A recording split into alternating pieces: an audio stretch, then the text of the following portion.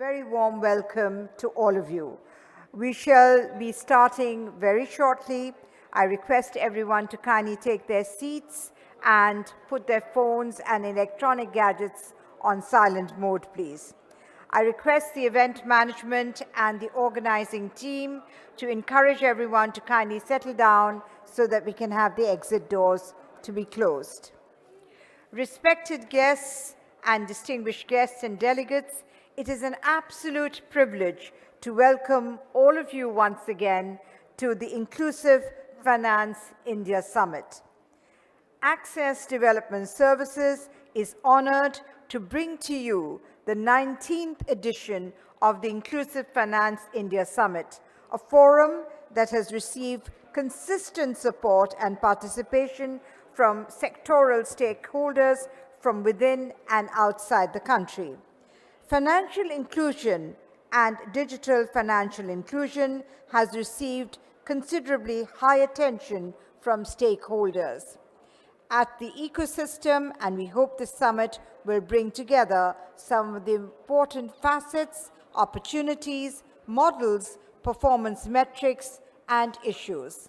We have 2 stimulating days packed with sessions and eminent and experienced speakers. The inaugural also has some important releases and launches lined up for you.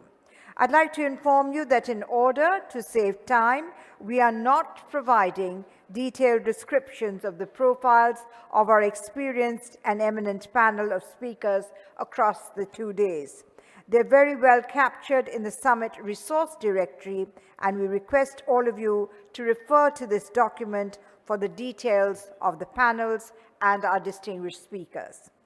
Without further ado, I'd like to invite our esteemed speakers of the Summit inaugural on stage. And for that, let's keep the applause going. Ms. Radhika Agashe, Executive Director, Access. May I welcome you on stage, please. Mr. Jaspreet Singh, Global Lead, Financial Health and Innovations, UNCDF. I request you to be on stage, please. Mr. V. Vaidyanathan, Managing Director and CEO of IDFC First Bank, to be seated on stage, please. Mr. Hitendra Dave, Chief Executive Officer, HSBC India, to be seated on stage, please. Mr. Ravi Arora, Senior Vice President, Global Public Policy and Indo-Pacific Policy Operations, MasterCard, to be seated on stage. Mr. Alkesh Wadhwani, Director, Poverty Alleviation, India, Bill and Melinda Gates Foundation, to be seated on stage. Mr. N. Vishwanathan, former Deputy Governor of RBI, to be seated on stage. And, ladies and gentlemen, it is our privilege to welcome our inaugural chief guest, Mr. S. Raman, Chairman and Managing Director, Small Industries Development Bank of India, SIDBI, to kindly join us on stage. Let's give him a warm round of applause, our esteemed chief guest.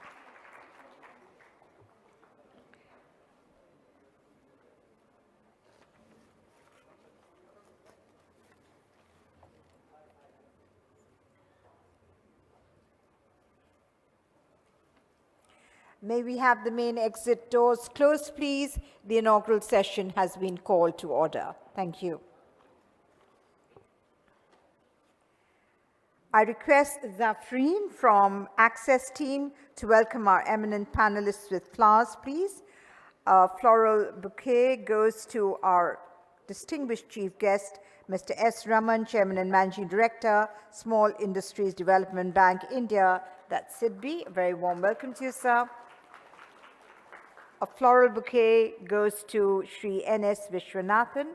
A very warm welcome to you, sir. A floral bouquet goes to Mr. Hitendra Dave. A very warm welcome to you. And a floral bouquet now goes to Mr. Ravi Arora. A very warm welcome to you, sir. And a floral bouquet goes to Mr. V. Vaidyanathan. A very warm welcome to you, sir. A floral bouquet goes to Mr. Alkesh Wadhwani. A very warm welcome. And a floral bouquet goes to Mr. Jaspreet Singh. A very warm welcome.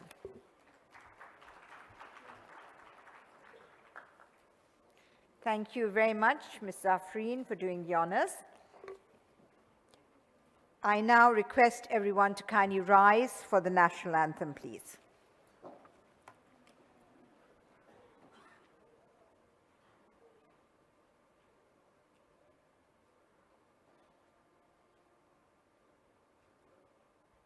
जनगण मन अधिनायक जय हे भारत भाग्य विधाता पंजाब सिंध गुजरात मराठा द्राविड़ उत्कल बंगा विंध्य हिमाचल यमुना गंगा उच्चल जलधि तरंगा तव शुभ नामे जागे तव शुभ आशीष मागे गाहे तव जय गाथा जन गण मंगलदायक जय हे भारत भाग्य विधाता जय हे जय हे जय हे जय जय जय जय हे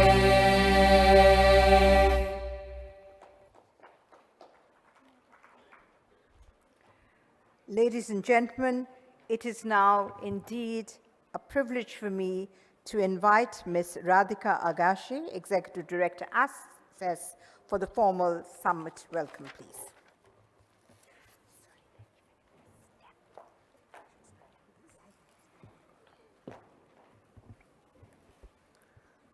Good morning, ladies and gentlemen.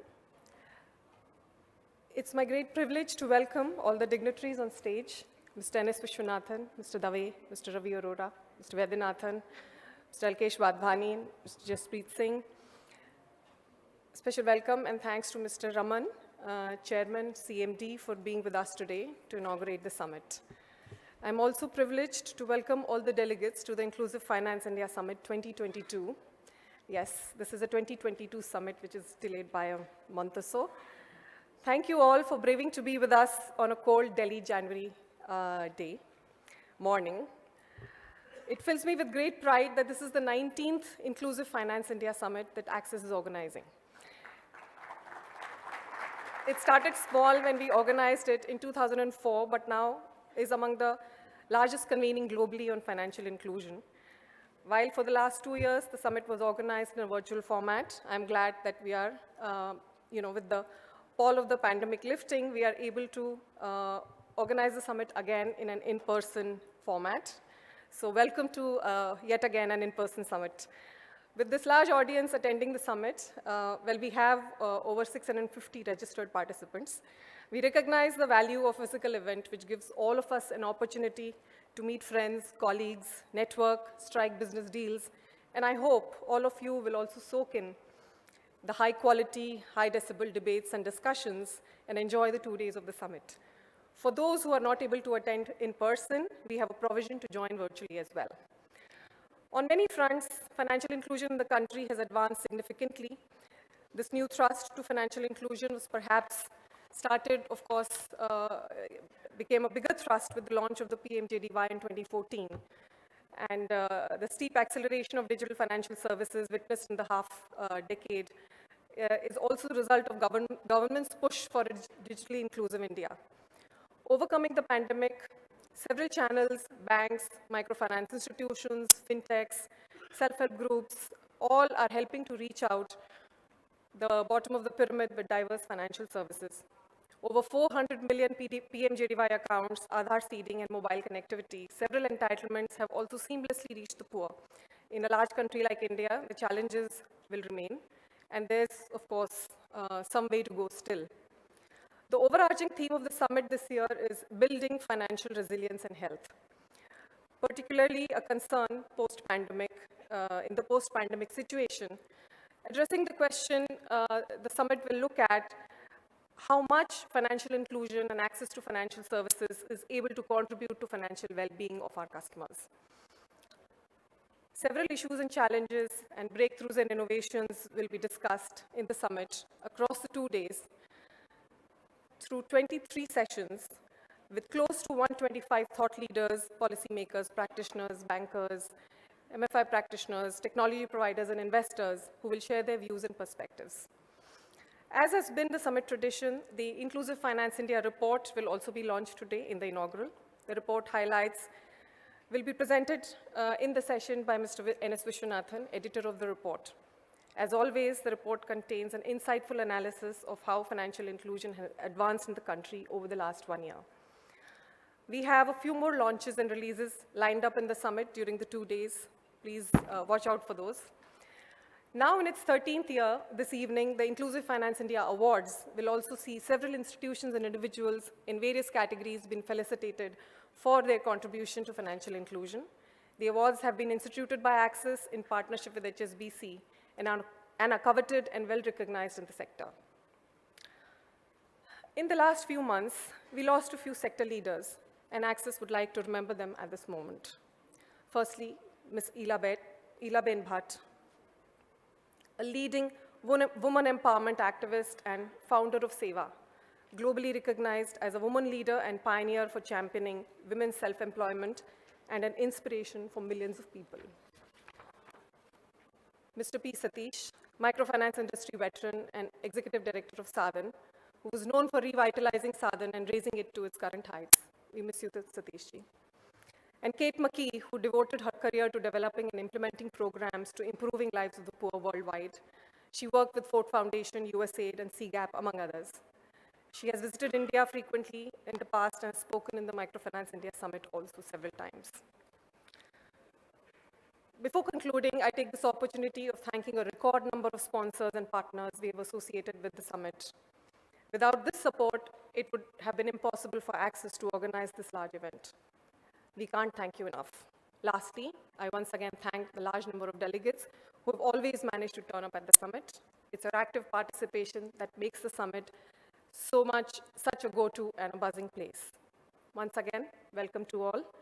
It's great that we are meeting in person after a gap of 2 years, and while wishing you all a very happy new year, I hope the 2 days are interesting and exciting for all of us. Thank you very much.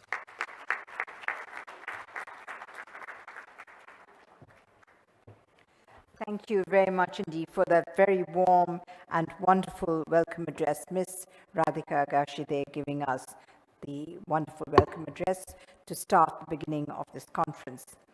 As is customary, we now move towards release of the much-awaited annual publication, ladies and gentlemen, the Inclusive Finance India Report, annually brought out by Access. The Inclusive Finance India State of Sector Report annually captures the landscape of financial institution and inclusion initiatives, their progress, policy directives and issues, and constraints. This year's report is authored by sector experts and senior researchers and academics, Mr. N. Srinivasan, Dr. R. Bhaskaran, Professor Gaurav Gupta, Professor H.K. Pradhan, Professor Sunil Puliakot, Dr. Smita Premchandar and team, Akshat and Graham from MSc, Mr. Hemendra Mathur, Henrietta Isaac, Dr. Indradeep Ghosh, and Dr. Susan Thomas. And the report has been edited for the second year in a row, now by Mr. N.S. Vishwanathan. I invite on stage representatives of sponsors of the Inclusive Finance India Report to join us for the release, please. Mr. Ramakrishnan Regulageda, CGM NABARD, Mr. Pawan Bakshi from Bill and Melinda Gates Foundation, and Mr. Dheeraj Mutreja from Rabu Foundation. I also have the privilege in inviting Mr. Vipin Sharma, CEO of Access, on stage for the release, please.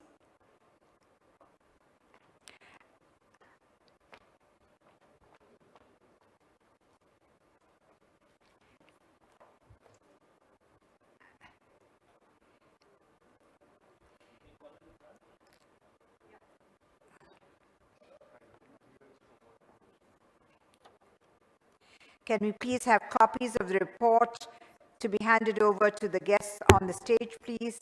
And we already have senior leadership Of the order supporters of the report, SIDBI, MasterCard, IDFC, First Bank, and BMGF on the inaugural panel. I request Radhika to kindly present a copy of the report to Mr. Raman for release, please.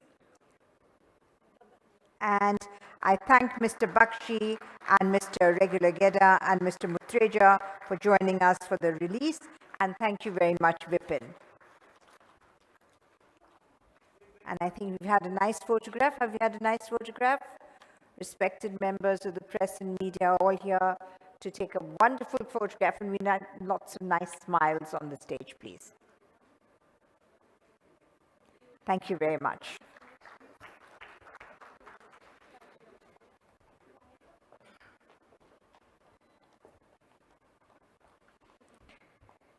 Well, now, ladies and gentlemen, let's hear it from the editor, Sri N.S. Vishwanathan, on the state of financial inclusion in India. I request him to share with us highlights from the Inclusive Finance India Report 2022, please.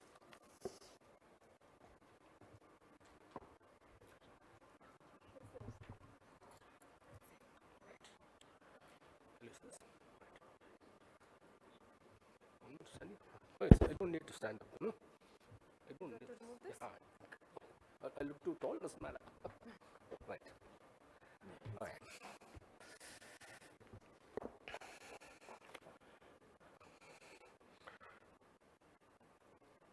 Distinguished persons on the dais, Access Development Organization team, delegates, and distinguished guests, and ladies and gentlemen. It's my proud privilege to present the Inclusive Finance India Report 2022, which, as the introducer said, I edited this time, the second time after having done it last year. It's, I think, about 3-4 years now that Access moved away from the report being written by a single person to being written by different authors and edited by one. My job was very much easier because the chapters were written by very distinguished persons who were experts in their field. So let me kind of share some of the thoughts that are expressed in the report. And I must add that, because I made the presentation a little later, I had the benefit of updating some of the data. So some of the data that I might be saying them not be in the report because that's a little earlier version than what is up there. So how does one move? Just enter, is it? How does one move the slide?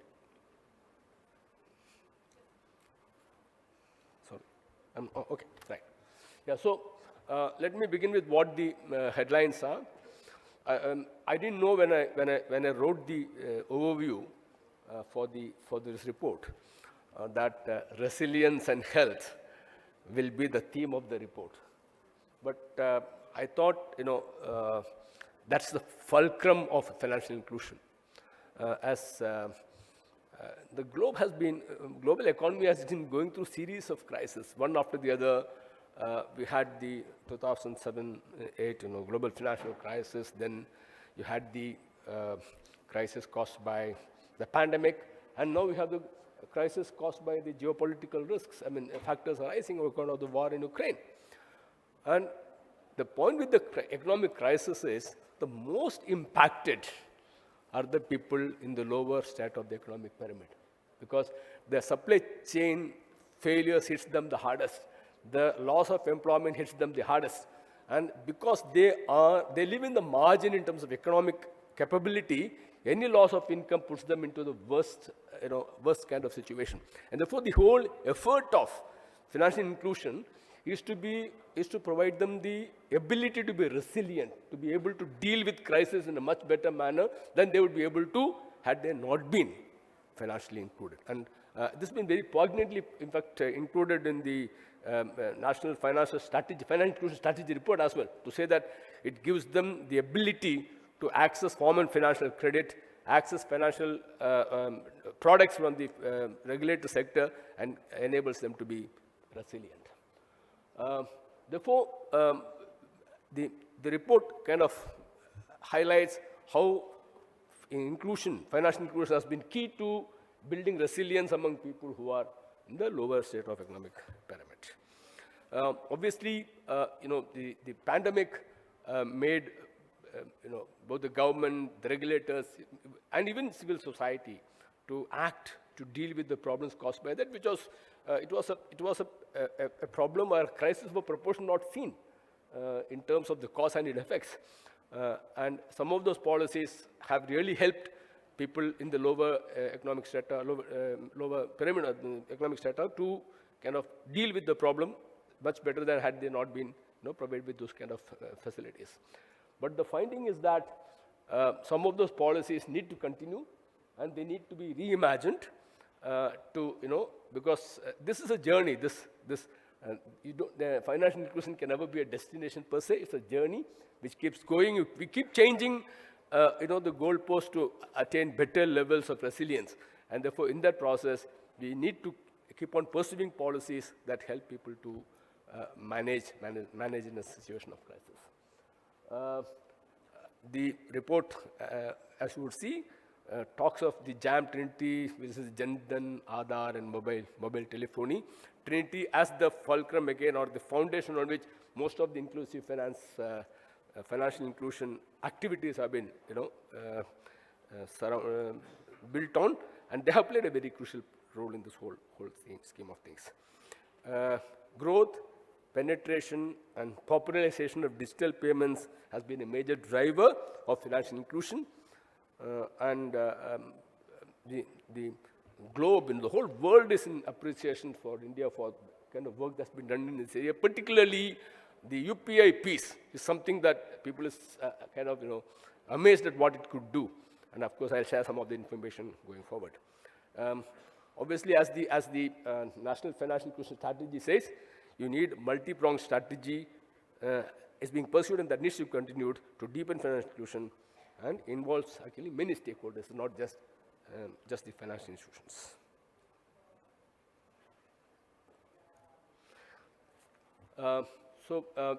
In terms of banking penetration, the World Bank IMF Findex report 2017-21 says that the bank account ownership increased something like 40% of adult population to 83% in the last 10 years. It's a humongous number, and as Radhika mentioned in the welcome address, what spurred this in a big way was the PMJDY account opening, which was a case I used to say, it's not a case of customers going to banks for opening accounts, but of banks going to customers to get their accounts opened. The number of PMJDY accounts have been growing. The numbers are there. It's now 478.3 million as in December 22. I think it's gone by another 15-20 million in the last fortnight. So it keeps going up. And I just want to mention that earlier the PMJDY targeted households, and now the idea is to get every adult into having a bank account. So bank account ownership, growth is something that is being pursued as one of the important elements of financial inclusion. Balance in these accounts have been, of course, growing both in terms of quantity, which will, given the increase in number of accounts, and even as an average per head is also going up. And the RBI annual report says that in terms of penetration of bank branches, or access to a bank point of contact, it's been ensured that 99.94% of villages or hamlet with 500 households in hilly areas have a banking outlet in a radius of 5 kilometers. So that's something that has been achieved in this area. And we have the number of branches have been so one important piece in the whole scheme of things is the movement away from physical brick and mortar branches to other ways of touch points to provide banking services, which of course was facilitated by the Reserve Bank moving away from the brick and mortar branch as the presence, as the way of presence to actually what is called as banking outlets, which could be using even what you call BCs. And if you see the numbers have gone up tremendously basically because of this change in the banking outlet policy. MSMEs are an important piece of financial inclusion. They, as you know, globally and everywhere in India, they play a very important role in terms of contribution to GDP, contribution to exports, and employment.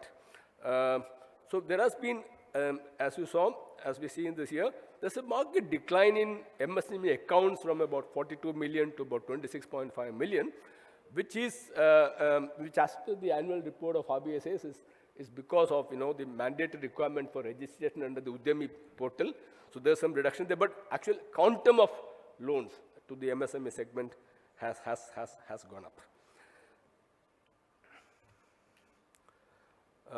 In the microfinance sector, a change happened in the last 2-3 years, where the banks became a major purveyor of credit to the microfinance segment, as opposed to earlier being the NBFCs and MFIs.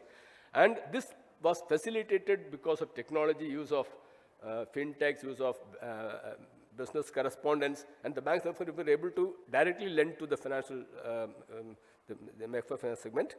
And so they accounted for something like 58% of the credit to the sector last year.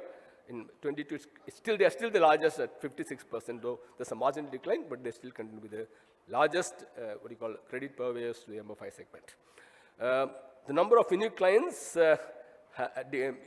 declined from 26.3 million to 60 million in March 21, again, partly because of the pandemic, but again has gone up by another 1 million. We can see in the increase in the number of women-only SHGs going up year by year.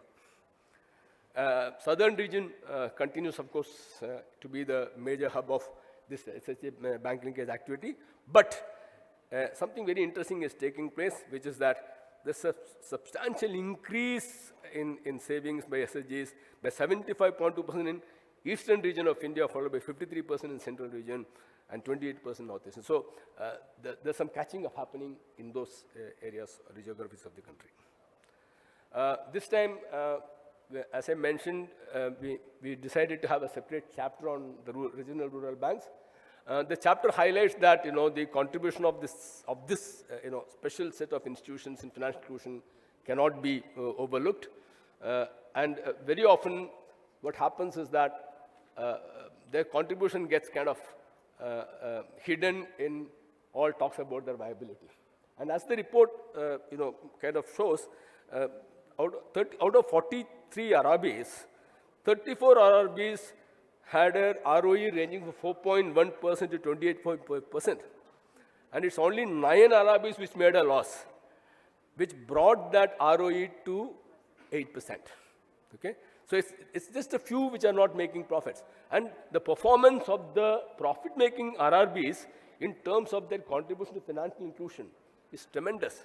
So as I mentioned here, they account for more than 22% of loan accounts and 20% of loan outstanding of the total outstanding credit of all banks in rural areas. So it's a very big contribution. But as I said, sometimes this gets overshadowed by questions about their viability.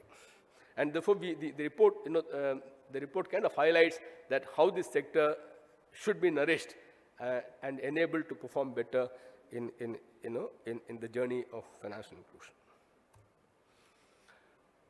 The most important part of the financial inclusion journey in India is the digital drive. The tremendous growth in digital payments, and I think while there were a lot of efforts that were taking place even prior, and RBI has been, in the forefront of digital payments, and both in terms of how it enabled various retail payment instruments. The pandemic kind of made digital payment the way people wanted to transact. And it was actually a habit-transforming event, if I may say so. And now, it's caught up. Now people, I don't think people are even thinking of carrying cash. Every vegetable vendor on the street has a QR code-based payment acceptance system. And what's important is that if you saw the vision document of the payment system, vision document which RBI has put out, it wants to pursue this even much more vigorously. And there's already work going on in terms of using providing credit card over the UPI interface system. So imagine using loans, loans being used to make payments to the UPI system. So that's going to happen in the next couple of years. And therefore, if you saw the volumes and value of transactions, the growth is tremendous. And a report by IMF has kind of called this out as a major development which even other countries need to emulate. And as we speak, I think RBI has extended the use of UPI to non-residents in 10 countries. And there's a lot of demand for this system elsewhere. So I think India is going to be a pioneer in this area globally. There are a lot of other things in the report, but I'm sure when you read them, you will find them. But I thought, for sake of time, I just highlighted some of the important ones. To sum up, I want to say that inclusive finance is an important element of sustainable development goals. So it comes, inclusive finance, bank access comes as part of several sub-elements in the sustainable development goals, which is there. And of course, as I said, UPI has emerged as the game changer. A lot of transformational policy changes have enabled the economically vulnerable to access the formal financial system. I have listed some of them in my overview, and you can see them in the report as well. Digital payments, financial assistance for the MSMEs and DBT have helped those at the lower end of the economic pyramid. Some of these policies need to be continued and supplemented as the geopolitical developments induce crisis, including high inflation hurt the poor more than anybody else. While access to bank branch is important, and so is opening of bank accounts, the overall well-being needs several other products. So we can't, but it's important. Please understand. People say bank access is not the only thing, but bank access is the first thing. Without bank access, nothing can be done. But what we must be saying is that bank access, it doesn't end with bank access, but it starts with bank access. So I think whatever we need to do in that needs to be continued. And the measurement of impact of inclusive finance policies needs to be able to encompass behavioral changes. So there's a model that the report presents in that. This time we have a special, an additional chapter on WASH financing. WASH is an important element of inclusive finance because I think health and sanitation at the lower end of the economic pyramid is crucial because otherwise people cannot work. If they cannot work, they can't earn. And therefore, there is need to mainstream. That's the report kind of highlights the chapter that there's need to mainstream financing to this segment, and there are some suggestions made as to how we can divert formal credit to that sector if possible. So that's something for policy makers to think about. As per the FIMDEX, the number of adults not owning bank accounts is still large. 83% was what was covered as per 2011. I'm sure it's increased now, but that needs to be kind of taken in much greater stead and completed. And as the RBI National Financial Inclusion Policy says, multi-stakeholder approach is needed to build resilience of the economically vulnerable, and the national strategy, as I said, rightly pointed out. So it's I think a multi-stakeholder effort, and I'm sure that the inclusive finance report brings out some of these action points, the contribution by different elements and pieces into the financial inclusive finance agenda and journey. But I'm sure the journey will continue. There'll be a lot more people to join that bandwagon, and hopefully as we speak, next year we'll have a lot more better things to say on this front than we have now. Not that what we've done is less, but it needs to continue. I'm sure next time when the IFR is released, whoever edits them, he'll have a lot more good things to say on this front, is what I believe. Thank you very much.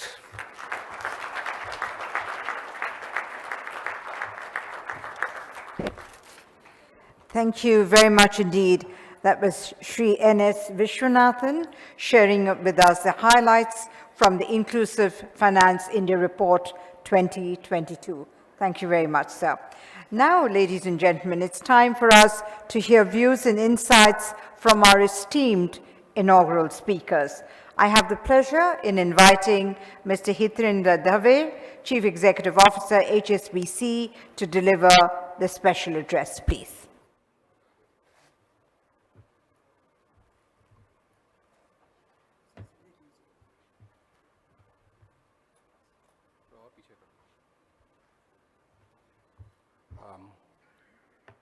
Mr. N.S. Vishwanathan, Deputy Governor, Reserve Bank of India, ex-Deputy Governor, Reserve Bank of India, Mr. S.S. Raman, Chairman and Managing Director, SIDBI, other eminent personalities on the dais, ladies and gentlemen, good morning to all of you.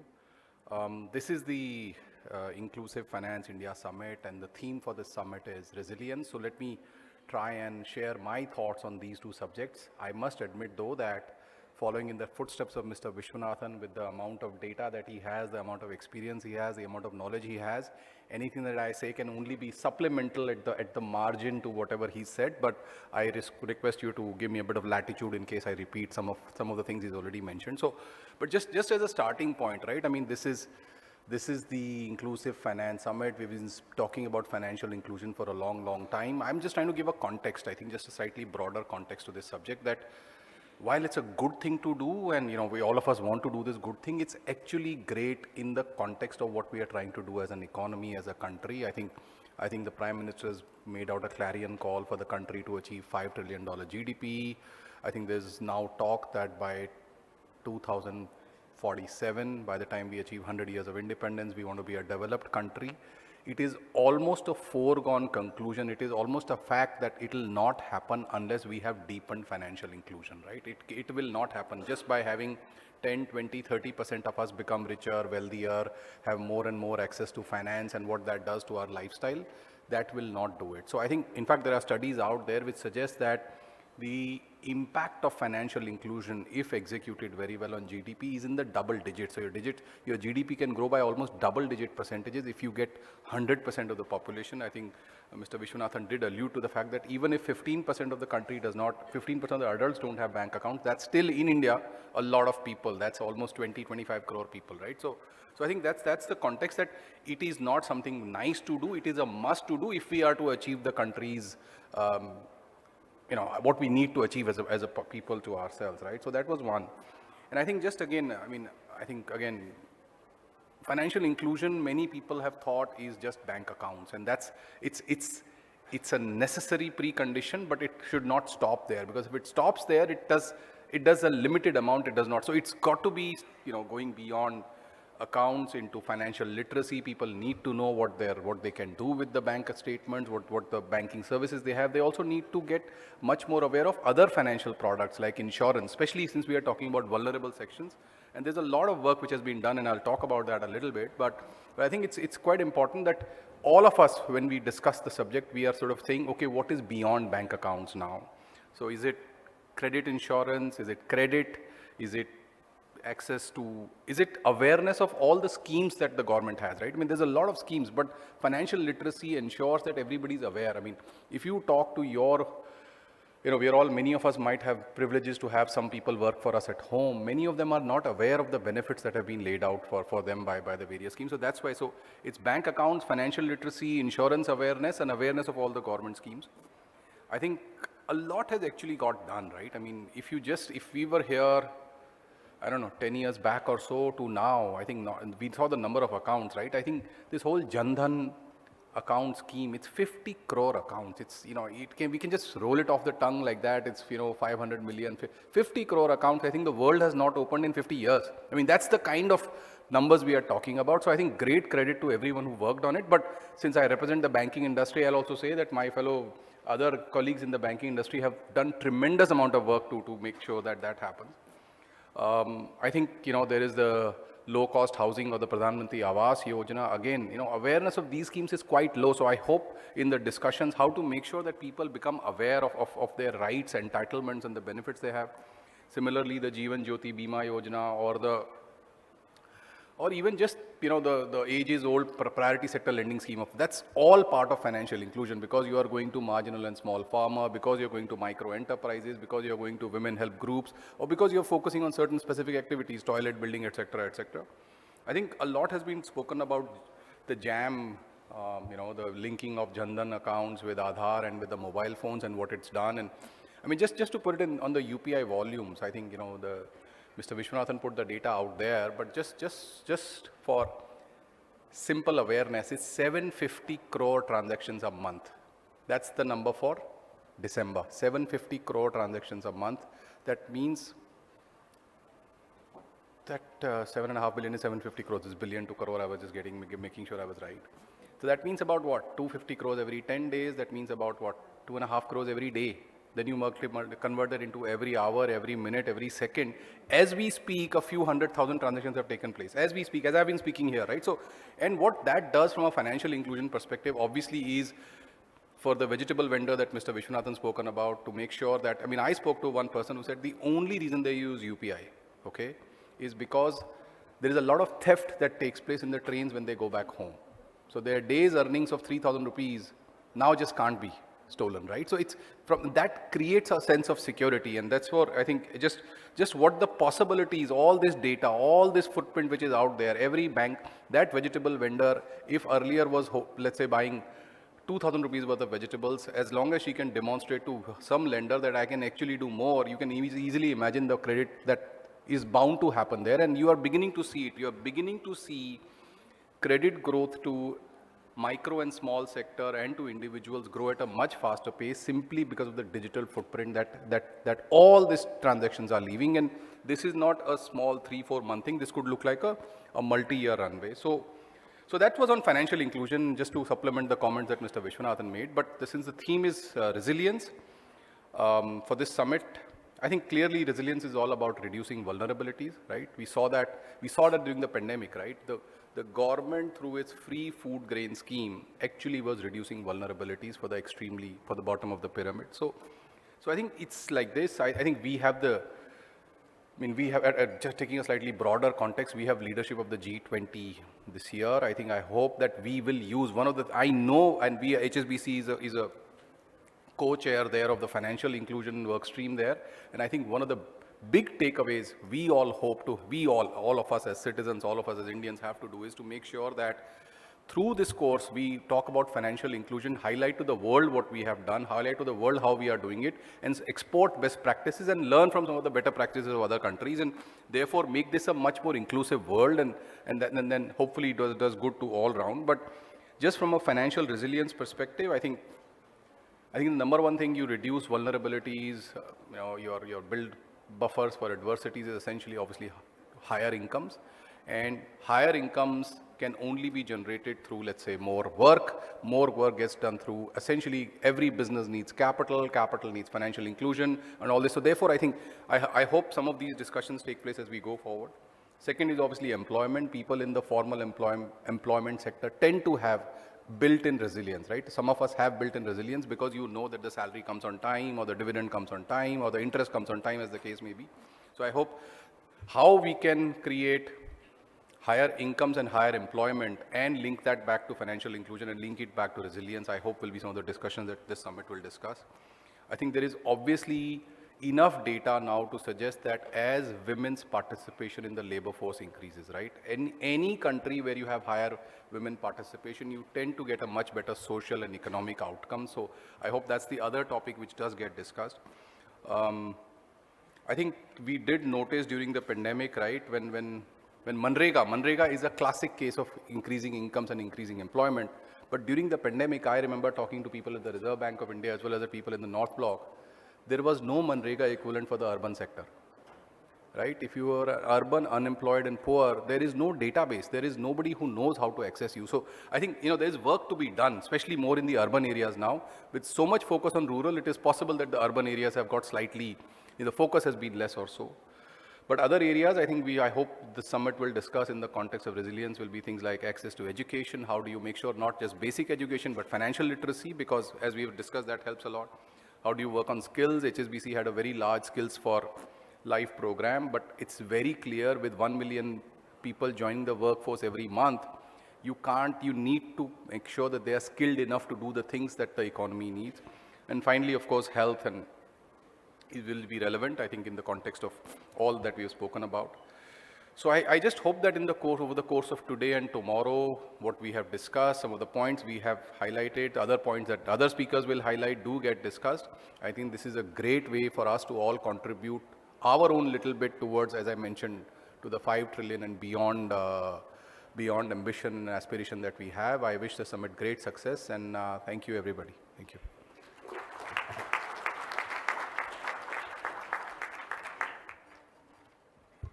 Thank you very much indeed, Mr. Dave, for joining us today and for sharing your perspectives with the audience. I now invite Mr. Ravi Arora, Senior Vice President, Global Public Policy and Indo-Pacific Policy Operations, MasterCard, to share his perspectives, please.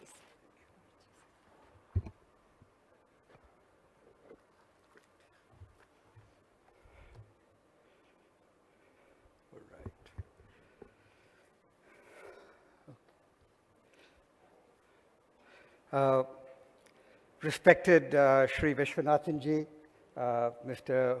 Raman, all the senior dignitaries on the dais, industry colleagues, ladies and gentlemen, a very good morning to all of you. It's really a pleasure to be here today at this inclusive Finance India Summit. And the insights shared with the report, the 2022 Inclusive India Report, were absolutely fantastic. So I must start by congratulating Radhika, Vipin, the Access team, and everybody that's provided input into that, because it really delves into a lot of the pertinent issues that need to be addressed to further financial inclusion here in our country, in India. Now, the theme for this particular conference, towards building a financial resilient nation, financial health we are talking about, is more important than any time ever before. And I say that because in a post-COVID world, if I can call it a post-COVID world, we are seeing a sharp divergence in the road to recovery, right? Both within nations and between the different nations that are there. Because the wealthier nations and well-endowed nations are back to business as usual. Meanwhile, small businesses and lower-income communities have struggled to find their footing. So we need to concentrate our efforts and build financial health and resilience across the entire ecosystem. And our task today is to explore and find those solutions that can be scaled, right, and to achieve that particular impact at scale. So each country is going to have a very slightly different formula for building financial resilience, keeping into consideration the local context, right, the local talent, the social dynamics, government capacity, resources, and so on and so forth. And I think for its part, India has made impressive gains, truly impressive gains in financial inclusion over the past decade. We've heard both in the report and as Mr. Dave mentioned, initiatives like Jam Trinity, platforms like UPI, right? They've had a very transformative impact on the country, and they have made India into a world leader when it comes to financial inclusion. But as India and other countries look beyond inclusion, they will also have to think about financial health and resilience. That's very important.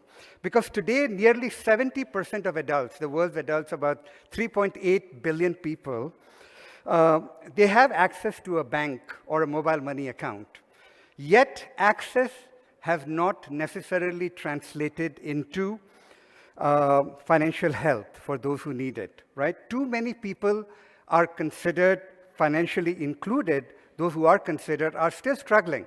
They are struggling to manage their financial obligations and or withstand economic shocks.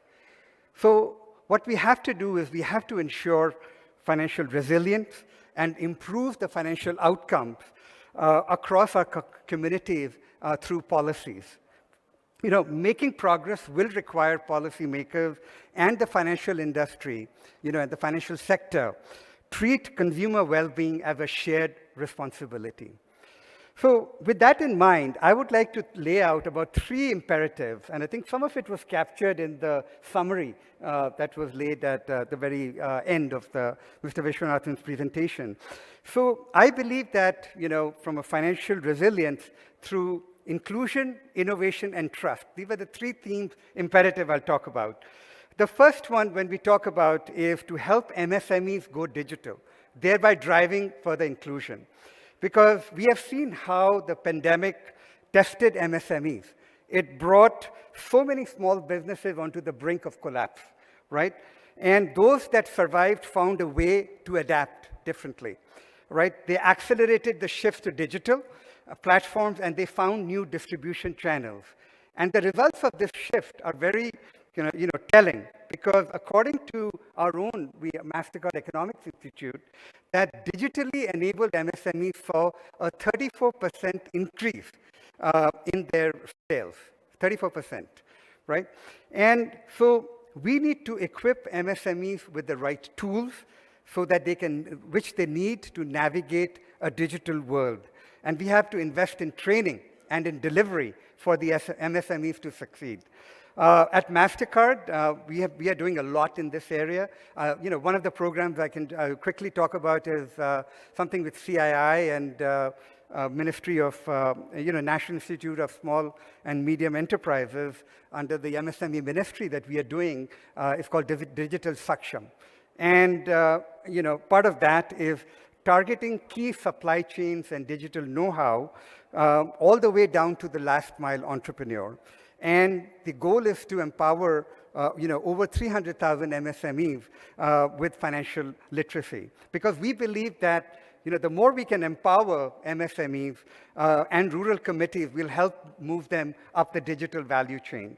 Which brings me to the second imperative, which is boosting MSME access to credit. Right? Now, despite all of the progress that in financial inclusion, I think in India, access to credit still remains, there's a gap. There's a gap, various research organizations, talk about the gap, and this is pegged at nearly about $400 billion for MSMEs alone, amongst the different segments that remain underserved.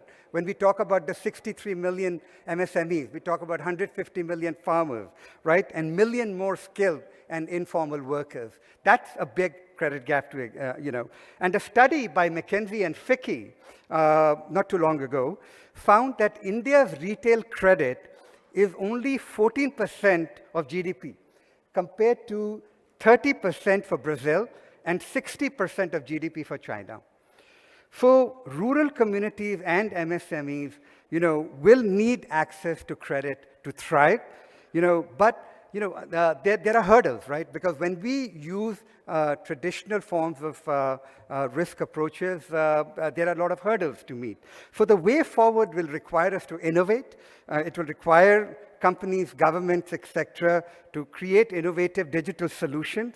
How about we have to help MSMEs create digital footprints, that can be used as a proxy for credit history in assessing risk and in underwriting loans. So we are doing a lot of work in this area at MasterCard.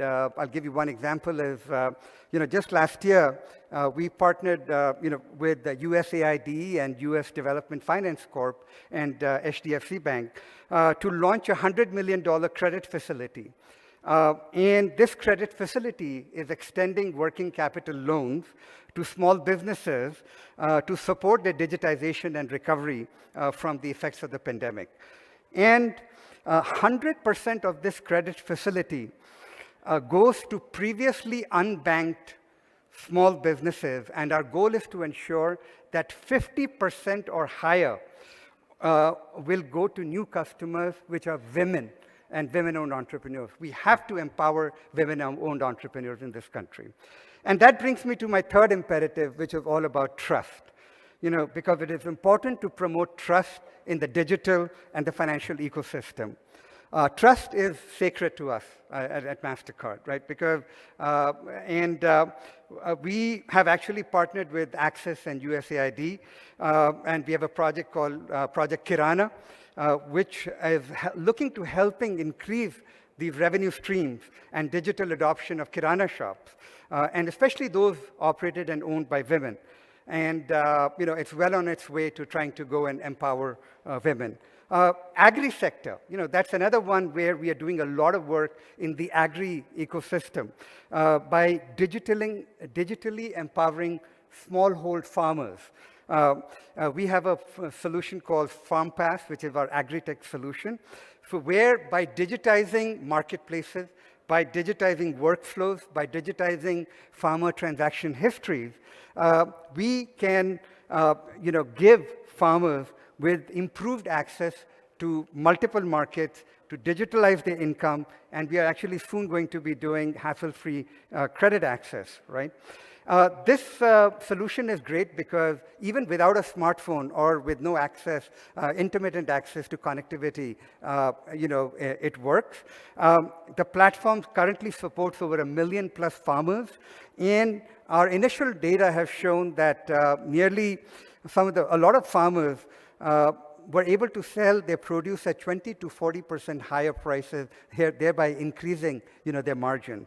So we're looking, and trying to do and scale kind of solutions like this. So we need to, again, come together with this multi-stakeholder approach that was called for, earlier in the presentation. So I'll close my remarks by noting that these 3 strategic imperatives, that digital transformation, credit access, and digital trust, this is by no means an exhaustive list. They are worthy efforts, undoubtedly, which we have to undertake while keeping a wider view of the road that lies ahead. And a lot of it was called for out in the report. India is undergoing digital transformation at scale and at a pace that is unparalleled anywhere in the world. And with India taking on the G20 presidency, I think the world will be watching India even more closely.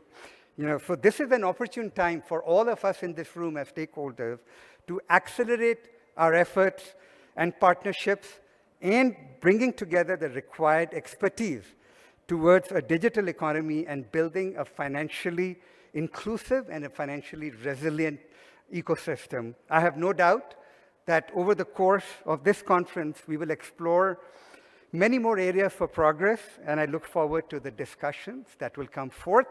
And once again, I want to thank you very much for the opportunity to be here and share some thoughts, and to Access for pulling together this wonderful summit. Thank you very much.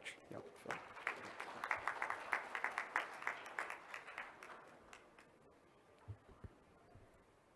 Thank you very much indeed, Mr. Ravi Arora. I now have the pleasure in inviting Mr. V. Vaidyanathan, Managing Director and CEO of IDFC First Bank, to kindly address us, please.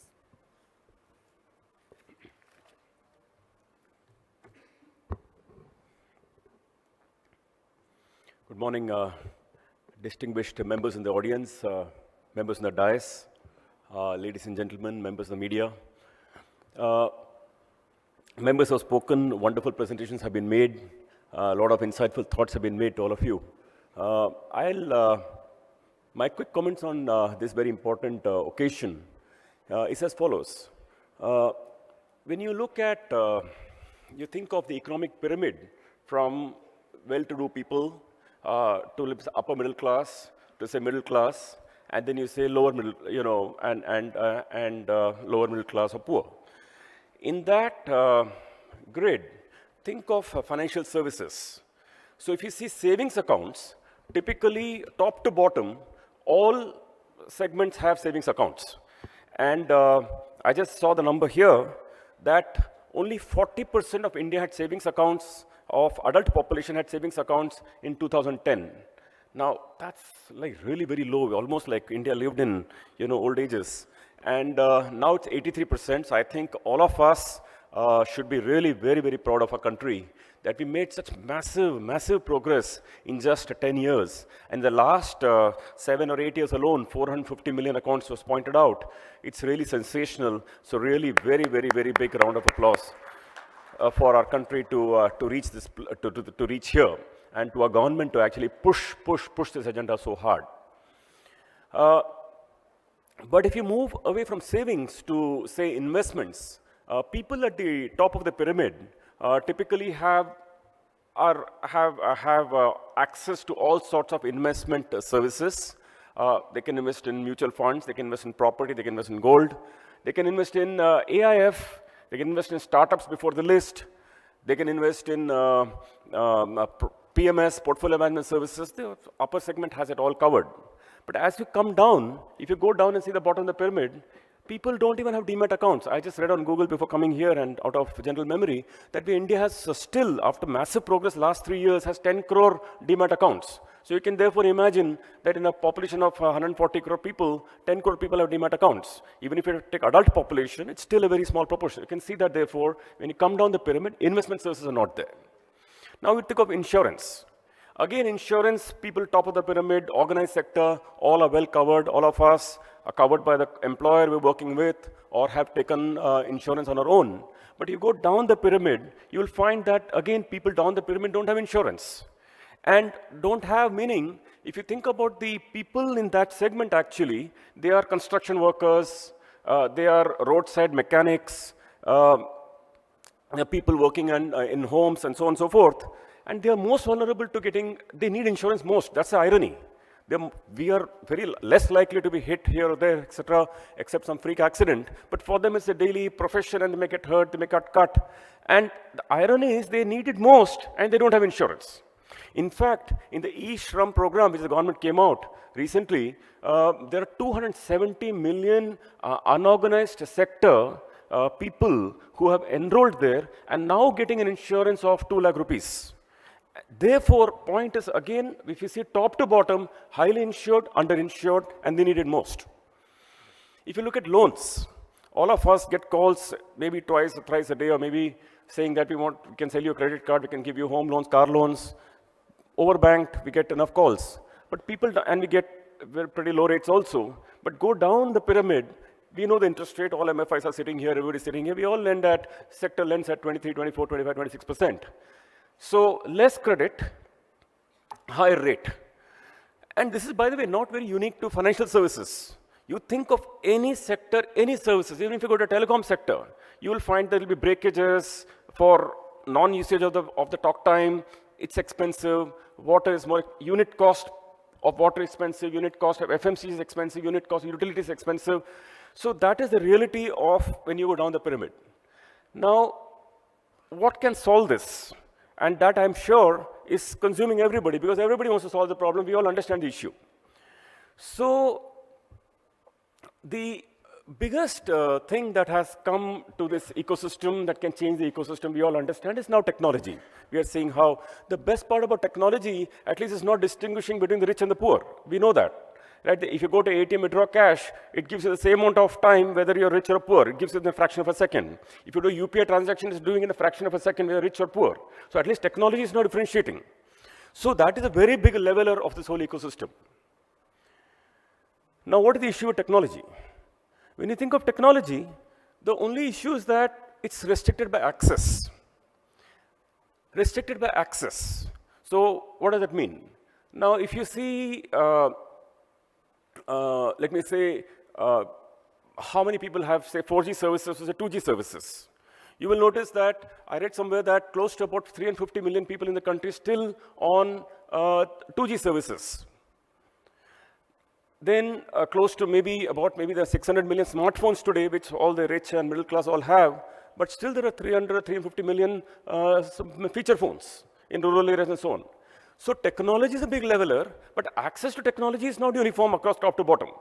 And because of lack of access to the technology, still this issue is still not solved, despite availability of this omnipresent God technology. So therefore, one of the big, of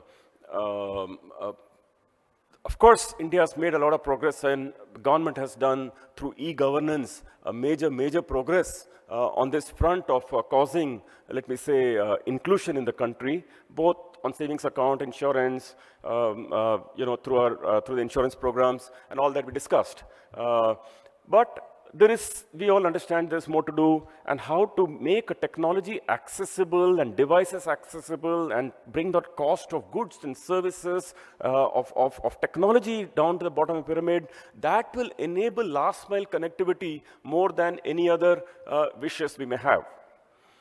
Now, from the RBI point of view, since I'm from the banking system and I'm watching it very closely, RBI is very, very, very focused on financial inclusion. I can tell you, we're a bank, we're practitioner bankers, we're getting calls every other day, asking us to do financial inclusion, which is wonderful. If you think about that amount of effort and progress has also showing, by the way. I was reading the other day that in the BSBD account, basic savings account, in 2010, India's total balances in BSBD accounts was only 5,500 crores. Just 5,500 crores in 2010-11.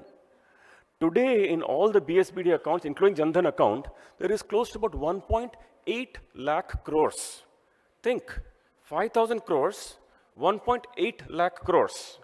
That amount of money has come to that ecosystem because of the amount of, let me say, initiatives. You may call it direction, pressure. You may call it initiative from the RBI. You can call it from the government through the UPI. All this put together, or even crediting the DBT money into customers' accounts. So all that is enabling it. So the RBI has, let me say, shown a very been very sensitive during COVID. We talked, Mr. Vishwanathan talked about in his opening comment that they are the most vulnerable. They indeed are most vulnerable. And we talked about how that segment is vulnerable on every segment.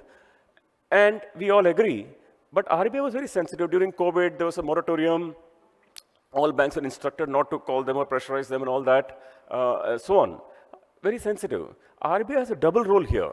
On one hand, RBI has to do inclusion. And by the way, financial inclusion on the lending side, let me tell you, is more difficult than financial inclusion on the deposit side. For some reason, India did not open accounts for 70, 75 years. In retrospect, it was a bit of a tragedy. But at least now it's there. But lending side financial inclusion is more difficult because you have to lend and you got to get the money back also. It's just not lend. So here RBI has a dual responsibility. I must say, one, not responsibility, let me say that initiative or agenda, that one, do financial inclusion. At the same time, they don't want NPA also to form. They don't want NPA also to form. They are very, very particular about asset quality.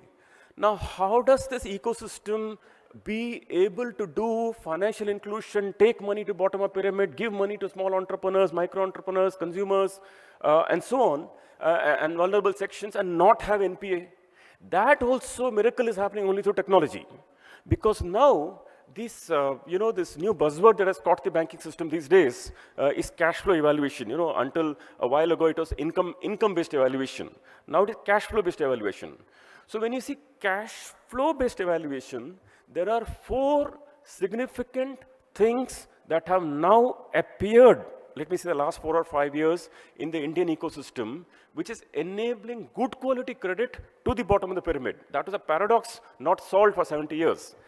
What are the 4 things? We call it a quartet. I read the word trioca somewhere, then I went to Google and found out what is the equivalent of trioca if there are 4 variables. And I found it's a word is called quartet. So the quartet is, number one, you can understand cash flow well. So if a small entrepreneur, if it's GST, you're paying GST, you know that amount of cash is coming. You can scan the bank statement of account. You can see at any point of time in the bank, between the 1st and the 5th of the month, you can know that the customer is leaving at any point of time average balance of, say, 50,000 rupees. You can see it. You can see the cash. You don't bother about the income tax statement. You can see the cash. Now, if the customer is keeping 50,000 of cash, then the customer can pay EMI of 25,000 rupees. If the customer can pay EMI of 25,000 rupees, you know the interest rate, you know the tenor, you reverse calculate what amount customer can pay, what amount of loan you can give, and then you can lend that money. Money is safe. It perfectly pays back. Number one is cash flow. The second part of the quartet is our ability, because money is trapped in the account. It's there. Number two, you got to pick the money. Now, through the NASH process, earlier it used to be checks, but checks are not used anymore. So the NASH process or even eNASH, you pick the money between the 1st and the 5th of the month on a monthly basis on the customer's account. So money is there, you picked it up. That's the second part of the quadrant. Third part of the quadrant is that if the customer for some reason does not have the cash in the bank, then there is always the legal system available in this country, which it rarely goes there because end of the day, most customers, if you give lend against cash, it's very secure because the cash is in the bank. But even if it's not there, there is a legal system, legal remedy available for that. And number 4, the fourth part of the quadrant is credit bureau. Because everybody is very sensitive about credit bureau these days. In fact, if customers bother about it, they go and check the bureau score. So these 4 things put together, cash flow evaluation, ability to pick the cash from the bank, and the legal system available and the credit bureau as a good combination, they make lending very, very secure in the country now, in that sense. And therefore, the people at the bottom of the pyramid who do not have really any security to give also, this is a nice cash flow based security that is available to lenders now. Now, therefore, because of these reasons, the credit is now beginning to reach far more in the, let me say, in the bottom of the pyramid than ever before. And that is the miracle, let me say, that technology is playing, because all of these 4 factors, except for the legal factor, let me say 3 out of the 4 factors that depend on technology. So this is to generally say that technology make a difference is one thing, but to understand that there is something fundamentally happening in the country as far as financial inclusion is happening bottom of the pyramid, particularly with a lot of pressure, let me say, from the government of India, from the RBI. It's just not pressure. The initiatives taken by the ecosystem is a very big thing. And finally, the whole ecosystem is coming together about the ONDC and UPI and, account aggregator and AA and, let me say, the JAM and the bureau, the whole ecosystem come together, all that add value. So my short point, therefore, is that this is a very big opportunity coming in front of us. If just think about it, if just the availability of penetrating down the pyramid could increase the BSBD account balance from 5,000 crores to say 1.8 lakh crores. Just see when investments go down the pyramid, or when insurance goes down the pyramid, or other things go down the pyramid, just unbelievable. That game can completely change for the industries also. It's not just we're doing a favor or anything like that. At our bank, let me just say that we are making a very serious effort at financial inclusion.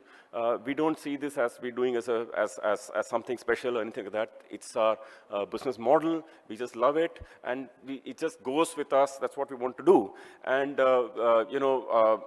our experience in this industry, in fact, we are the best evangelists, because our NPA in this business has really never crossed 2%. Like for 12 years now, except COVID, it went up briefly. It's already, I'm talking of last from September numbers, because now this quarter's numbers are not out. Never crossed 2%, never for 12 years. And we are playing precisely bang in the center of the segment. Our net NP has never crossed 1%. You can see our track record. So we are the biggest evangelists, because we find that this segment really repays very well. They're more honest people, and if they are not here to swindle somebody or go to the courts or employ smart chartered accountants to move one court to another court. So they're really our experience has been really fantastic. We've grown the book quite a lot in the last maybe 10 years, but never NPA has never been an asset quality. Credit loss has always been very, very low. So we just love this business. And therefore, we are not doing anybody a favor. We just love it. And I think it's really a great opportunity for the country to enable that to happen.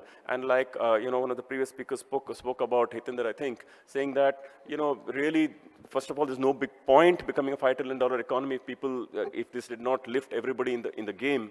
And definitely, we probably will, getting access to the $5 trillion itself will get delayed if we were not doing a good job at financial inclusion. So thank you very much, ladies and gentlemen. Those were my brief thoughts. Just to say that when you go from up and bottom, you should be able to expand. Bottom of the pyramid is reasonably underserved in every service, not just financial services, and we need to make a real effort to make it happen. This trickle down will take a very, very long time. And as we discovered, through the trickle down process, bank account, India had maybe 400 million accounts for 70 years. But when you made targeted intervention, how you open 400 million accounts? So targeted intervention makes a very big difference, and we cannot just depend on trickle-down economics. Thank you very much, ladies and gentlemen.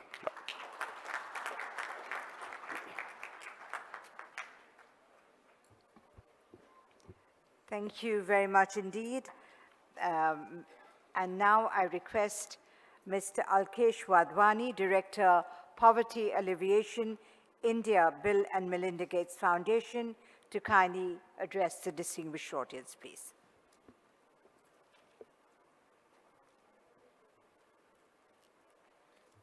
Esteemed speakers on the dais, friends, media, and all of you here, all of you who understand the financial sector very well. It's difficult for me to speak after so many speakers who've said so much, but I'll try to share some thoughts and what we've learned working in India on financial inclusion. First, I just love the phrase that our previous speaker spoke, that we just love this business, which shows that working for the poor can have low NPAs and can make profit and doesn't have to be forced down the throats of the financial sector. It just shows the potential that we have in this country to really do well. So I'll also take another quote of another speaker who said that if I come back after 10 years and take that slightly further. So it really has changed. 10 years back, I really can't visualize how using my fingerprint on a Aadhaar, on a scanner, I could get my PDS, or I could get fertilizers, both of which I've tried in the field. And while I can't get PDS for the reason that I'm not enabled in the 80%, I can get fertilizers even though I'm not a farmer, though I haven't taken it. Similarly, I think all of you know better than me that we can send money instantaneously, or that the BCs which weren't there earlier, anyone again using their fingerprint through AEPS can really, without a debit card, get money or deposit cash, and it's interoperable from many banks. So it really is amazing what has happened. And you've heard all the speakers say what kind of numbers that we've reached 80% of bank accounts. We heard about 30 million MSMEs and the rate of how much credit has grown. But you might be surprised to hear that while there are 30 million MSMEs, we now have 200 million QR codes. So actually the bulk of the QR codes goes beyond the MSMEs to the nano enterprises, and the bulk of India is actually nano enterprises, which we don't even think about when we talk about MSME lending. So the next problem is not MSME lending, but lending to the nano entrepreneurs who form the bulk of India.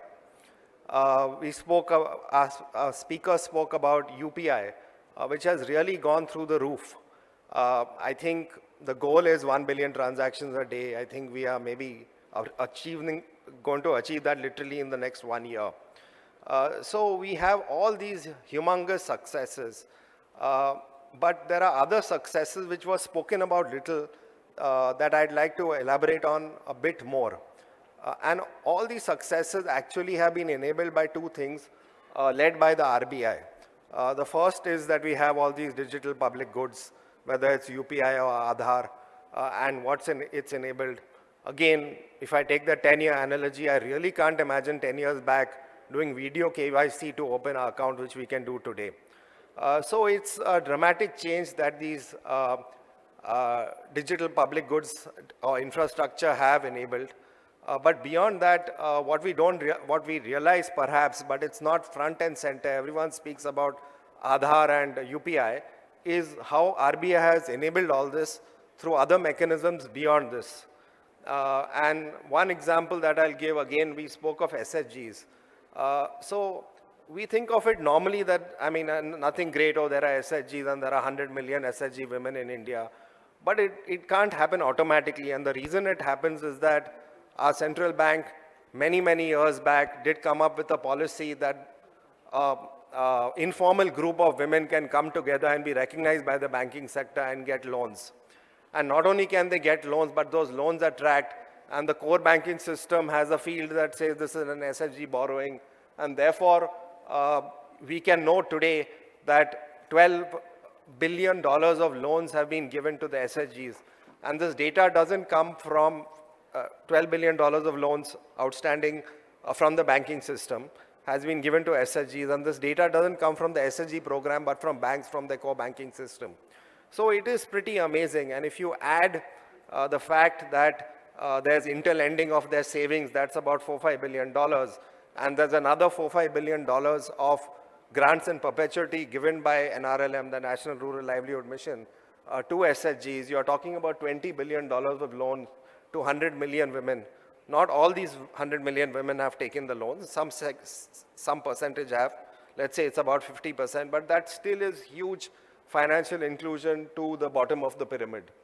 So, you know, I work with my colleagues overseas, and they are astounded by all of this because they are looking at how to take this to Africa, and that enabling environment that the RBI has created is just not there.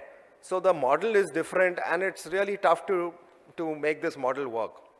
Our speaker spoke about the interest rate here, saying it's 24-25%, which I think it's tough for many businesses to make money at 24-25%. But again, when I talk to my colleagues and I hear the stories in other countries, especially in Africa, the rates are much higher. And rates are often 48 to 72%, and that too driven by the formal sector, not by the informal sector of fly-by-night operators. And central banks in those countries accept these rates. I'm sure they'd also want it to come down. But it just shows the maturity of the sector we have today and what is possible in India. Now, having said that, what I'd like to do is two more things.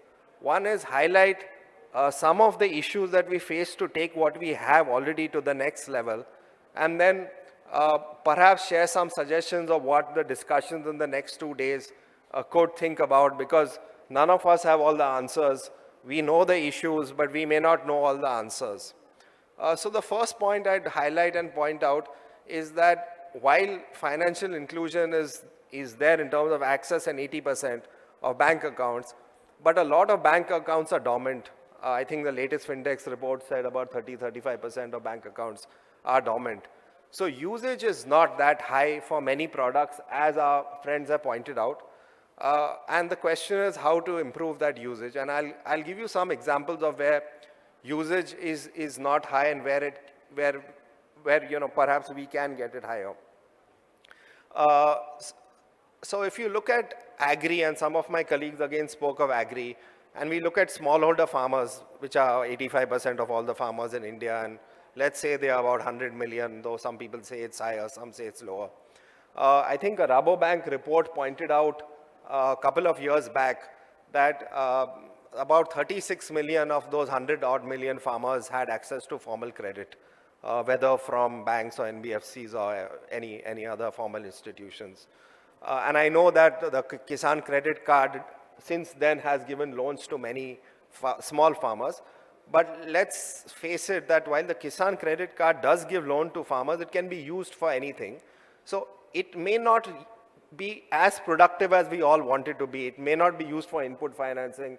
It may not be used for when you sell your goods and the working capital you need till you get the money back, etc. So even today, smallholder farmers, and that perhaps is the biggest segment that we have, are not getting as much access to formal credit as all of us, I'm sure, would want. And the second biggest segment I'll talk about is the nano entrepreneurs, which was what I first said, that, you know, we are saying MSME is not getting enough loans. That was the point made earlier. But you can imagine nano entrepreneurs. If MSMEs are not getting enough loans, then nano entrepreneurs, forget about it. And look at the numbers. We talked about 30 million MSMEs, but 200 million QR codes. And I'm only talking about static QR codes. This doesn't include the many millions of dynamic QR codes generated every month. So that segment, the nano entrepreneurs, how do we serve them? I think these two segments, the smallholder farmers and the nano entrepreneurs are perhaps the biggest segments that we need to reach. I have great confidence that we'll reach the MSMEs given what all we heard. The fact that now there are unicorns just because they have given the acceptance infrastructure through QR codes or other means to the MSMEs, and the valuations are built on the fact that they'll get loans, that they'll be able to give loans because they have the data now of these MSMEs, shows that I think that segment will get loans easily. But the nano entrepreneurs, it's more difficult. And the the smallholder farmers is more difficult. So I think this is one big challenge that we have in terms of usage. The next big challenge that I'll highlight is, gender. So there still is a big gap on gender, and women get much less access to loans than men, or even usage accounts is much lower. It was so heartening to hear my earlier speaker say that out of the 100 million loan they set up, 50% was given to women. So I think there, again, we have a challenge that we really need to look at on how do we address this issue. Perhaps the last one I'll point out is the rate of credit for inclusive finance. We all know that if you're a AAA customer, you will get credit at whatever, 8, 9, 10%. Perhaps now it's slightly higher. When the interest rates are lower, perhaps it's slightly lower. But as our colleagues pointed out, we all know the rate in the industry varies from anywhere between 22% to 26%. And I think it's not easy to build businesses at this rate of interest. So if I just look at my other hat, one of the other things that I do in my role is to look at livelihoods.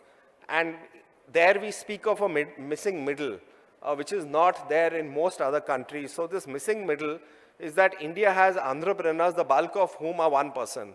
But the number of entrepreneurs who are between 2 and 5, or between 5, 6 and 10, are like close to zero, relative to most other markets in the world, right? So if you might be able to build a one-person business taking loans at 22 to 26%, but if you want to scale your business, and I'm not talking about scaling to becoming an IPO company, but in terms of inclusive finance, you're talking about having 2 to 5 people on your rolls.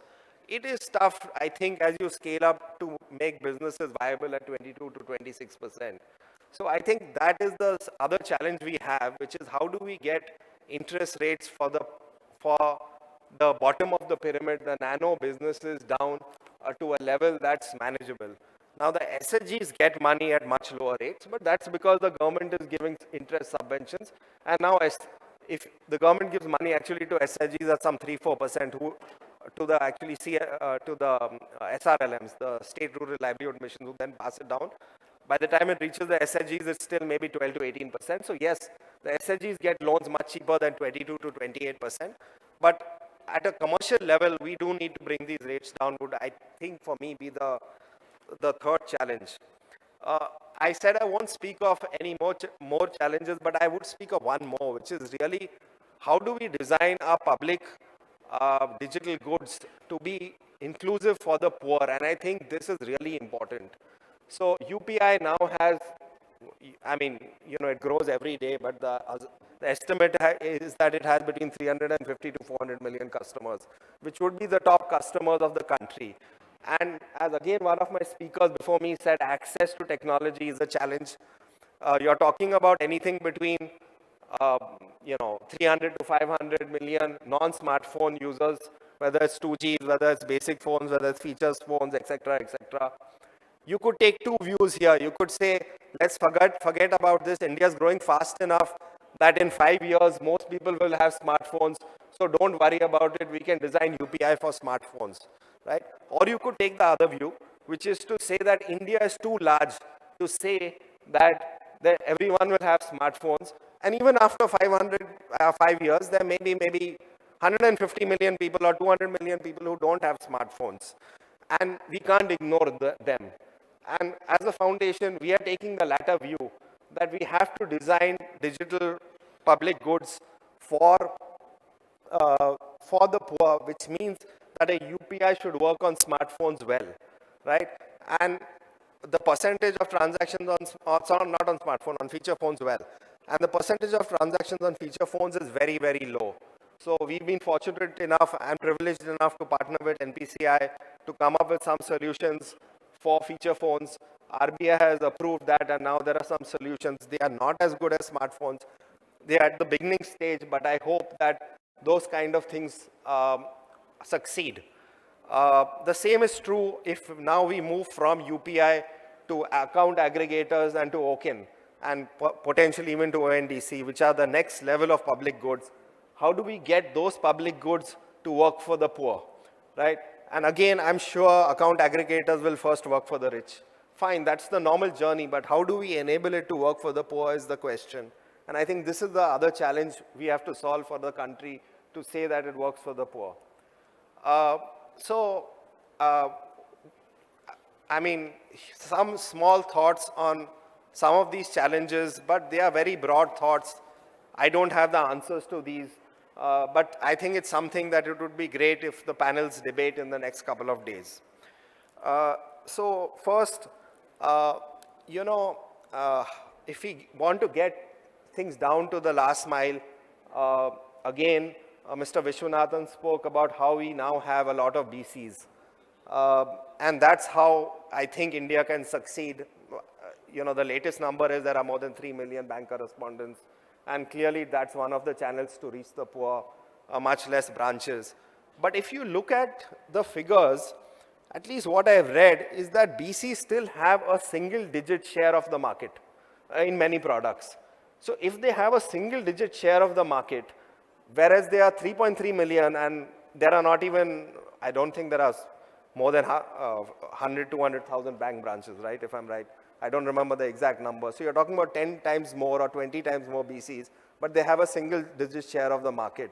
So I think that's for 3 reasons. 1, visibility is low. 2, trust is low relative to a bank branch. People still feel a bank branch is much safer. And 3, BCs are not so viable, right, especially in rural areas. So we are experimenting with many folks on how to get many players on how to get BCs to be more viable by adding more products, services, doing pilots, etc., etc. But I think this is a central problem to be solved if we want financial inclusion. The BC viability problem, the trust problem, the visibility problem, they are all linked. Because they are not viable, because their margins are so low, the banks would not want to invest in making them more visible, advertising about them, etc., etc. So it is a challenge that I think that there are some solutions and we can look at it. On the gender side, I think we can just perhaps start by getting more sex disaggregated data. If the banks are open to sharing that kind of data, we would know where, in which district, in which block, how many accounts are opened, what's the usage, that kind of thing. So just getting basic sex disaggregated data would be, I think, a good starting point. On the credit side, I think, as others before me have spoken, the data problem is a challenge, even though it seems to be working from what Mr. Vaidyanathan said, that they are getting cash flow data. But I think despite that, we need to solve this much more because most, let's say, farmers are not on the credit bureau system. It's not clear how to get aggregated data or disaggregated data to be able to lend. Maybe OKIN will help to get that data. Yes, there is data on GSTN, but the people we are talking about may not have a lot of the data, especially nano enterprises. So if we can get the data problem cracked, and I don't know how to do it, I think that's when lending to the nano enterprises and the small farmers will take off. And finally, I would say that trust is important, as speakers before me said, and we need to think through our models of grievance redressal and customer protection. You hear so much about fraud, misunderstandings, people not knowing what it means, how to use the digital system. So I think that's the last area I would say, if the panels debate, discuss how to get better solutions. we can really take India to the next level of looking at how to include the folks who are still not included in the sector. So thank you very much and for giving me this opportunity.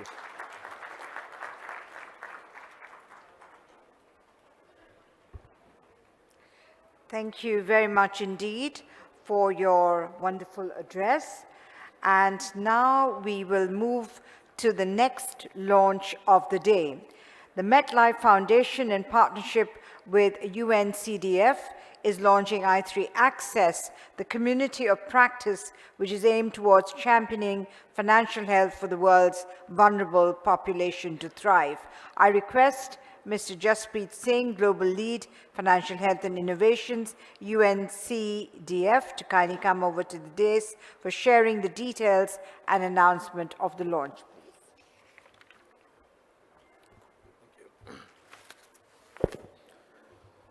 Esteemed guests on the dais, ladies and gentlemen, thank you so much for your time this morning, and thanks to the organizers for hosting us during the launch of this community of practice on financial health.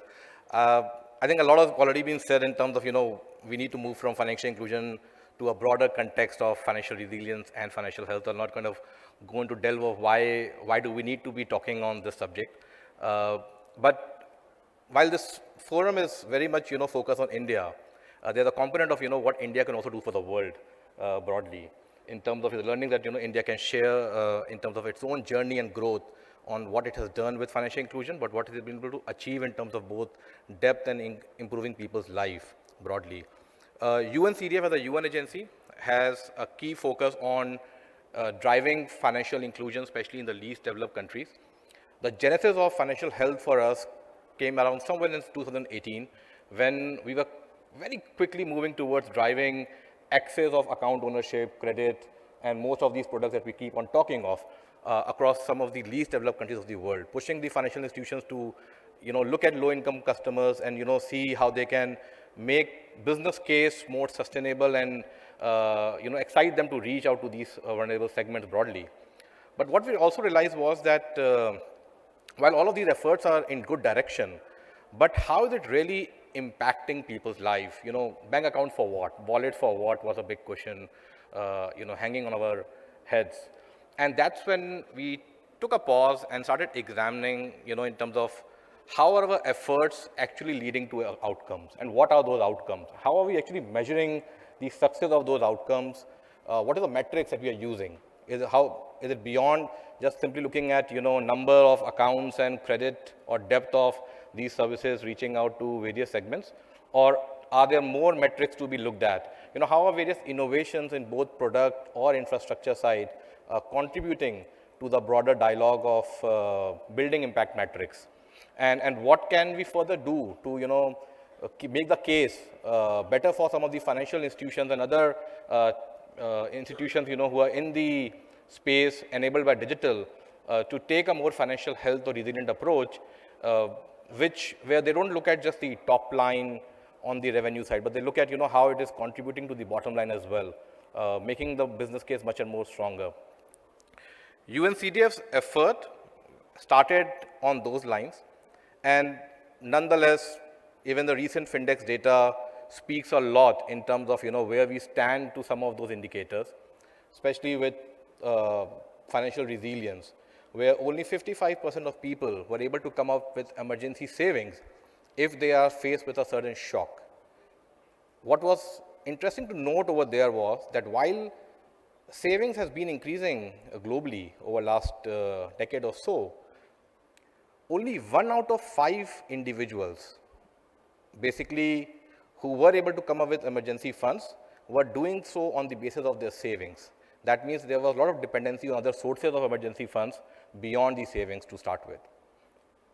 Other data point, 1 out of 4 people are actually saving for old age. Not to say that, our pension systems are still very much in a deplorable state. And some of the, countries which we categorize as least developed countries are yet to be, have strong pension systems to support the old age journeys of people when they reach that point. 4 out of 4 people in the old age are not confident of being able to manage or survive their old age with enough cash flows because they do not have enough in terms of either savings or other modes or mechanism.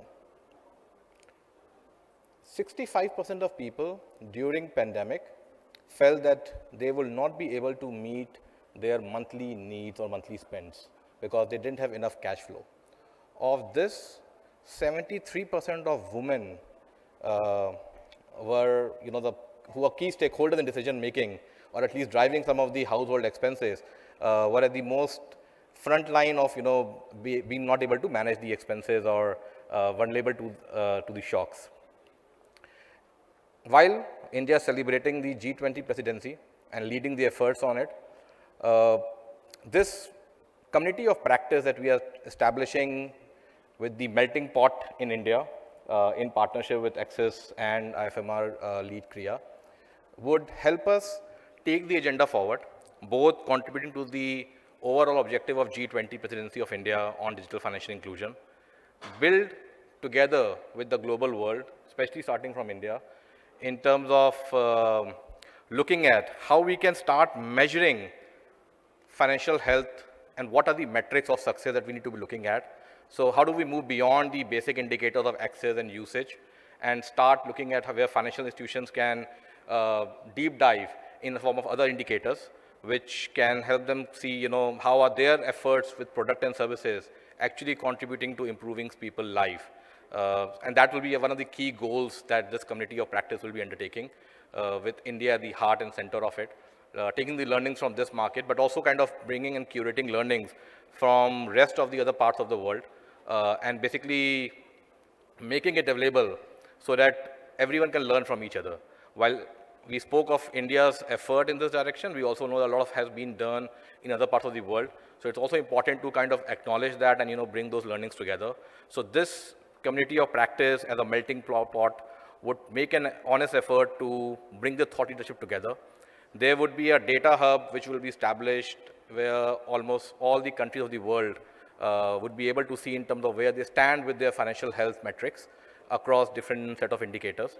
And the team here would be working very closely with the policymakers, with the industry, with the investors to see how they can start looking at measurement from a new lens and kind of bringing together what has already been done.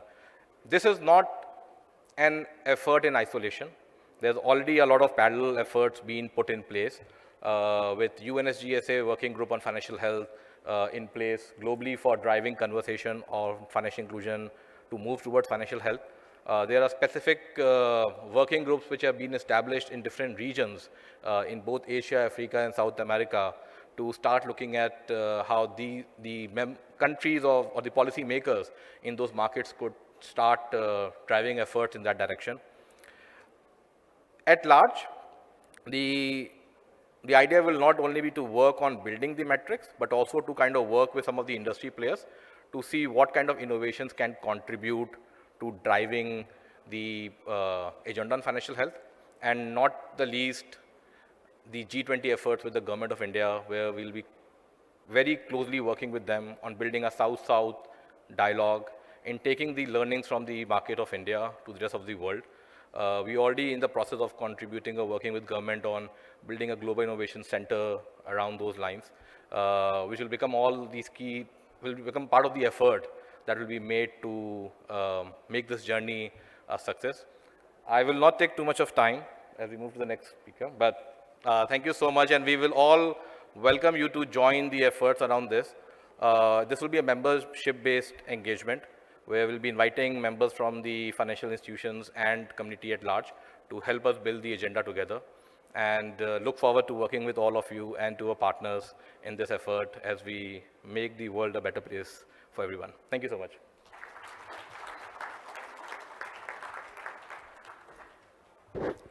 Thank you very much indeed. That was Mr. Jaspreet Singh, the Global Lead, Financial Health and Innovations, UNCEDF, for sharing the details and announcement of the launch We are now eagerly awaiting and looking forward to hearing from our distinguished chief guest this morning.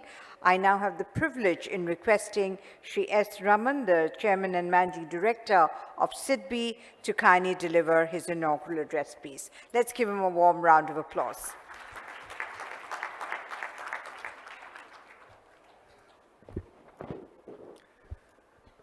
Mr. Vishwanathan, sir, and dignitaries on the dais, Mr. Brij Mohan and dignitaries of the dais.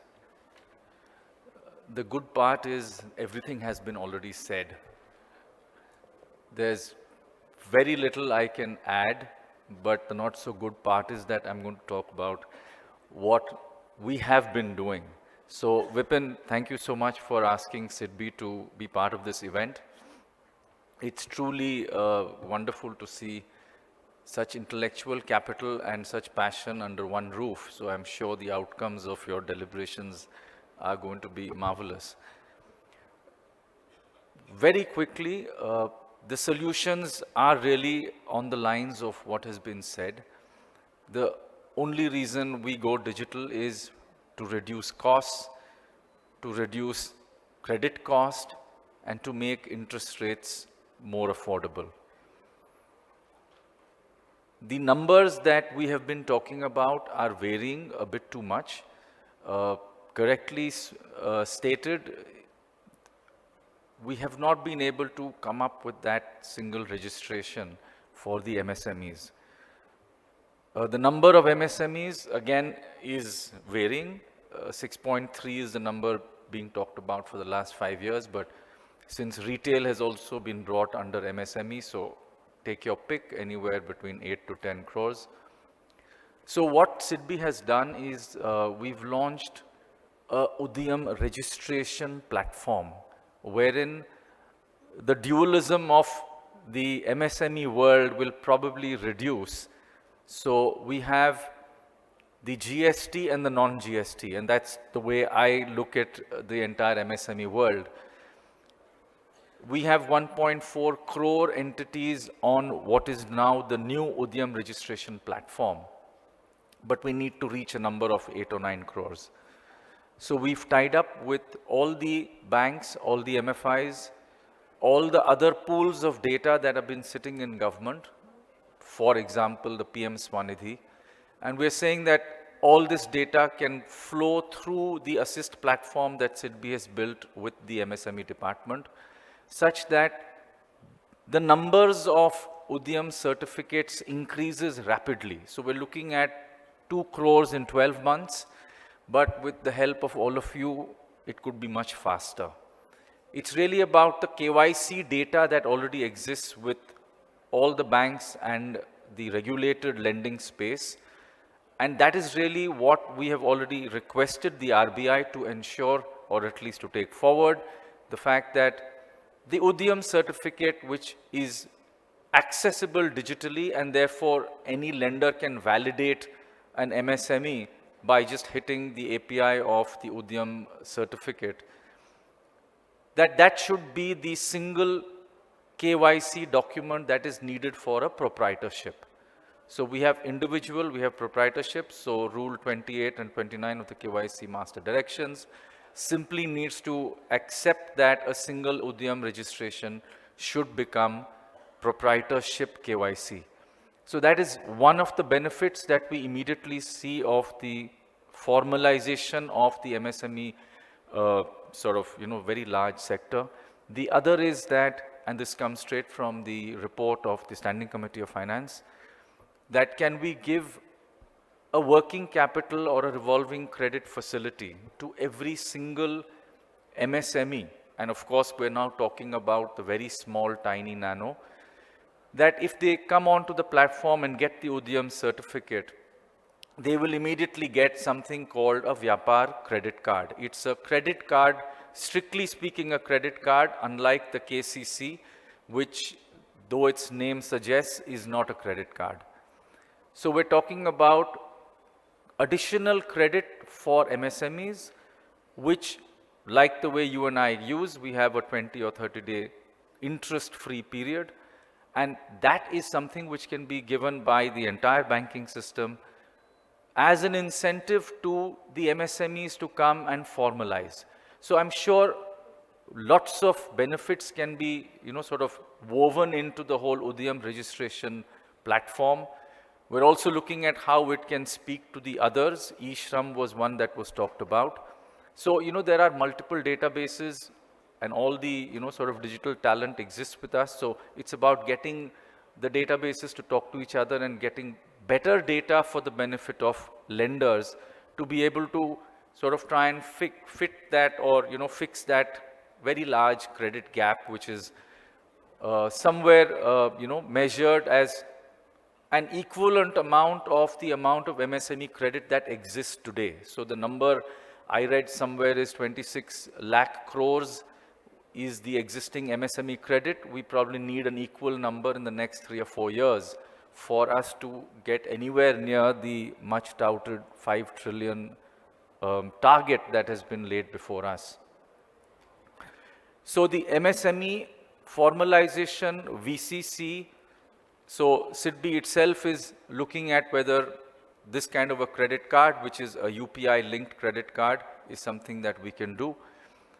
The platform that SIDBI is really providing is an MIS come, sort of audit trail platform so that we have some idea of what the MSMEs are getting in terms of the benefits from across the financial sector. We then come to the GST Sahay, which, as the name suggests, is limited to those people who are under the GST registration system. But the GST Sahay is, as very well described by Mr. Vaidyanathan, exactly that, an end-to-end digital product with eNACH and the effect of Section 138 in case there is no payment. It has to become unsecured lending, and therefore we are bringing in the CGT MSC as a natural corollary for lending under GST Sahay. So the CGT MSC platforms has been completely revamped. For those who may not know, a lot of you are already testing on that. It is an entirely API-driven platform, so there is no further cost of putting in data or keying in data to file a loan on CGT MSC.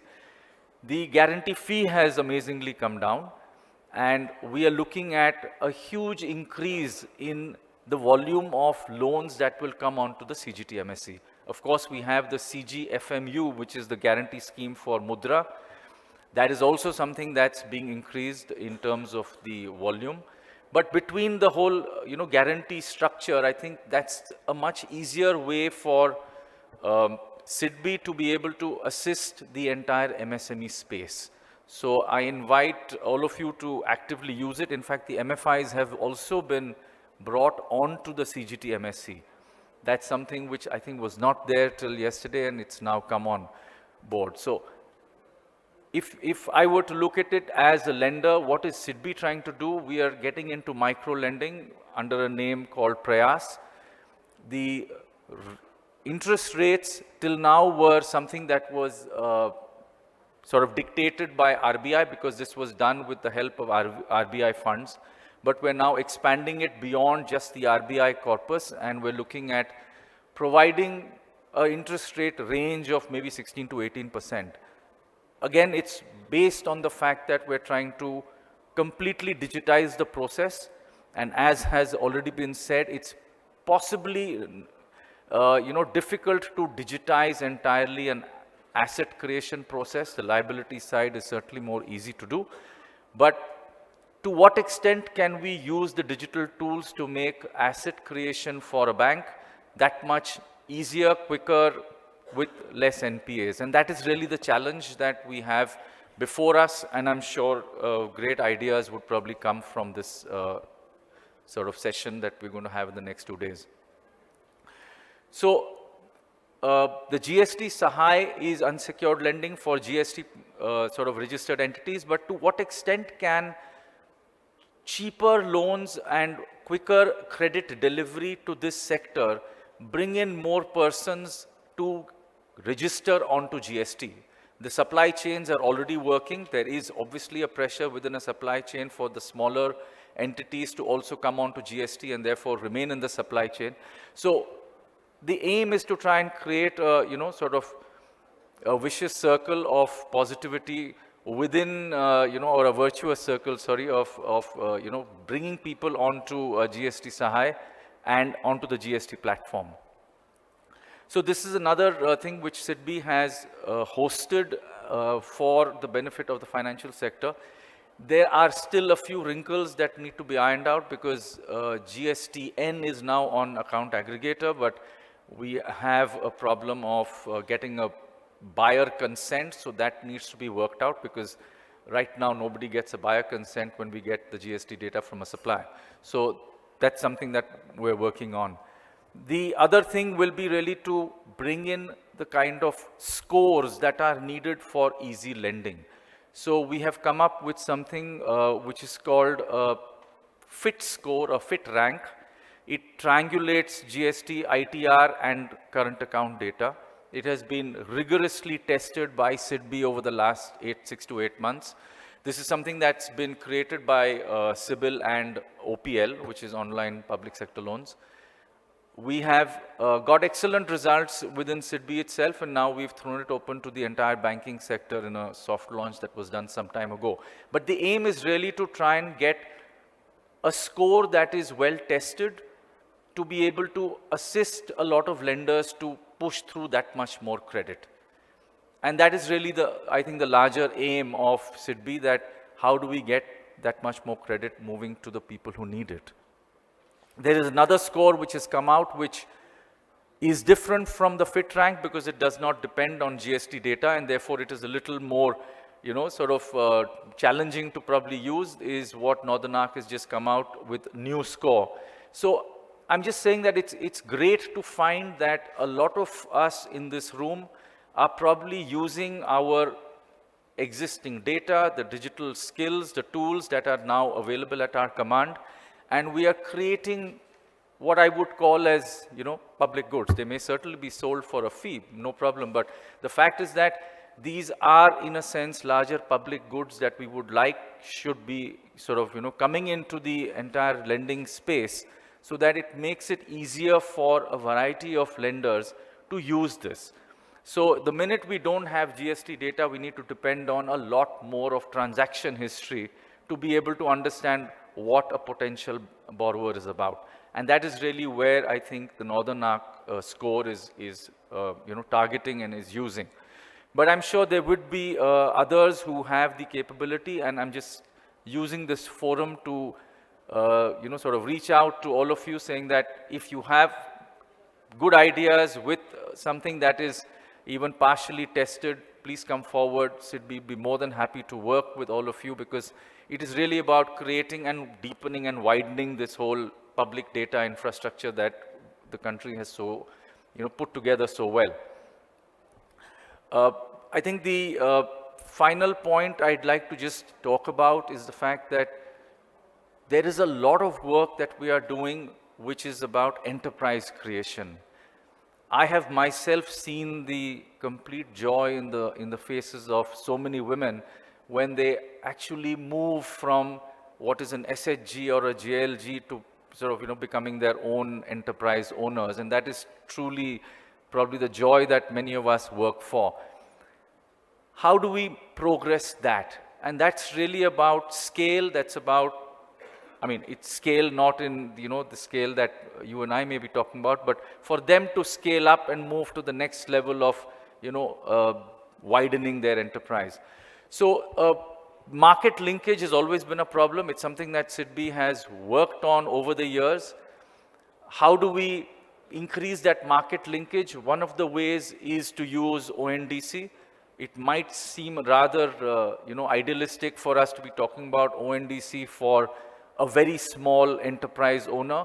But when you get into it, it's not that difficult. It's really about giving them a virtual access or a digital access for their own catalog. And that's really what ONDC is all about. So SIDBI is working very actively with a vast number of what is known as the seller apps under the ONDC terminology. And the aim is to reach out to as many smaller persons. They could be artisans, they could be, automotive parts suppliers, but really the people who are smaller in size, who probably have the inability to reach out and get to new markets. So that's another sort of very big area for us to go forward and work with. Of course, all of you have worked with SIDBI actively when it comes to the MFI space. What we are actually wanting to do, and we have gone about doing it by creating a small pilot, which is really about data sharing. It can be termed as a blockchain, but all lenders like SIDBI, NABARD, SBI, etc., we are all lending to the NBFCs and the MFIs. And our biggest problem is that the only security we have is the receivables of the NBFCs and MFIs, and that's held in trust in some form or the other for the next level of lenders. So through this platform, we are basically saying that if we can reduce credit cost, if we can get greater visibility on the final borrower and the repayment that is happening from the final borrower, two things happen. We deduplicate the list of loans that is provided to each of us as the lender, because today we really don't know whether an NBFC is providing the same list of loans to SIDBI as well as to NABARD, and therefore, we're sort of rather clueless about what's happening. But the minute it comes onto a single shared database, that sort of gets resolved, and then we track through the credit bureaus, which again people have talked about. They have grown in stature, in reach. Therefore, we're talking about repayment data also flowing into this blockchain such that the asset quality can be monitored. And the aim of doing this is really to reduce the kind of cost of borrowing for these NBFCs. So SIDBI has played this role in the past. We hope to play this role once again in this new form of moving into the smaller NBFCs and MFIs and helping them with equity or debt, but also create this large platform, which is again a public good for all sort of second level lenders to be able to use. So this is something we're going ahead. We're happy to sort of work with MFIN and Sadhan to be able to reach out to the smaller lenders in the NBFC MFI space so that we could again increase our role and make sure that more money reaches the underserved. So thank you so much for sort of hearing us out. I know it's been a long session, but once again I reach out to all of you that kindly come back to SIDBI for whatever good ideas and assistance that you think we could possibly give. Thank you so much.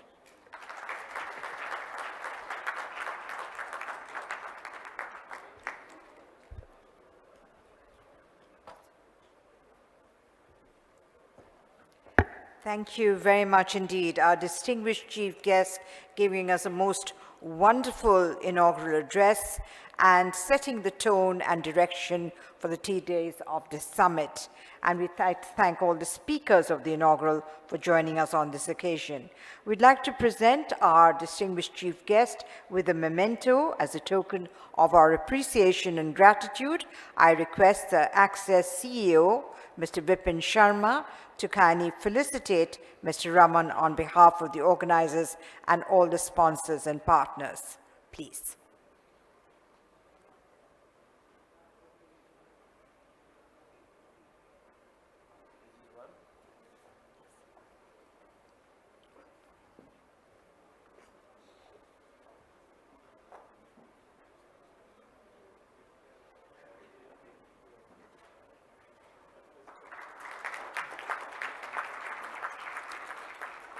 Thank you very much, Vipin, for doing the honors. I'd like to say a big thank you to all the guests at the inaugural panel for opening the summit today.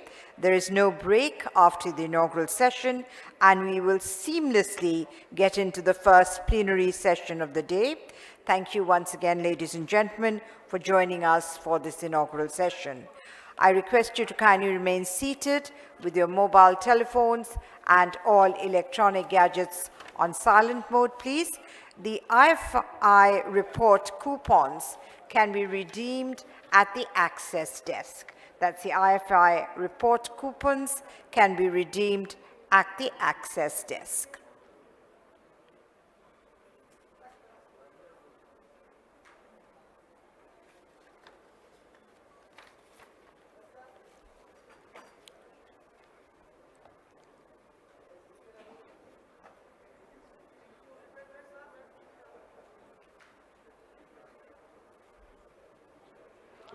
Thank you very much, gentlemen, and thank you, Radhika.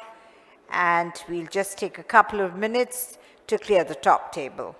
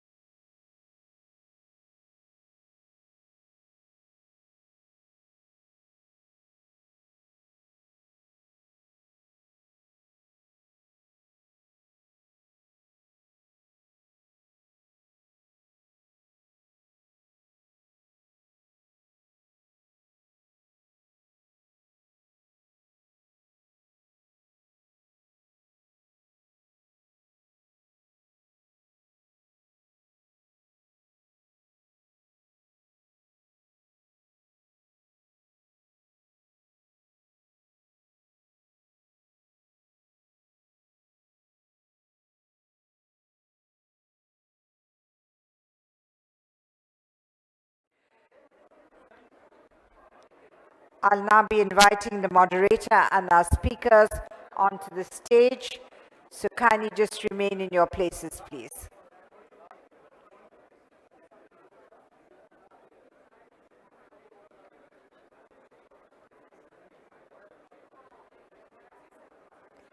Okay, let's give a warm round of applause to the moderator of this session, Ms. Sumita Kale, advisor, Indicus Foundation. A warm round of applause goes to her. Our speakers are Sania Ansar, economist, Development Research Group, the World Bank; Maya Vengulerkar, Chief Operating Officer of Crystal Foundation; Dr. Pawan Bakshi, India Lead Financial Services for the Poor, Bill and Melinda Gates Foundation; Kalpana Ajayan, Regional Head, South Asia Women's World Banking; Praveena Rai, Chief Operating Officer of the National Payments Council of India. Let's give the panel and the moderator a very warm round of applause, please. There's too much of movement in the hall, ladies and gentlemen. Kindly be seated as soon as possible so that our session can start.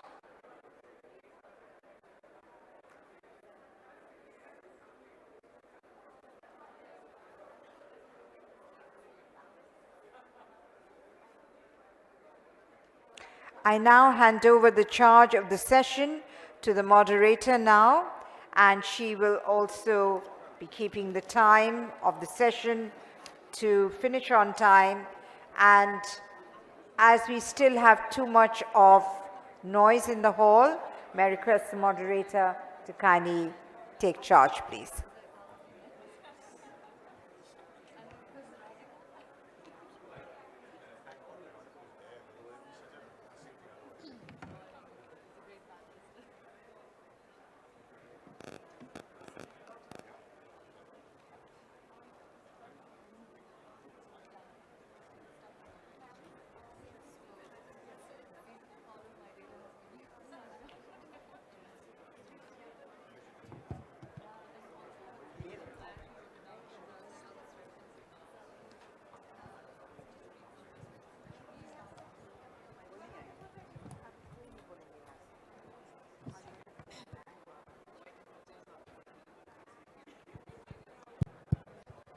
Good morning, everyone.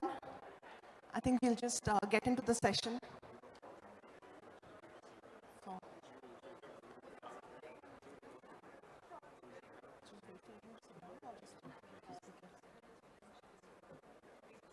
Unless we start, okay, fine.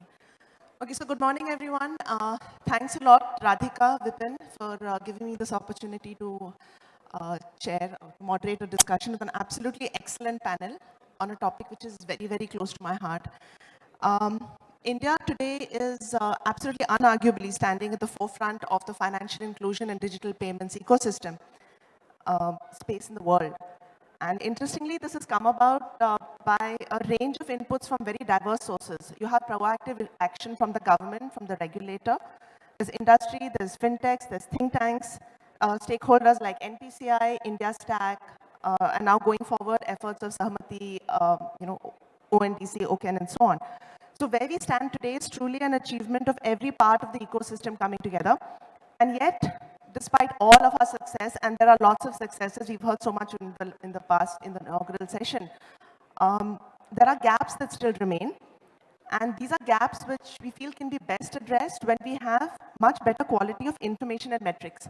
Because information which industry can then use to serve specific geographies for specific customer segments, and information that the regulator or the government can use to target their policies much more effectively than they're doing right now.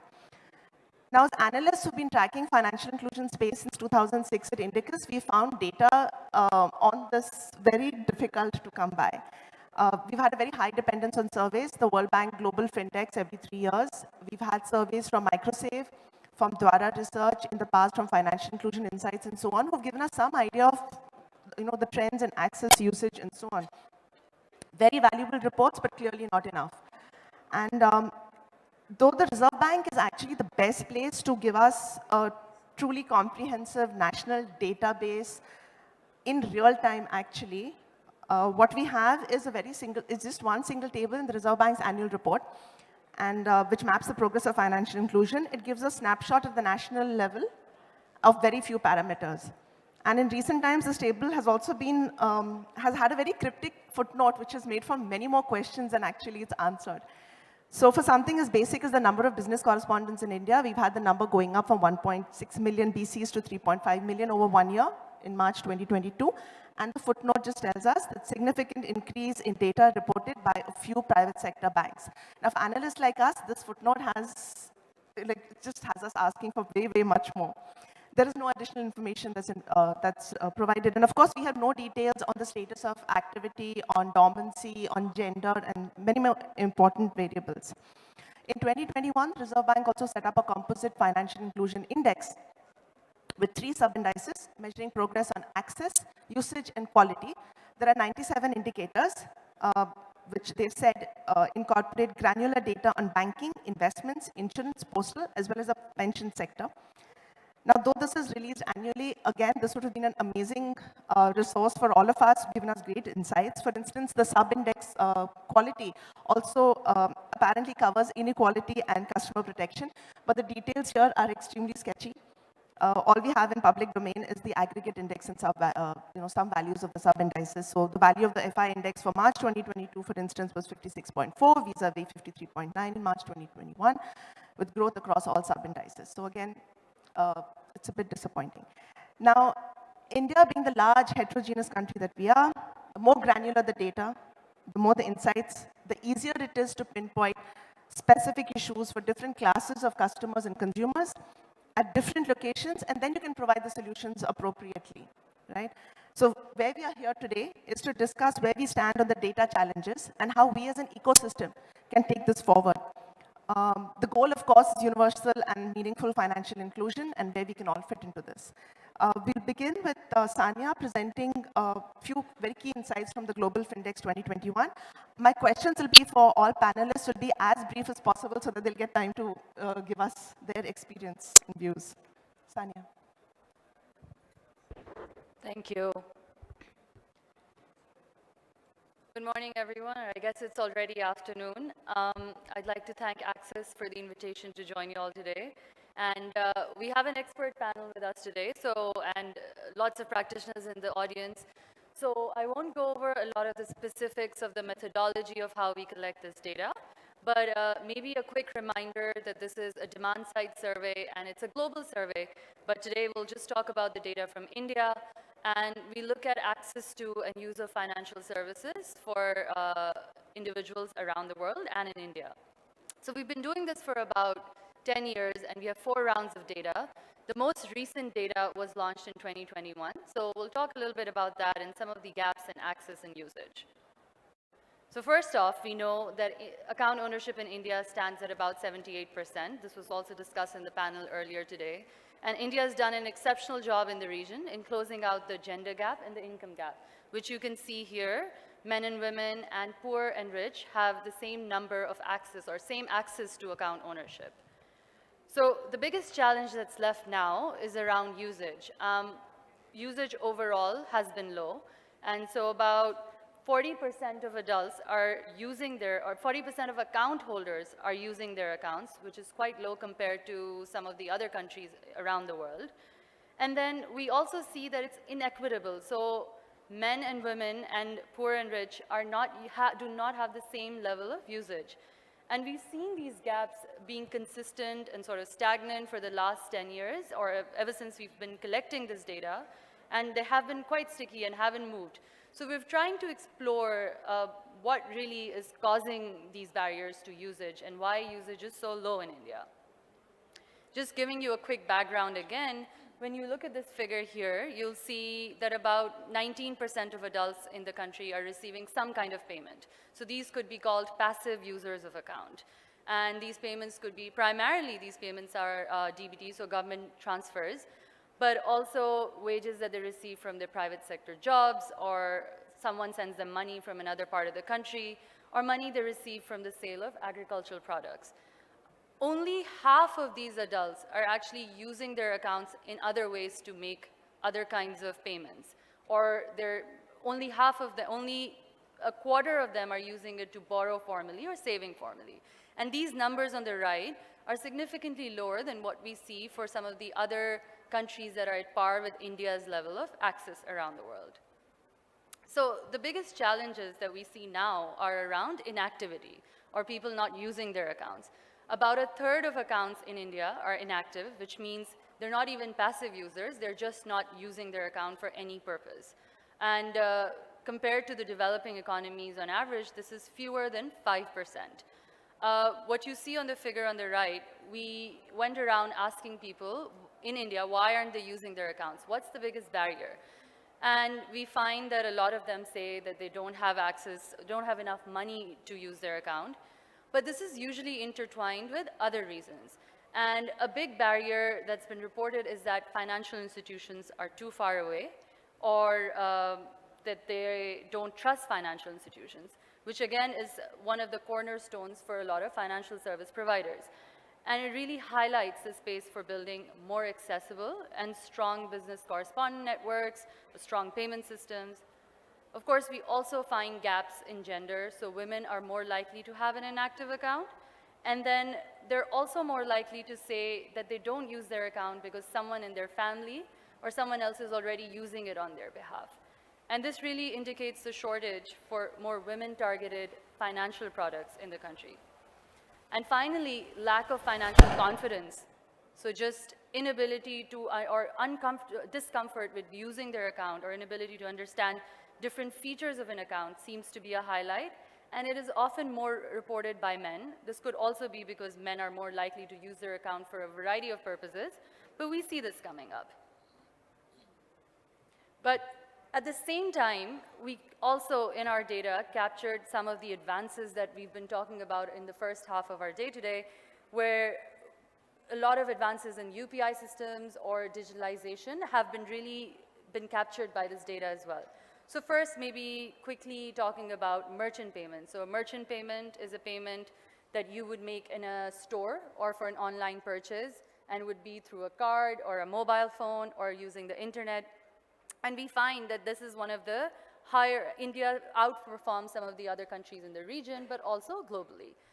And at the same time, we found that during COVID, a lot of people switched over from cash to digital merchant payments. In fact, majority of the growth that we saw has been because of the digitalization efforts that happened during COVID in the last 3-4 years. Similarly, also driven by the Bharat Bill Payment System, we see a lot of new adults making payments for utility bills through online systems. And this is really picked up in India, but also in some of the other regions. But if you see in the figure here, there's still a significant number of people who are making their payments in cash. And again, the challenge would be to bring those on into the system, but also to capture more women and more poor adults into this group, so as to make overall access more inclusive. This is important for a variety of reasons, but of course, for individuals, it allows them to make payments in a safe and an efficient way, but also for merchants or for people to build transaction histories of digital transaction histories, where they can use these to access loans or to create bank accounts.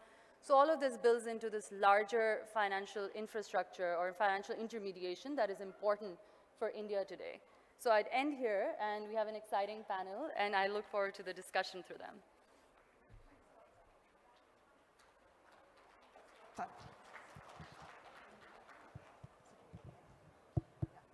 Thanks a lot, Sanya. The Findex actually is is extremely data rich. So for keeping it brief and for all of us to just go back and read the report with even more insights into it. CRISIL, Maya, I'll come to you. CRISIL has also been bringing out a CRISIL Inclusix, Financial Inclusion Index since 2011. Can you just take us through what it has been over the last 10 years for your journey? And we understand that the latest release is still forthcoming. So if there are any insights that you can share from your ongoing work. Please. Sure. Thank you, Sumita, and thank you, Access team, for inviting CRISIL here on this forum.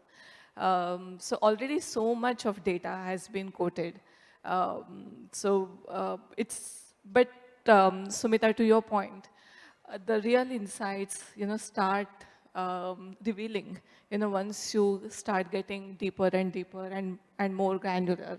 And in case of India's financial inclusion space, I would say that a lot of insights are hidden, when you go into deeper geographical units. And that's the unique feature, I would say, of CRISIL Inclusix. Of course, Inclusix is index which measures the extent of financial inclusion in India at a district level. It is largely, I would say, supply side index, unlike Findex, which is purely focusing on demand. It is, so the granularity, so first we look at district level numbers and then we construct the national level picture. So it's a bottom-up kind of a process that we use on a scale of 0 to 100, where 100 is the maximum achievable score. It's calculated on 4 dimensions: branch penetration, deposit penetration, credit penetration, and insurance penetration. So 4 dimensions to the Inclusix. Of course, we have also calculated district level pension index, but we have not added that dimension into the overall Inclusix composite number because the numbers are still very small and that may just skew the picture. That's why we have kept it as a separate chapter in the overall Inclusix report. We source the information from 4 different regulators and 1 SRO. So of course RBI, largest amount of data actually comes from Reserve Bank of India's portal. We source insurance information from IRDA, MFIN data on microfinance-led credit penetration, and PFRDA. So these are the sources of our information, and it's been 10 years, it's been a decade since we have been publishing this Inclusix. 4 editions have been released so far. The latest one is still not out, and I will talk about some of the reasons, but the data is primarily the challenge, because of which the latest edition, I would say, is still in the works. So this is by way of quick context. Looking at the 10-year journey, if you look back at this decade, I would say that there are 3 watershed moments, for India's financial inclusion space.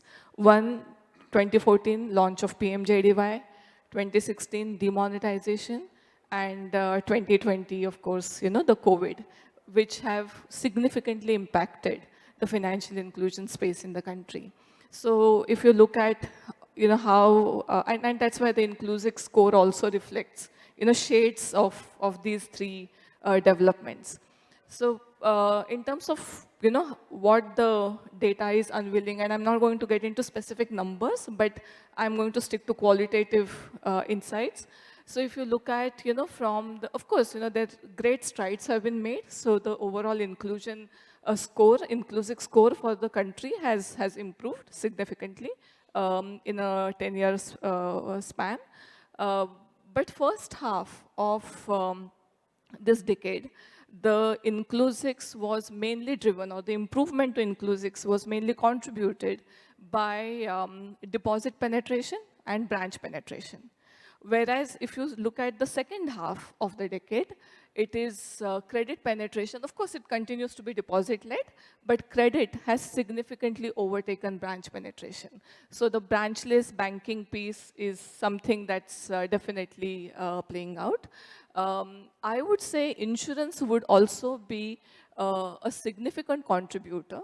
And one of the reasons why we are still holding back the 2020 and 2021 report is because, you know, the PMJJBY and PMSBY, this data is still something that we are in the process of sourcing, I would say. So credit is something that is catching up. The CAGR of credit has been the maximum in the last few years, followed by deposit, and then followed by branch. So that's in terms of the dimension. In terms of geography, when we started out in 2011, I would say, of course, South was leading and Northeast was lagging. The gap between South and Northeast continues to be as wide, okay? While both have gone up, the jaw hasn't significantly narrowed, I would say. So that's something that, you know, we need to watch out for. However, I would say the Northeast, East, and Central region, you know, they are almost, you know, on the same page, same point. So it's kind of converging, you know, the growth in terms of regions at regional level. If you look at the top 50 and bottom 50 districts, particularly top 50. In 2011, there were 7 states. Of course, it was again, you know, dominated by districts from southern part of the country, with almost 40 districts coming from south of India, and remaining 10 districts being represented, 7 states being represented by 10 districts. Whereas if you look at the latest workings, I would say that the number of states which are now getting featured in the top 50 are 14, and the number of districts which are not part of southern, not from south of India is beyond 20. So there definitely seems to be little more broad-based progress, you know, across different regions. And that's the beauty, I would say, of, you know, getting into granularity of the data, yeah. Okay, thanks a lot for that, Maya. When you talk about granularity, it's also about getting into the specifics of the consumers and the customers. So, Sania, I'll just go back to you. You know, it's been spoken even in the previous segment, is that we've had income shocks from inflation, we've had natural disasters, we've had lingering economic impacts of COVID-19, which have quite compounded financial stress. So could you tell us a little bit more about this aspect of stress from the fintechs data that we have? And what role do you think that the public and private sector can play towards mitigating these vulnerabilities? Thanks. So that's a very fair question, and I think it was also discussed quite a bit, or at least has become the theme of our discussion from our morning session. Let me drill that down a little bit more and maybe use some data to explain what we found. So we know that poor and women are more likely to face income shocks because they don't have any financial resources to sort of go back to when an emergency happens. So we collected data from the last few years and found that most of the adults in India are constantly worried about health expenses. Then there's school fees and other kinds of expenses, but the main theme has been around health.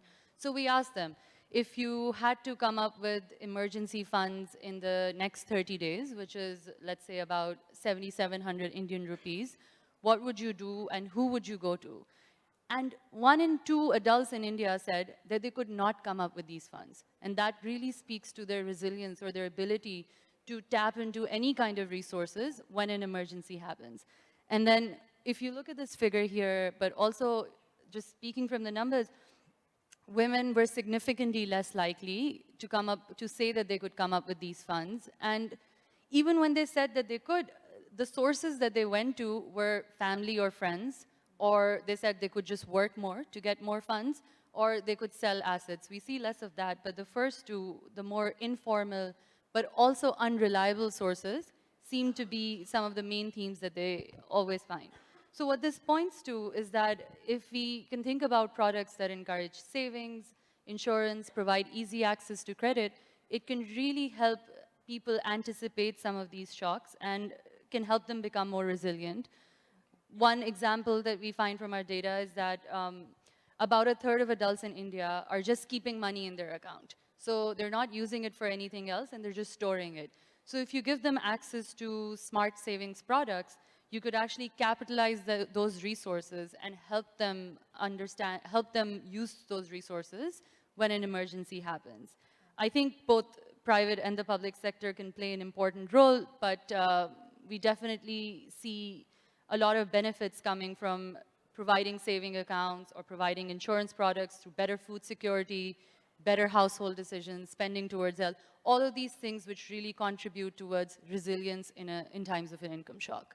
Right. Okay, thanks for that. And since you brought out the point about women being affected much more, I think it naturally leads me to Kalpana to ask what do you feel are the most important steps at this point to close the gender gap in usage of financial services?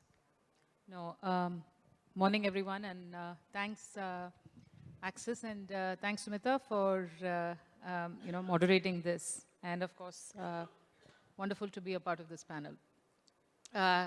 Clearly access is not an issue, and I think we've heard that again and again and again, and usage is definitely a critical challenge, and of course all this data which Sania showed, etc., very clearly point to the fact that women struggle even more from a usage perspective. While inactivity rates are close to 35%, for India, there's a clear 8% difference between men and women when it comes to actual usage. Our work at the ground, and the way we look at usage informs us, that there are three aspects. And I was very glad that Mr. Vaidyanathan brought out that point much earlier on in the morning session, which was about the business opportunity. So how to look at usage and the whole inclusion, not from a CSR or from a marginal, activity, but clearly seeing the business opportunity in investing in the women. So this is a conversation that we have with the FSPs that we do work with. Of late, we've been doing a lot of work with the public sector banks, and the conversation that we have with them, based on the work that we did with 3 large public sector banks, was that we came up with this figure of 2,500 rupees as as something that stays in the bank. If we are able to encourage the woman to get into the, and if you are able to period of time, we find the average balance to be about 2,500 or so. And so even if you take 10 crores of the, the 25 odd crore Jan Dhan women accounts, 55% of, 45 crores, etc. The clear sticky CASA opportunity of 25,000 crores sitting on the table. And so when we start talking business opportunity, then the banks start listening. Of course, we do have people like Vaidyanathan who are saying that they're already doing it, but we still feel that this is something that that needs to be brought sharply, especially when it comes to women. Commitment for financial inclusion, of course, exists, but somewhere in that whole conversation, the fact that we need to be doing more for women kind of gets lost. And so therefore, when we step in and work with these players, we keep bringing out this point. The second one, of course, as I was mentioning, was, do we have appropriate products and solutions for the women? I mean, when we design for financial inclusion, we're of course very conscious about what needs to be done for ensuring there is financial inclusion. But women need a little bit more attention And the way they approach and the way the conversations happen with them, the communication happens with them. You saw the, Sania's earlier chart about how women don't feel welcome. Women don't feel banks are for them. They feel that they have very, very small amounts and banks would not be interested in them. So there are a lot of barriers. I mean, in addition to the physical barrier of distance and things like that, there are huge mental barriers. And so therefore the communication that needs to be targeted for the women, etc., needs to be distinctly different.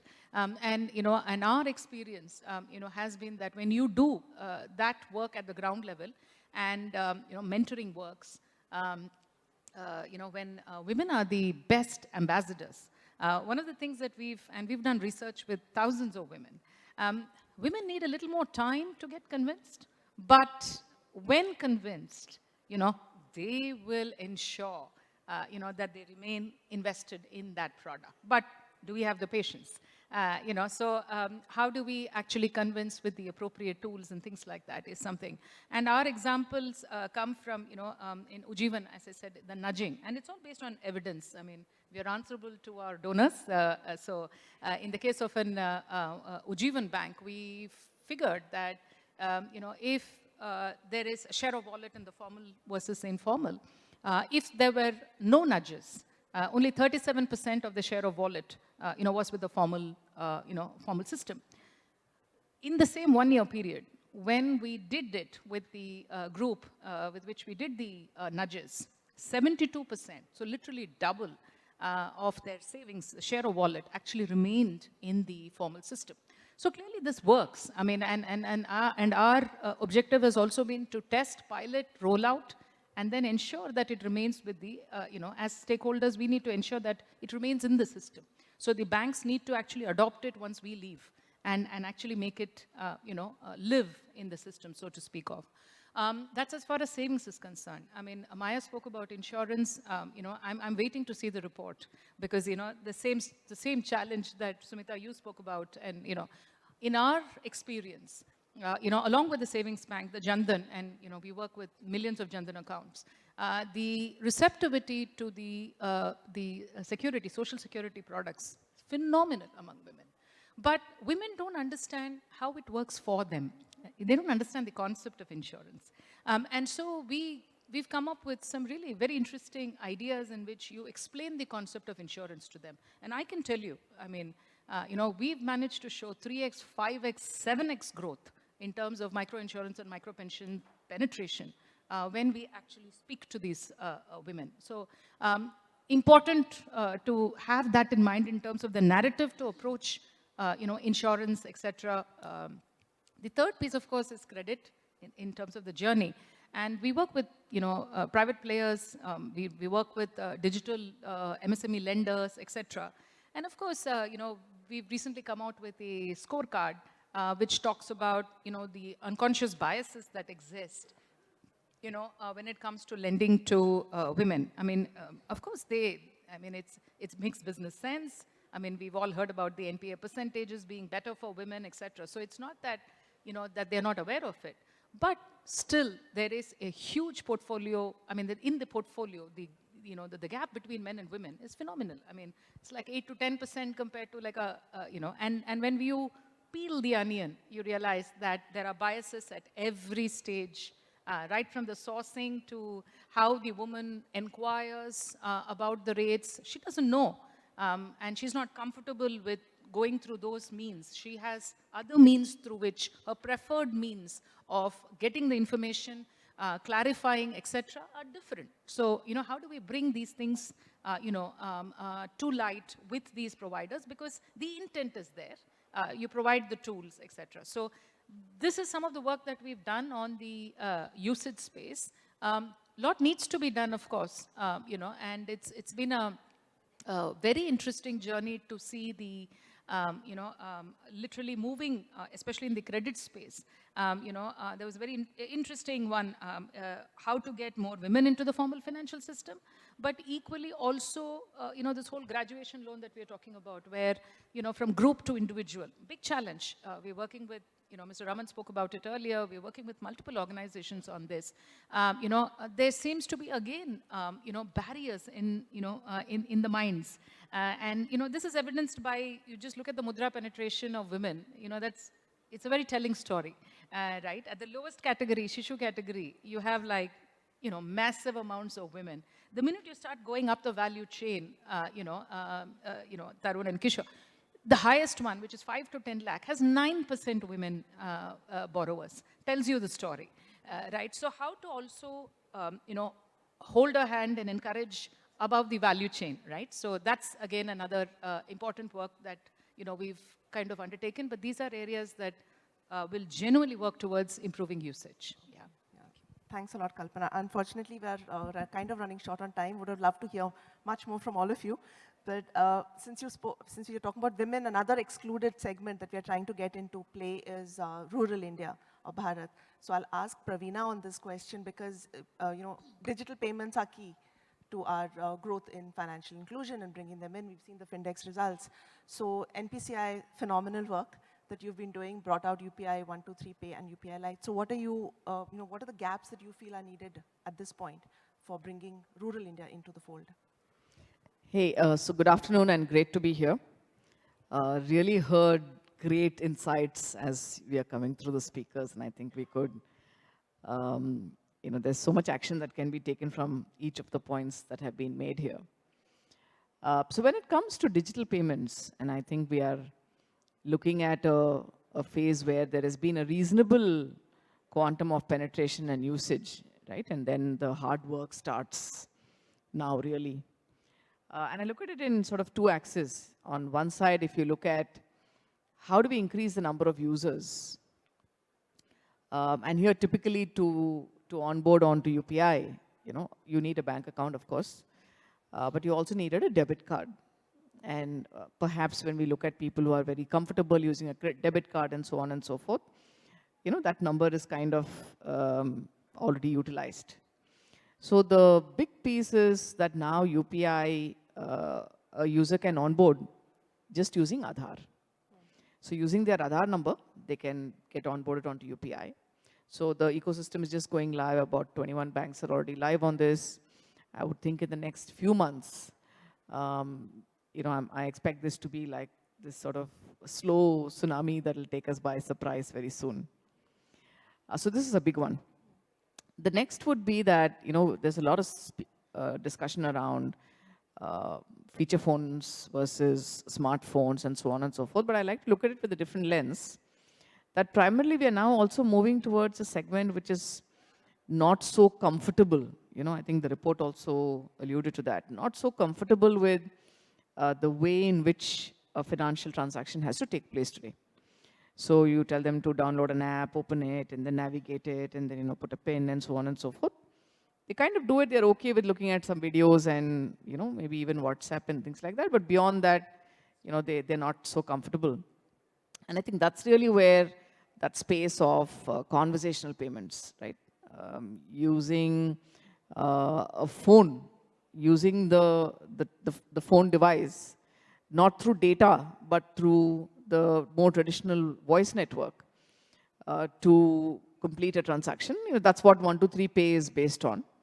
And that's, I think, another big one when it comes to bringing on more users as you look at the Bharat users. And conversational payments right now, it's still in a phase where the experience is a little more like an IVR. You call a number and, with a couple of options, you can get to a point where I'm able to pay somebody and I put my PIN. But if we can, and we are working on that to move it into saying, how can we just have a conversation, right? I just call a number and I'm saying I want to pay Kalpana 200 rupees and I'm able to finish it off in various languages and dialects. So I think that will be a really big game changer. And then when we look at the usage, which is to say that as people, and why will they, okay, somebody's tried it and they've got on board, but why will they continue to use it? You have to give them enough reasons to do so, which means that you've got to touch their life at every point that they want to make a payment. They're able to use this mechanism very comfortably, conveniently to do that.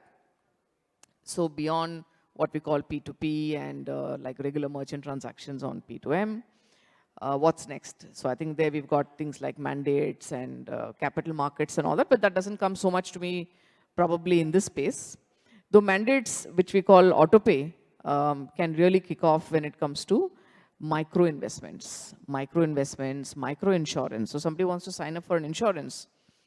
They may not be able to pay X thousand per month or whatever it is, right? But the day they get their wages, they can pay 20 rupees. The day they don't get their wages, they don't have to pay. They can pause the auto pay. So the way I think the Reserve Bank has really come up with the regulation there puts a lot of power in the hands of the customer. And that can actually open up so many business models here when it comes to micro transactions. But the big one is getting credit on the rails of UPI. So I think the starting point has been made with RuPay credit card on UPI. And while there is a lot of plan in terms of how that can happen, if we can, because today it costs X to onboard a customer, issue them a card, and all of that has some level of friction and cost, and hence a card is given out only with like a 1 lakh, 2 lakh, 3 lakhs kind of a limit. Below that is not viable to the issuer to go through that process.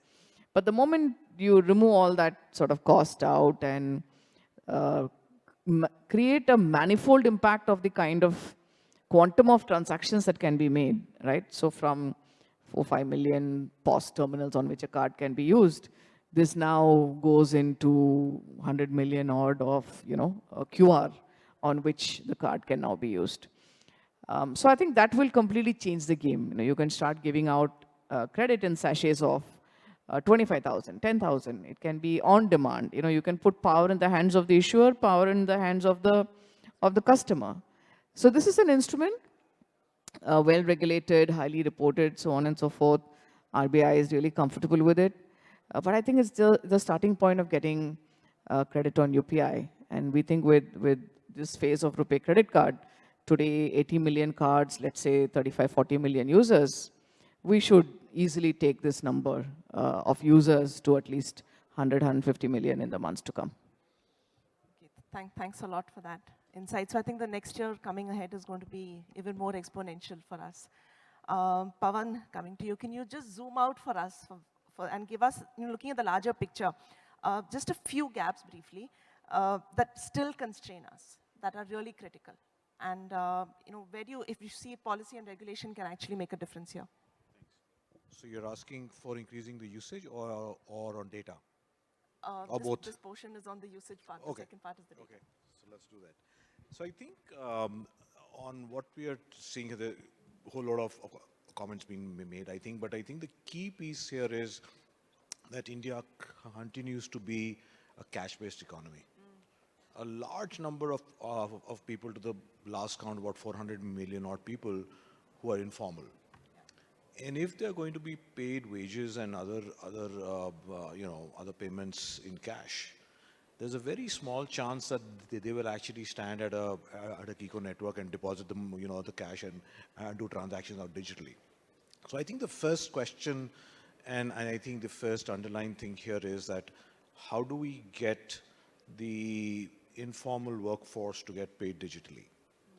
That's the first question. The other question is, even if this went and happened, and in the rural areas, people were onboarded on UPI by using an Aadhaar, where would they spend it? So there needs to be a consistent, in parallel effort to onboard merchants in rural areas. And there we have smaller merchants like what Alkesh was talking about in the morning, about nano merchants, very, very small and tiny folks. How do we reach out to them and onboard them? And technology allows us to do that today, right? So if you've got an Aadhaar, if you've got a bank account, if you've got a phone, what stops you from self-onboarding yourself? But then again, it's a process issue, it's a UX and UI issue, and how do you address that? I think the third one is around a little bit of a, not actually a little bit, a large amount of part of this is a deficit of trust, right? What happens if I make a wrong payment? How long will it take for me to get back my money? what happens to charges being charged by the Kiko agents which are not official charges? There are lots of these other questions in the minds of the consumer which is holding her back. So as an example, there was a study which was done during the pandemic on the Kiko network piece where people still prefer to go to a bank branch, right? Instead in spite of having a Kiko network in the neighborhood, right? And there are several reasons for that. One of the reasons is, the banking world still continues to be in the realm of reporting amount of balances and the amount of credit given. Ask them how many new customers you went and added on, and you don't have the numbers.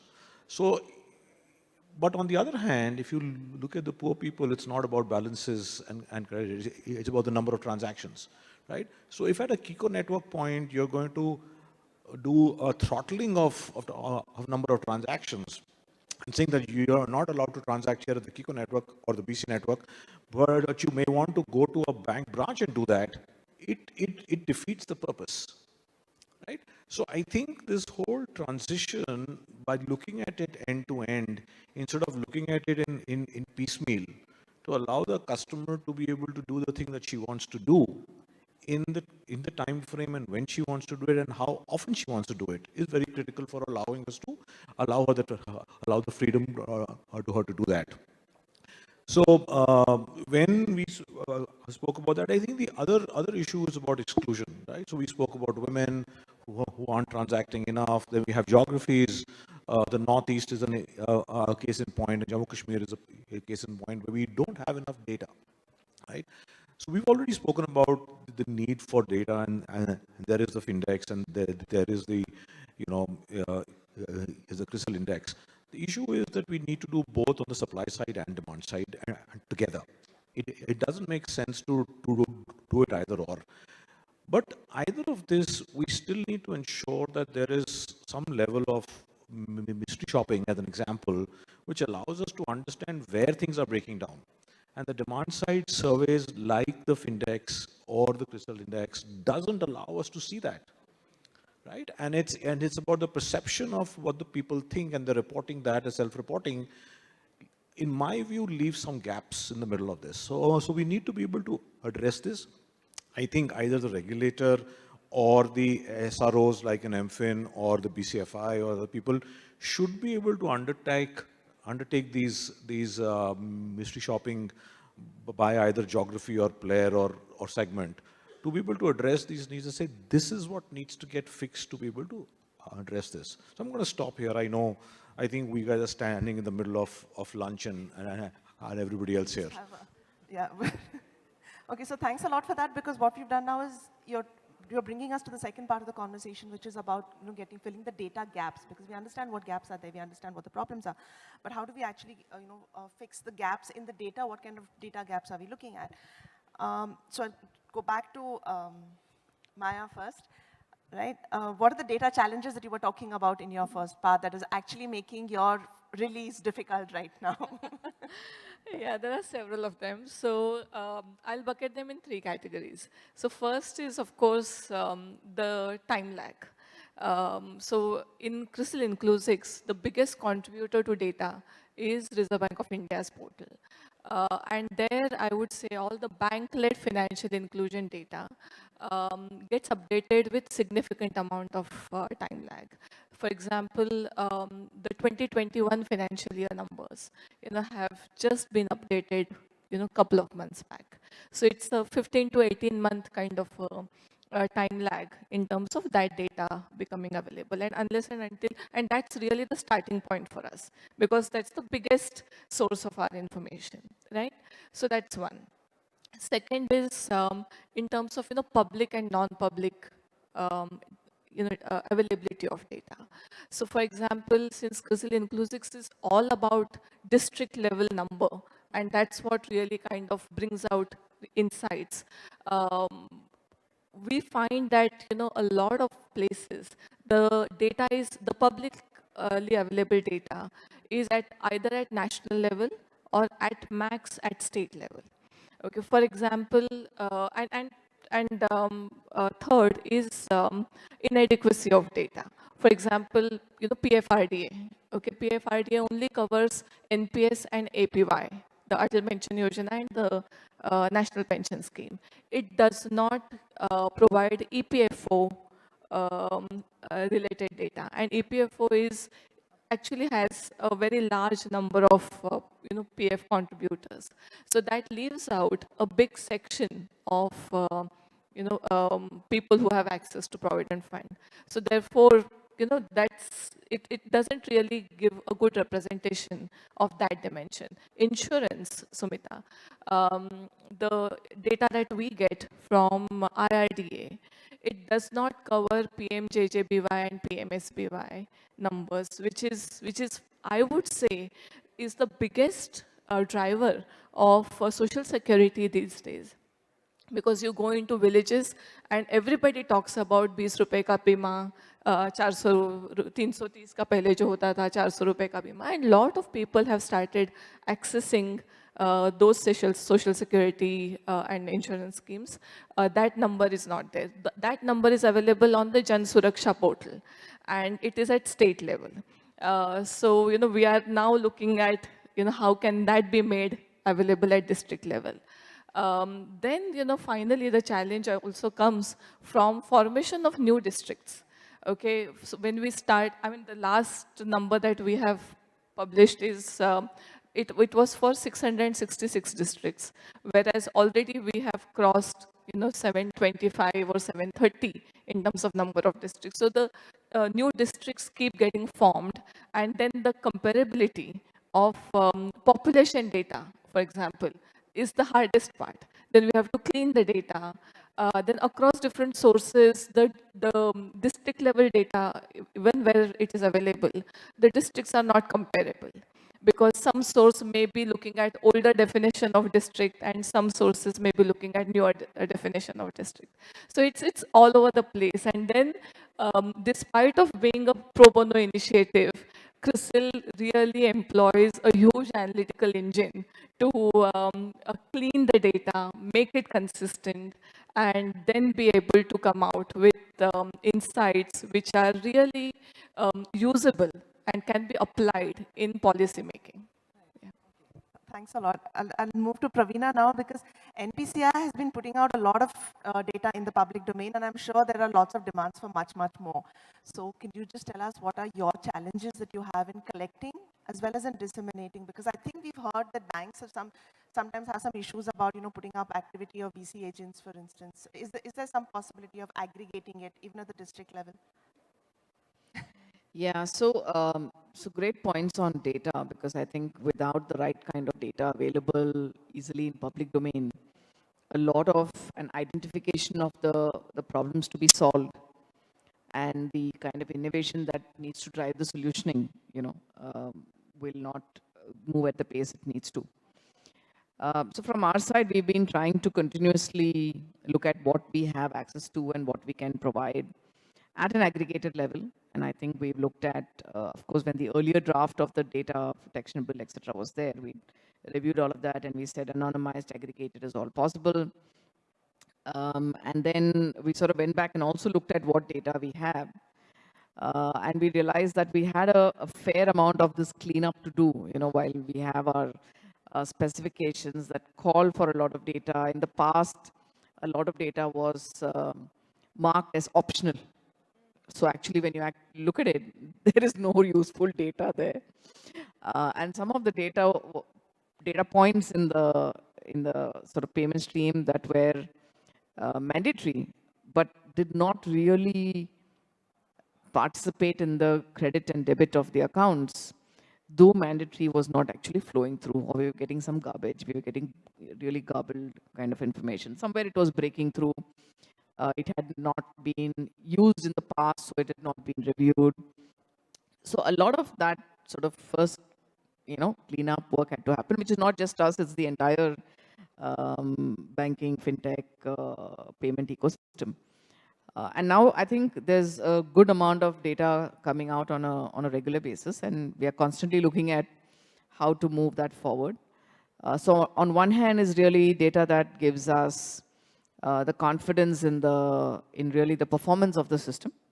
And then there is, of course, data on sort of volume and so on and so forth. Now, the question that I keep getting asked, and I really wish we had the ability to support, is data on geographic breakups, right? So that sort of geotagging of the data. So I think we're exploring it, but it has its own privacy concerns. So when there used to be an ATM, the PIN code of the ATM is available. When it used to be the old POS machines, no, they used to actually also have an address to which they're associated. The ATM may be fairly stable, but nothing is stationary anymore. So you can't rely on that PIN code data to do any geographic analysis. And actual tagging and sort of processing and passing of the geotag information is not mandatory as we speak. So that's a bit of a blind spot. And if we could solve for that, I think that's a really big one. And what we don't have access to, because what we have access to is the payment flow and whatever we can make out of the payment flow. So we don't know anything about the demographic of the customer. Right.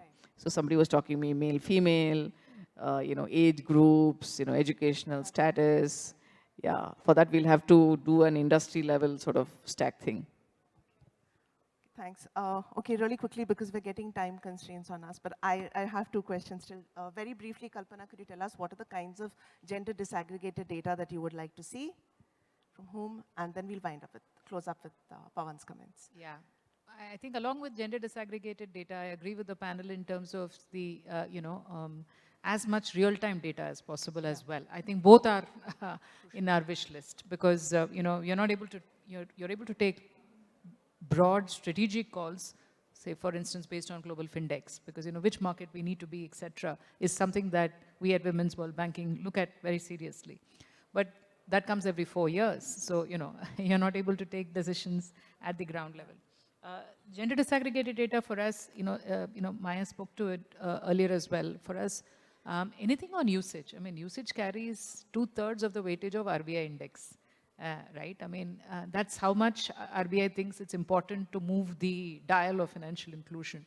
And we know for a fact that, the FSPs are asked to provide fairly elaborate data to the regulator. But what would be, and this is a regulator that we all respect for, the kind of, stance and the leadership, be it technology, be it, an enabling environment. I think it's been out there. One big wish list would be that, if they can actually publish what they get from the FSPs, if they make it available to, make it transparent and available to all of us. Like Ravina mentioned earlier, it would help us actually decide what needs to be done at the ground level. The second piece is, of course, the PMJDY accounts, right? I mean, there exists a rural and an urban breakup, which means that probably there is information that is being collected. But I would just, my top of the list would be gender disaggregated data for PMJDY, usage piece. That's something that is, we've been looking at. I'm trying to look at claims ratio. I'm trying to look at persistency, because those are very important indices as far as, you don't want to be mis-selling it to the people concerned. Like just taking that 1-year policy is actually a disservice to the customer. Persistency is such an important element of quality. Now, those kind of details and along with gender, if that's available, that would go a long way in pushing the agenda. Yeah, thank you. Thanks a lot, Kalpana. Okay, so Pawan, just for you to wrap up our session for us. It's like, what can we do as an industry as a whole to actually catalyze this data collection and sharing part? That's a very wide, open question. That's for you. I don't know the answer to that. But let me try. There's an effort which is underway already, which we are working with the ISB in trying to first collect what all the other supply side data is available, which are lying in silos, and bringing them together. I think that exercise will be a great, it will provide some great insight into doing this. I think the other is, as FSPs together and as industry associations together, we should take on the responsibility of publishing the data. right? So if you take the MFIN as of today, MFIN goes and publishes a lot of,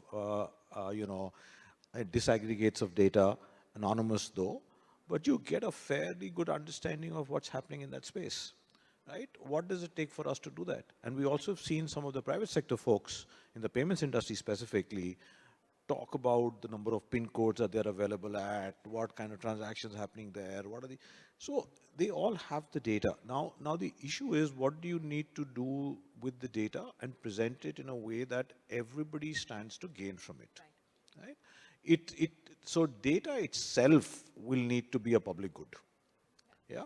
And the data is of the consumer. So as an example, if you take the account aggregator today, the account aggregator today has access to almost 1 billion accounts, right? And will they be allowed to, and should they be allowed to publish extracts of that data coming from, who owns that account, to the number of transactions in that account, to saying what kind of transactions happen, or to what kind of merchants that was used to, can be made available if they want to do this. And plus it's anonymous, so I think that there's scope of doing that activity. So I think as an industry, we all need to come together and talk about data for good, right?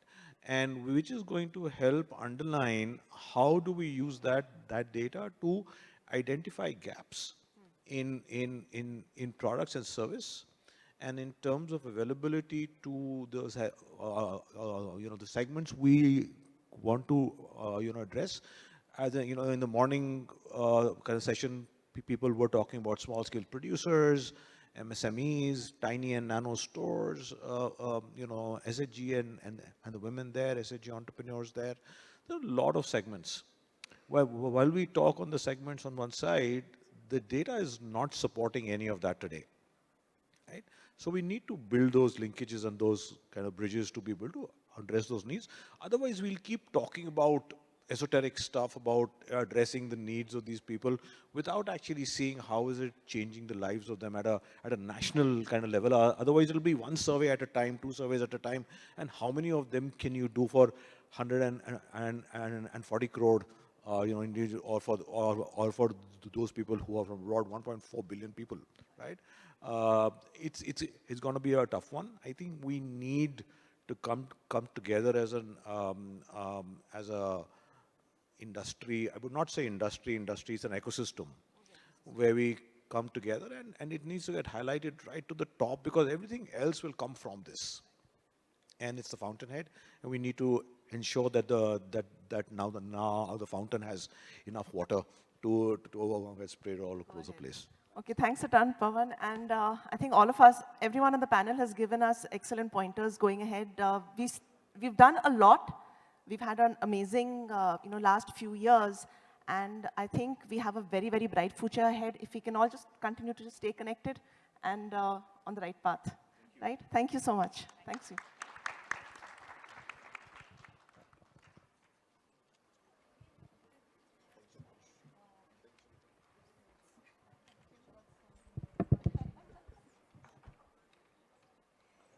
Thank you very much, panelists, for sharing their experiences and insights in the session. And a special word of thanks to the moderator, Ms. Sumita Khalid, for her deft moderation. We have small mementos for the speakers as a token of our appreciation for their time and inputs. I request the team to kindly hand them over as they leave the stage. We will take a short break now, and after that, we'll have 4 parallel technical sessions and tracks. Please take a look at the agenda in the resource book to identify which theme most interests you, and join us back in 15 minutes. So we have a 15-minute tea break, and then we will have the technical sessions in the various halls. So all the halls are going to be divided, and you can just see the session of your choice. So ladies and gentlemen, thank you very much for being here with us. Please be back to the session of your choice in 15 minutes from now. Thank you very much.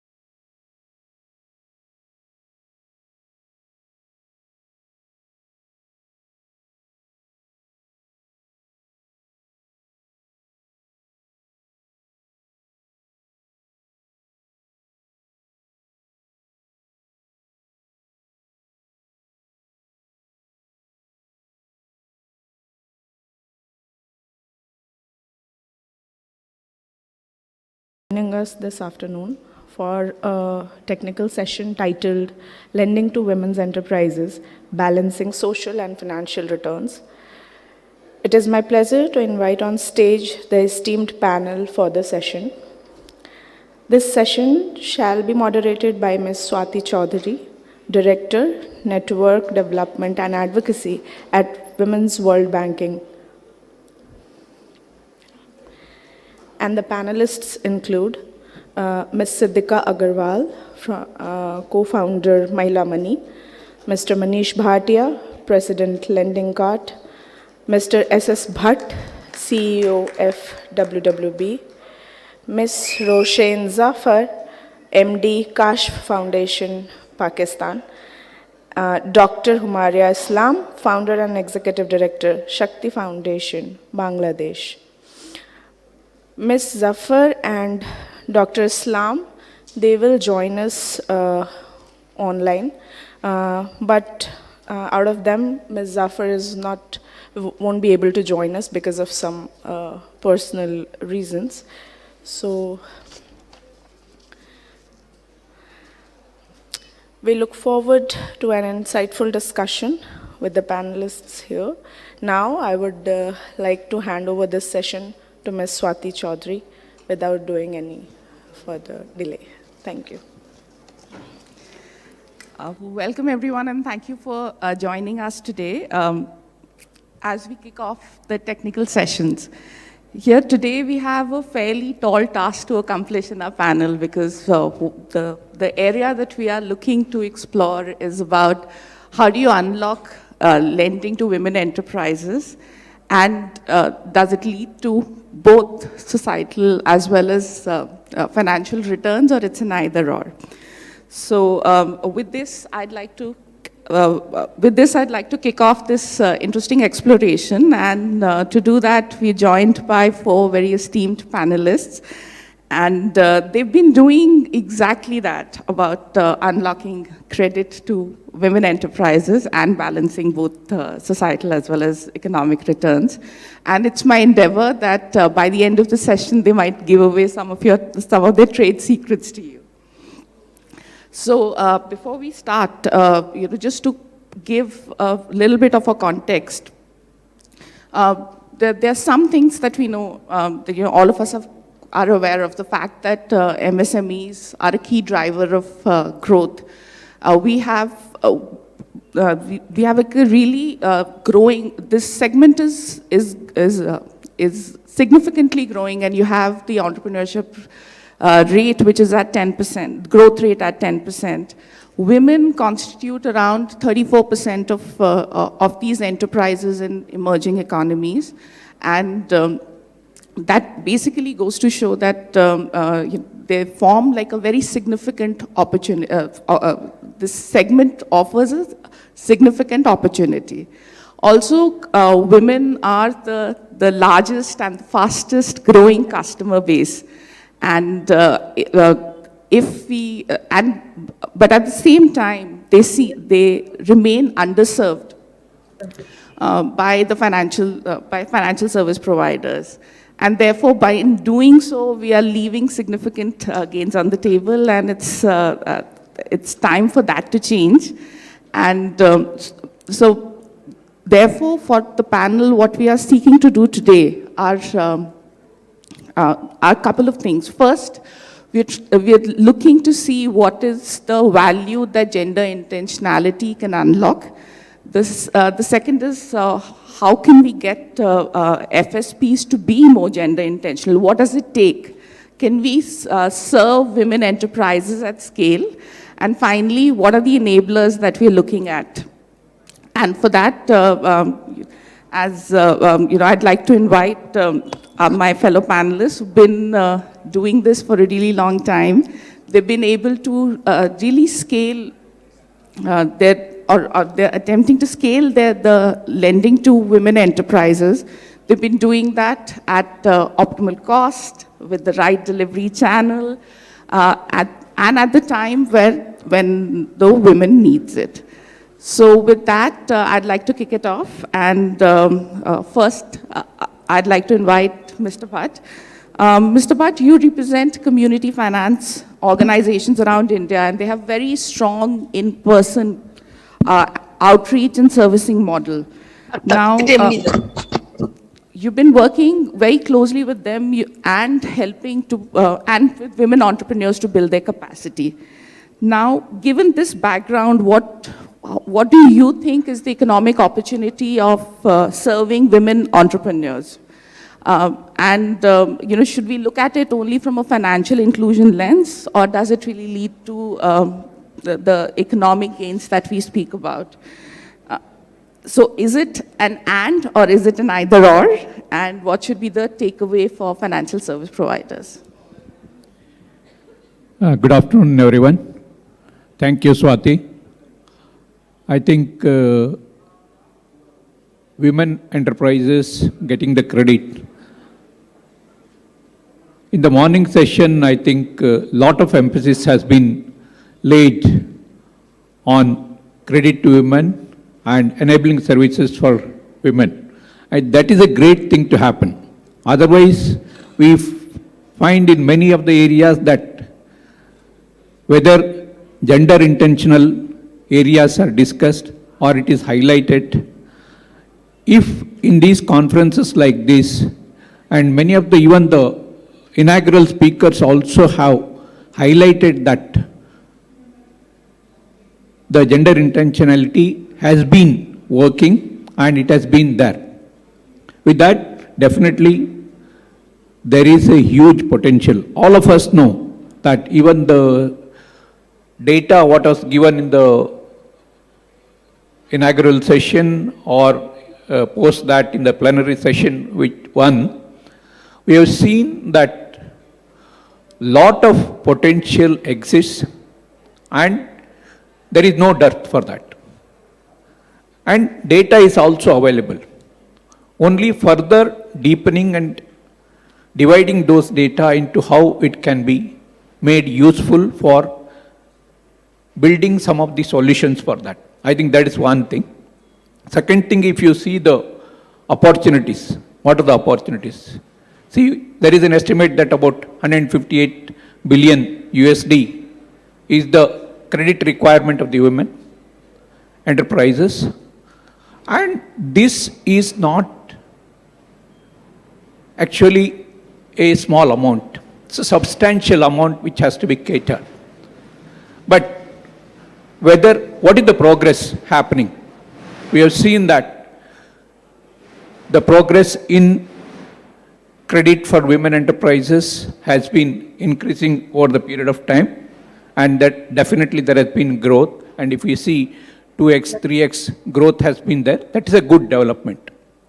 But whether it is adequate to cover the entire mass, the number of women entrepreneurs what we have, no, that is not the thing. We need to have maybe 10x or 15x type of growth if we have to reach at least even the top segment of the women entrepreneurs. Because when we say the women enterprise loans which have been taken, when we see the Mudra category loans also, maximum about 79 or 80% of the loans have gone to the Shishu category, that is 50,000.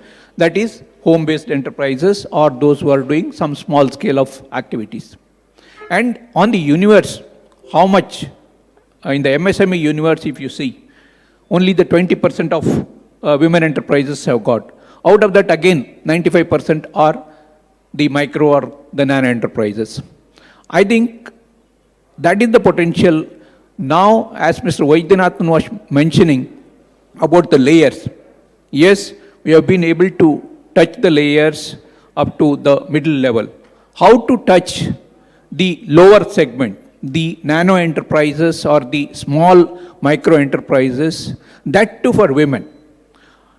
The micro enterprises as a universe has got the challenge, but within that gender has got further challenge. But definitely things are on the positive side. That is a positive development. Everybody agrees that yes, it is a segment which has to be. Even the investors also do agree that it is a segment which has to be supported, which has to be given. That is there. But only thing we need to have patience. Everything does not happen overnight or the things like that, but we need to have patience. If we have patience, in the last week I was on a field visit to some of the women groups who are, we have given them say some 25 to 30,000 loans, each of these women. We asked them, what is that you need further?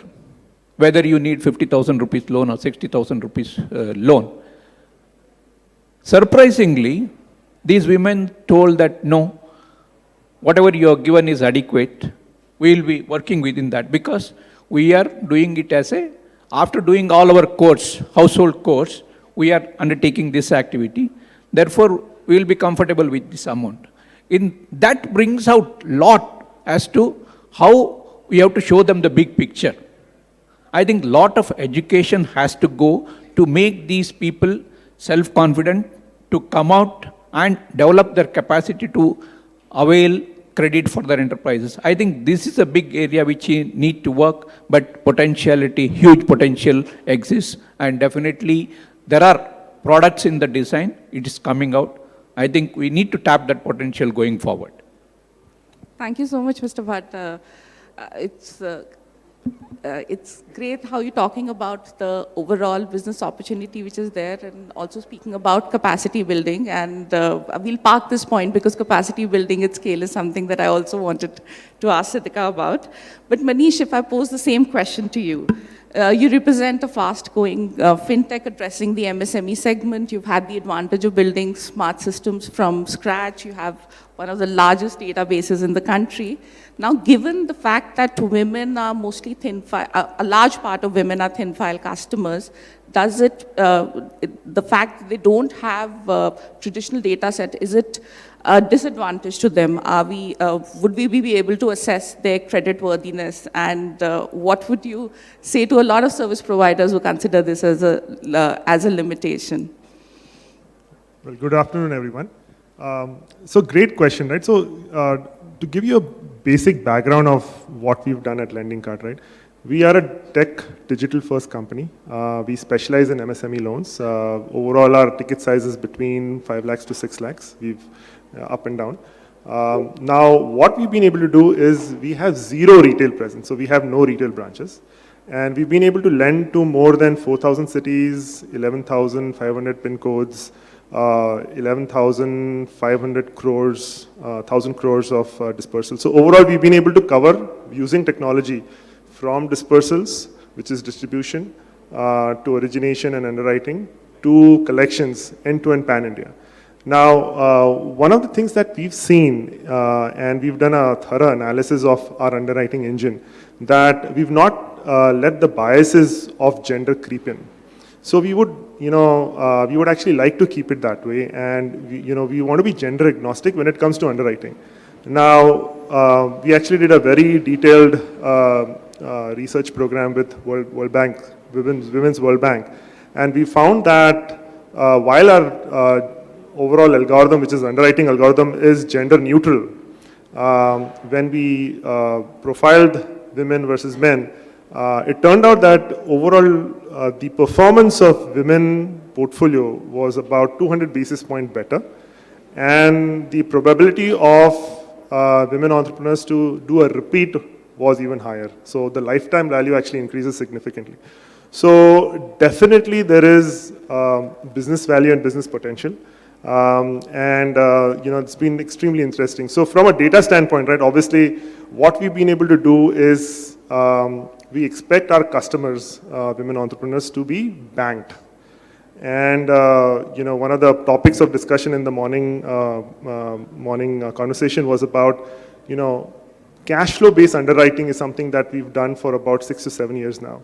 And we are on version 9. So every year and a half, we sort of upgrade our version to figure out, what's the best way to understand our ecosystem better. So, there are different data points that we use. Cash flow based underwriting is one of them, the biggest one. Obviously, we use bureau data, but when it comes to thin file, we don't actually give it that much weightage.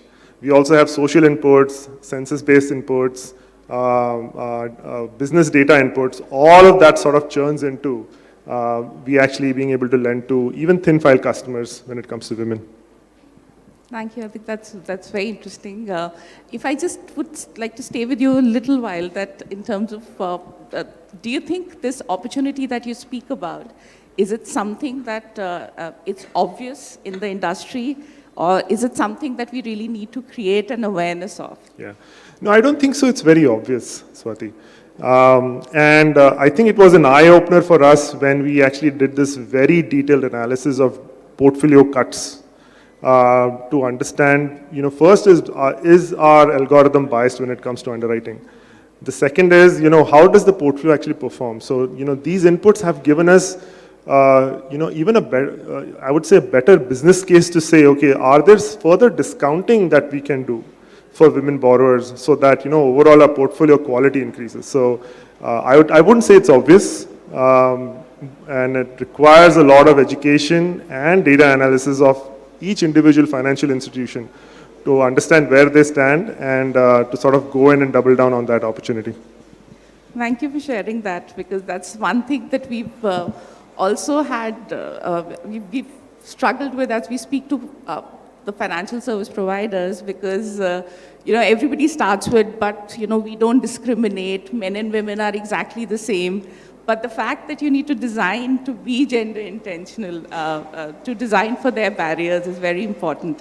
With that, Siddhika, I wanted to also ask you that you also have a lot of experience in looking at alternate data. You're a digital platform, and I think very unique, I must say, because it all started with to address a need that came from the women on the Shero's platform. So I wanted to ask you, what do you think about using alternate data? How do you go about it?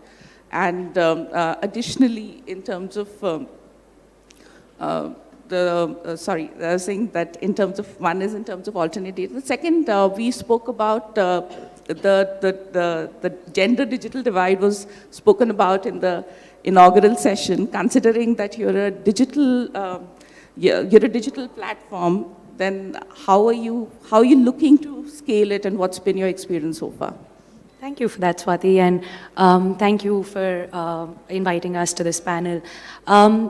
Starting with alternate data and actually just taking a step back, Mahila Money is a fully digital platform. Like Lending Card, has no retail branches.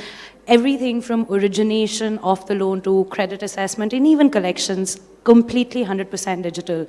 We're the youngest. I think we launched our app late in 2021, around December, and since then we've been very grateful and very lucky to be able to say, hey, there is enough and more opportunity. The opportunity, we're not even a drop in the ocean. We have more than 150,000 women who've downloaded the app, more than 2,600 women who we've disbursed loans to.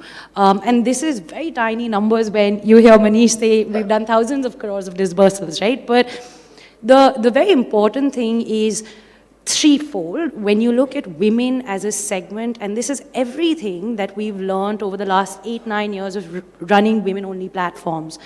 One, women want a safe space. Women want to move forward, and it's not that they want to sit at home and only do their housework, but they do want to do other things as well. How do they find that safe space? So to add to some of the research numbers, more than 70% women borrow informally, which means that they go to their family, they go to friends, they go to their jewelers or their society, neighborhood money lender.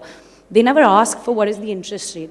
They say, हमें 10,000 चाहिए, आप हमें उस पे 1,000 का interest बोल रहे हो, ये हमारे लिए सही है. But that level of trust, that level of not having to use jargons when I'm going for something that I'm already unsure, underconfident, almost fearful of, that first barrier is the most important to be able to crack. What we've done is created a community. So as soon as you enter the Mahila Money app, you don't see fixed deposit icon, recurring deposit. She doesn't know the meaning of all of this. It's as simple as, hey, this is as good as an Instagram page. Come and ask whatever you want. You'll have experts, you'll have us, you'll have people who are like yourselves, talk in the same language to you. So that's the very first barrier any financial institution needs to be able to solve, which is how do you even get her to talk to you without her feeling like she's being judged, she's being looked down upon, or she's being talked to in a different way. That's rule number one. Two, like the way we said thin file, more than 60% of the users who come to Mahila Money are new to credit, which means they have no bureau footprint. They are not MSMEs. These women do not have registered businesses. They don't have Udyam certificates. They don't have MSME certificates. Till here, they may not even have FSSAI licenses if they're running, let's say food centers from home, which really rapidly grew during COVID. What do you do then? How do you establish that the fact that they are running a business, which is where alternative data becomes extremely crucial. Here, what we do is a bunch of things. Everything from, hey, do you have social media handles? If they're posting, frequently, to if they have anything which is any digital proof, let's say their WhatsApp stories, profiles, this is the real world. This is where they're doing business, right? This is where they're finding their customers and selling to them.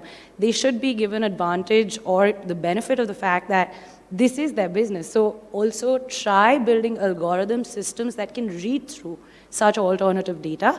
And then finally comes the third part, which is, again, like Manish said, the LTV of these users is very high. So we've seen NPAs below 2%.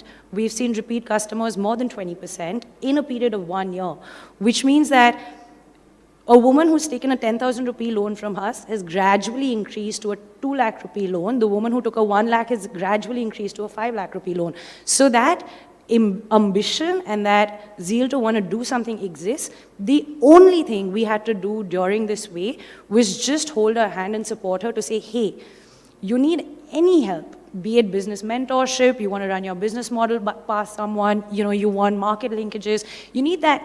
It takes a village to raise a child. The same way it takes a village to raise a company, right? It's no different. This woman does not have the same exposure we have living in metropolitans. How do you provide that to her is the third step that we've kind of incorporated. And that's how we're serving women across the country. That's wonderful, and that's one thing that, it's so good to hear from both Manish and you. We're talking about a higher customer lifetime value. Because there is enough evidence, and a lot of our studies also show the fact that women are a good credit risk. They are very loyal and sticky customers. The fact that they use lesser providers, and within that they give testimonials, and women actually act on that. So all of that results in a greater customer lifetime value. Humaira, if I can come to you now, you've been working with the women enterprises for now many decades. And Shakti's always been very, very women-centric in how you've designed products, how you've delivered them. Across this time, what is the change that you've seen, and what is the shift that is required today to serve women at scale?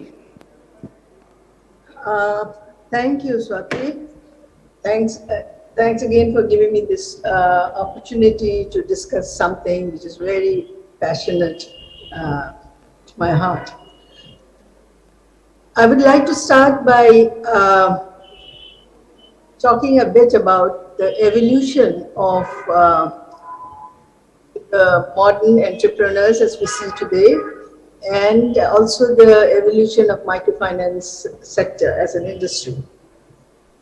So as I look back 30 years ago at women borrowers of microcredit programs, microcredit as it was called those days, and compare them with the entrepreneurs of microfinance institutions, I see multi-generation women of number of generations. So it's like and each generation had built on the success of the previous generation, each generation of women. We need to talk about the needs to talk about solutions. So the need of the first generation of microcredit borrowers was very simple. It was one of survival.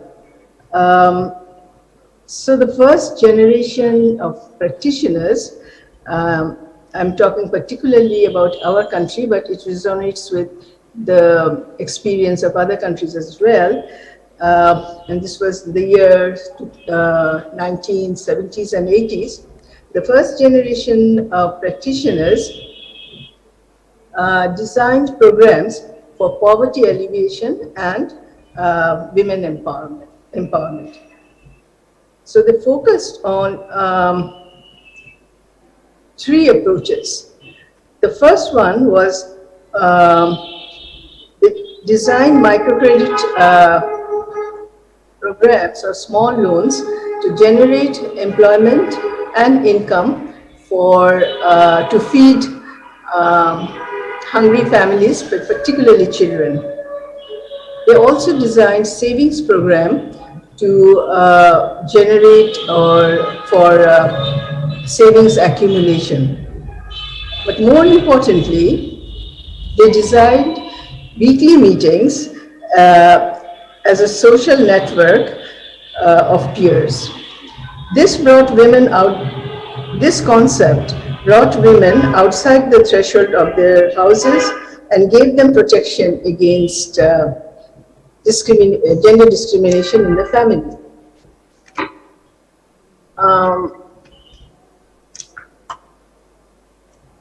So that was the first generation of credit borrowers. Very simple. All they needed was some kind of development programs to fight off poverty and get some sort of social empowerment. Then came the next generation of practitioners like me, who dealt with the matured borrowers, with scaled up businesses or enterprises.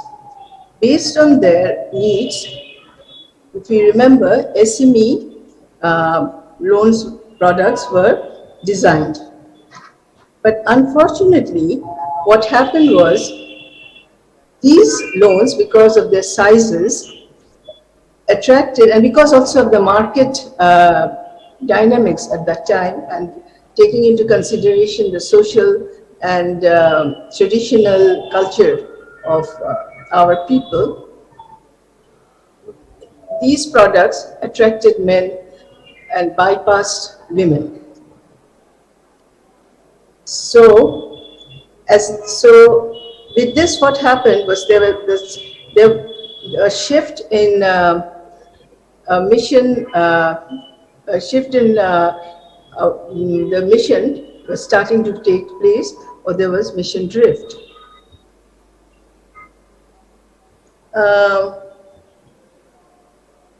This could happen because the products did not take into consideration the specific gender needs or needs of these, I'm emphasizing here the specific needs of the second generation women entrepreneurs or business women.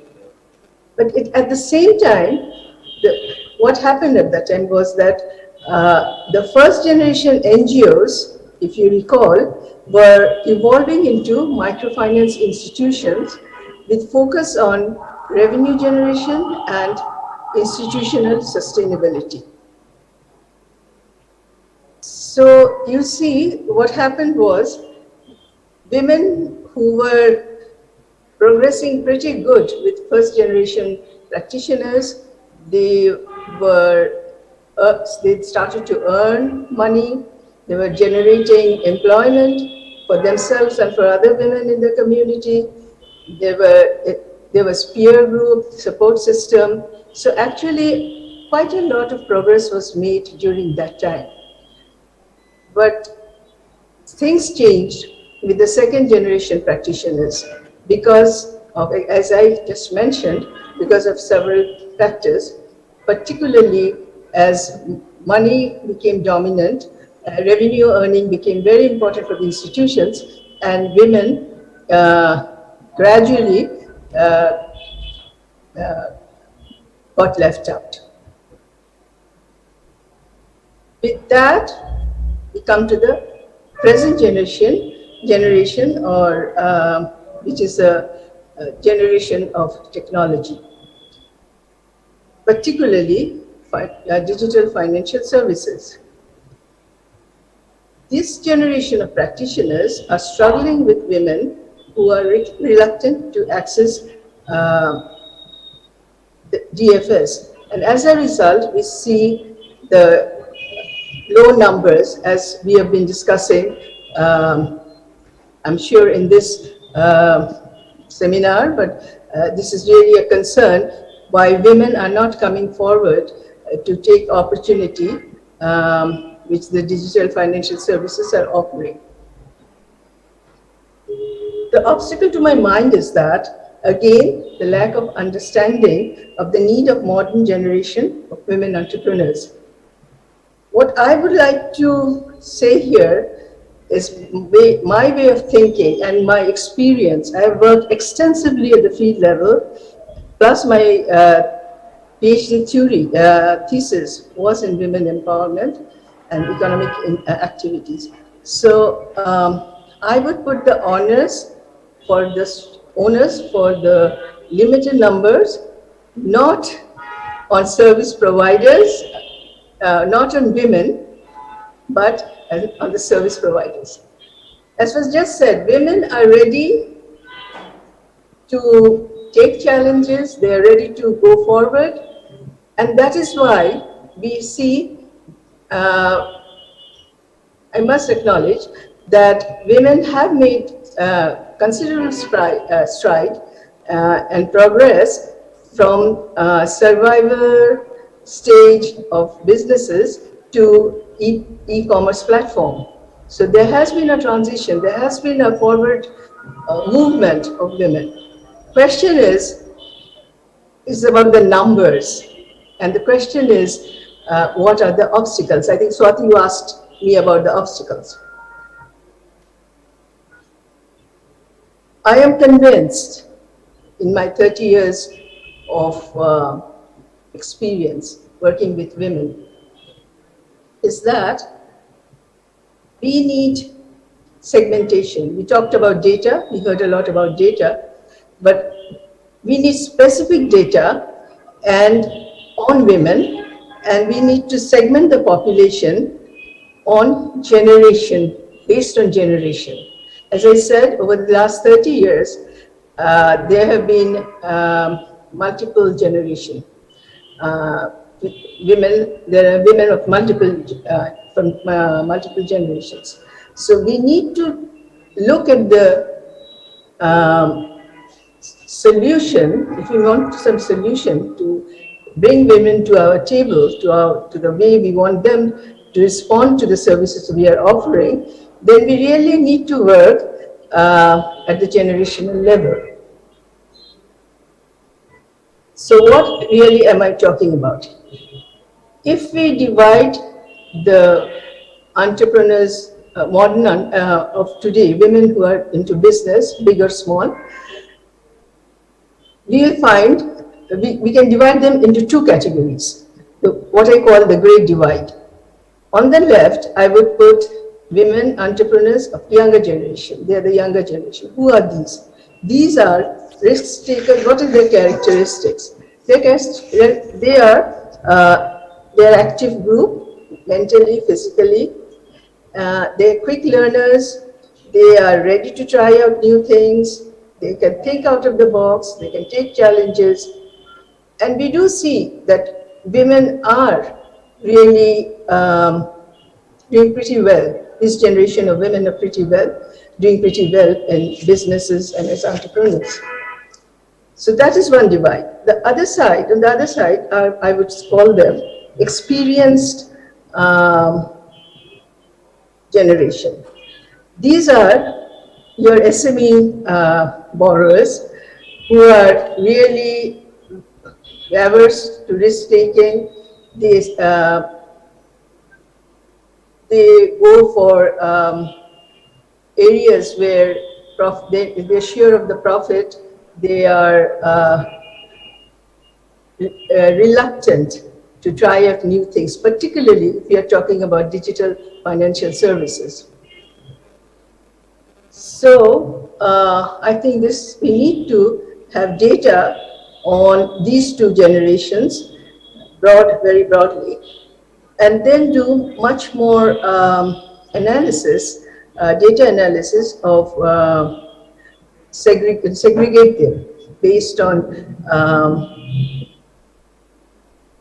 age, is part of generation, market,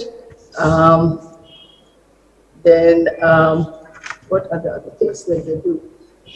So basically, Apa, I mean, two very important things that I heard from you today. One is that the fact that you need to segment the women and then therefore understand them and address their needs. You can't look at them as one big mass. You need to really understand them better. And as you said, that, you know, different generations have different needs. And therefore, you need to address their needs. Yes, this has to be done scientifically, and this has to be done in a way. So I'm saying it's just you segment generations into two broad categories, and then you do further segregation or segmentation on other indicators as well.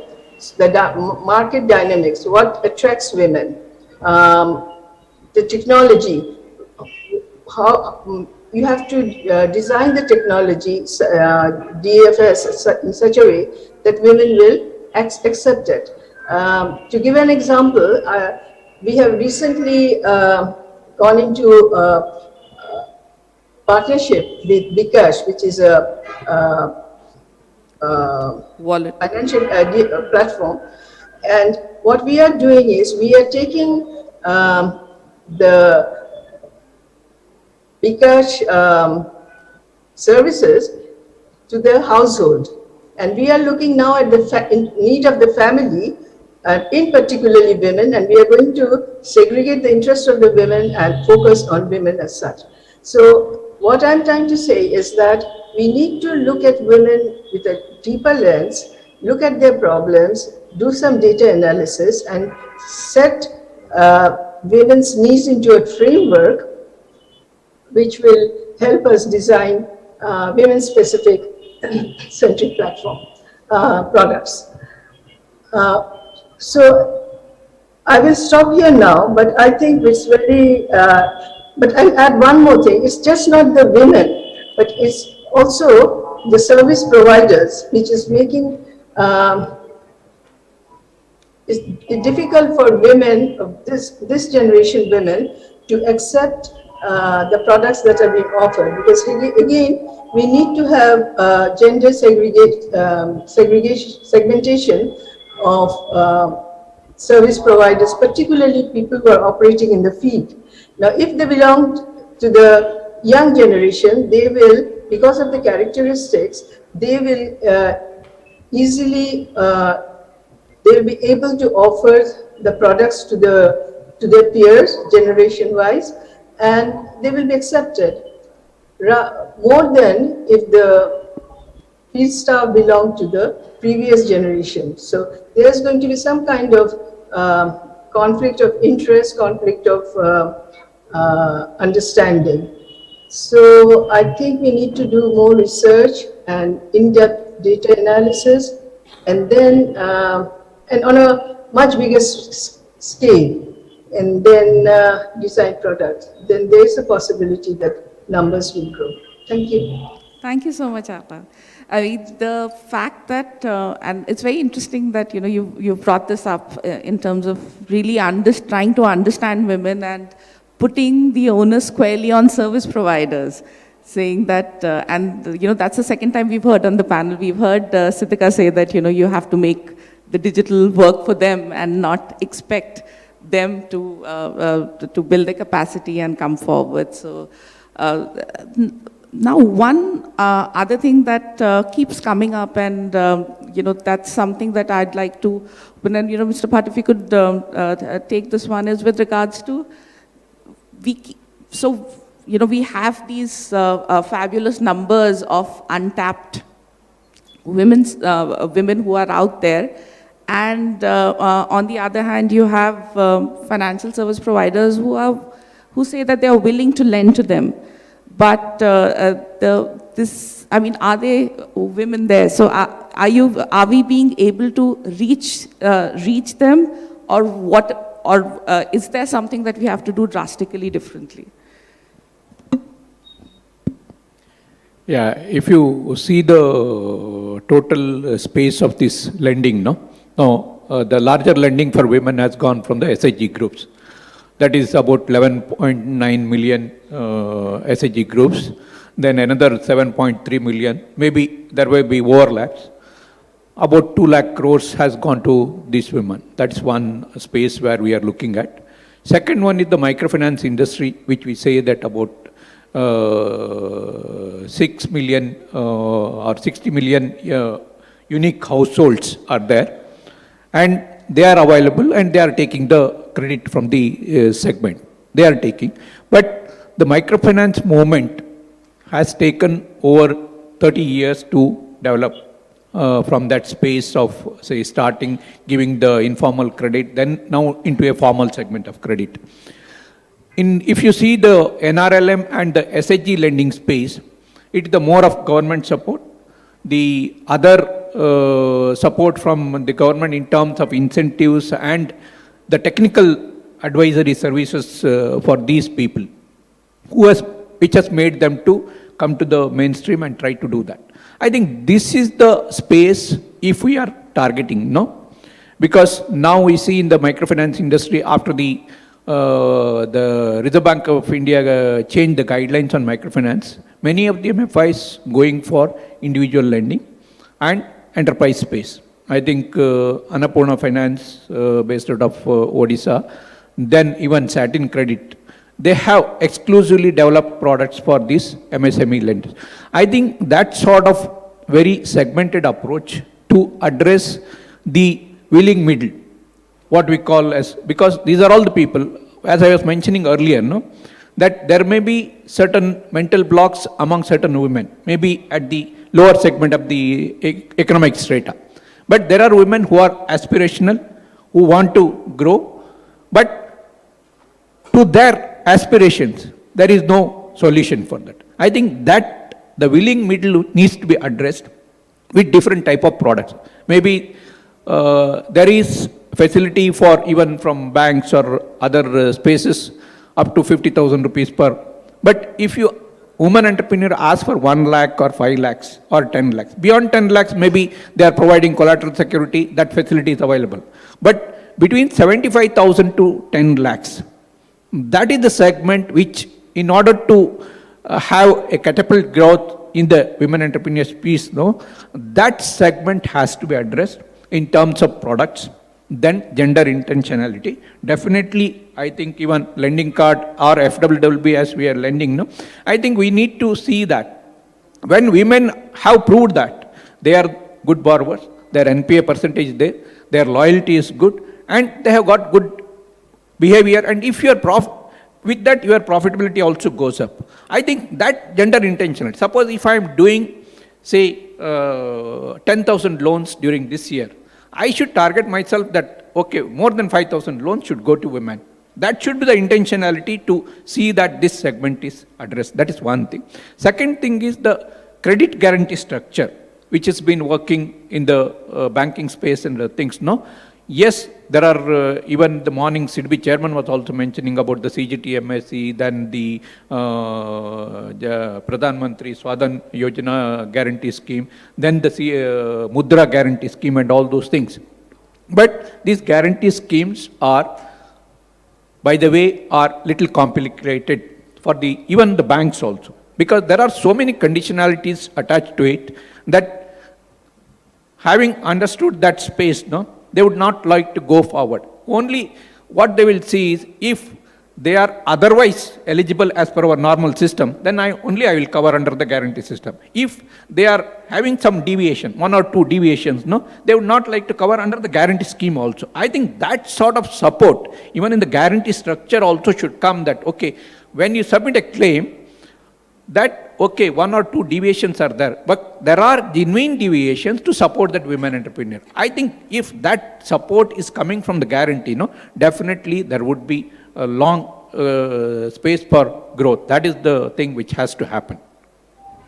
That is indeed would be a really great enabler. I think we have to dig deeper on the idea.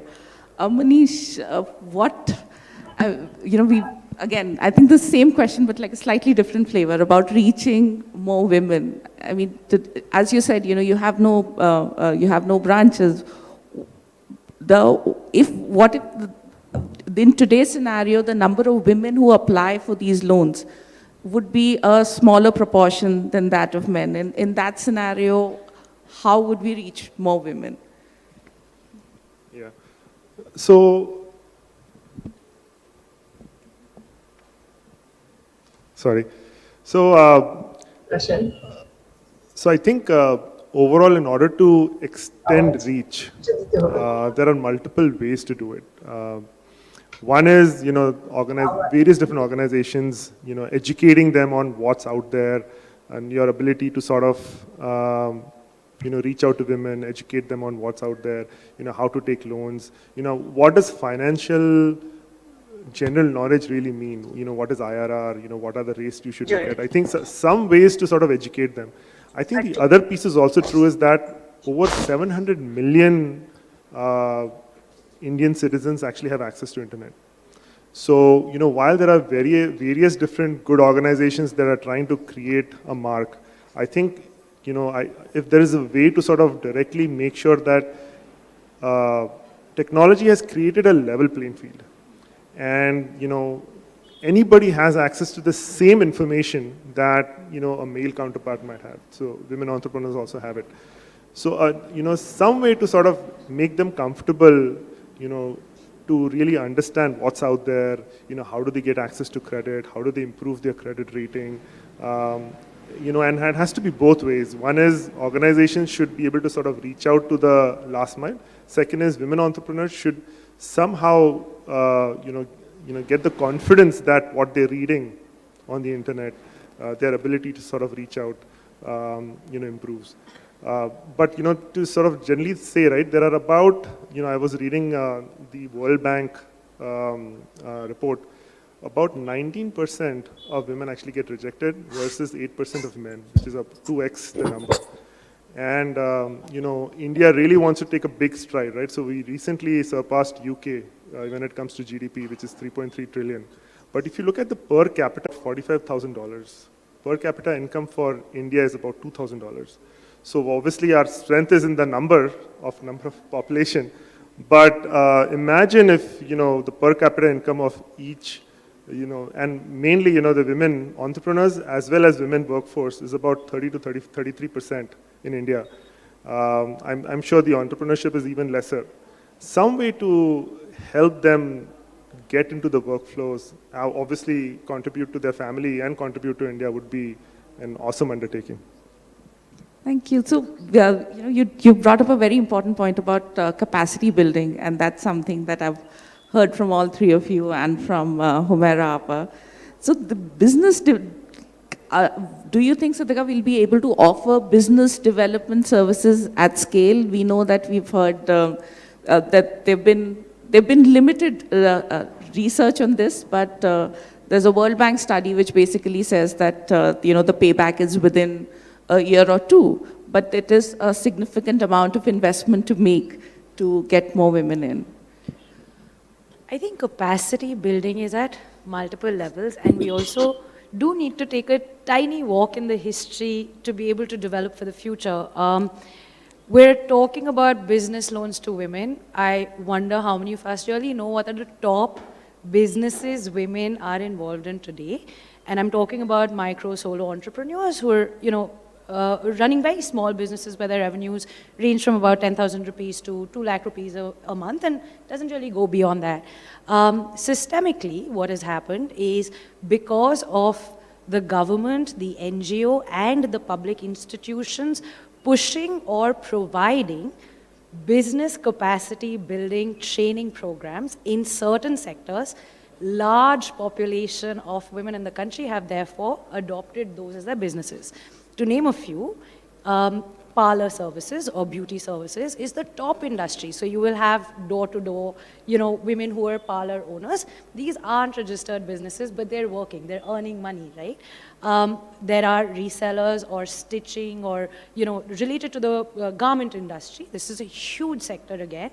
Every nook and corner when women come and apply to us, we serve more than 7,000 pin codes. Every time a woman applies to us, ma'am, हम stitching करते हैं. Stitching के साथ साथ हमने सोचा beauty services भी कर लेंगे. But you're like, but you're already doing stitching. Why do you want to do beauty? Ma'am, वो 10 रुपए और कमा लेंगे, right?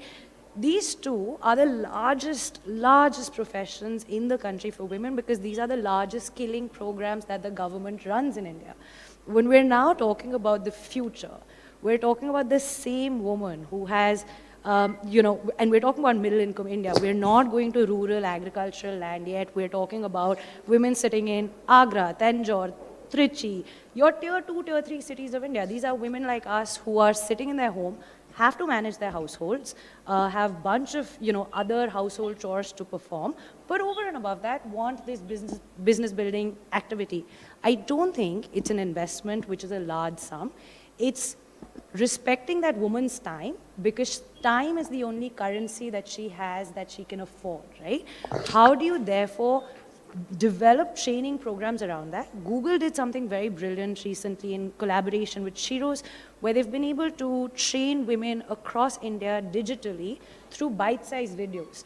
And these women not only learn how to apply for a PAN card, link their new number to their Aadhaar card, do digital marketing, create their Google My Business page. These are the skill sets that are needed today. And therefore, why are we thinking of, massive business building investments or very long time courses? No, that's of a bygone era. That's not what's needed today. These women are like, hey, we want to earn money now. You tell me what I can do now, right? So we need to develop capacity building programs, keeping that in mind, and not stereotyping the professions women can get into, but opening the world of professions that they can get into. And I think that's the challenge at hand that every service provider in the financial space really has today if they want to crack this market. That's great. And now, as we are coming to the close of the session, I wanted to just ask all our panelists. So, if we can, start with you, Mr. Bhatt, that if you had, in 30 seconds to say what would it require to take the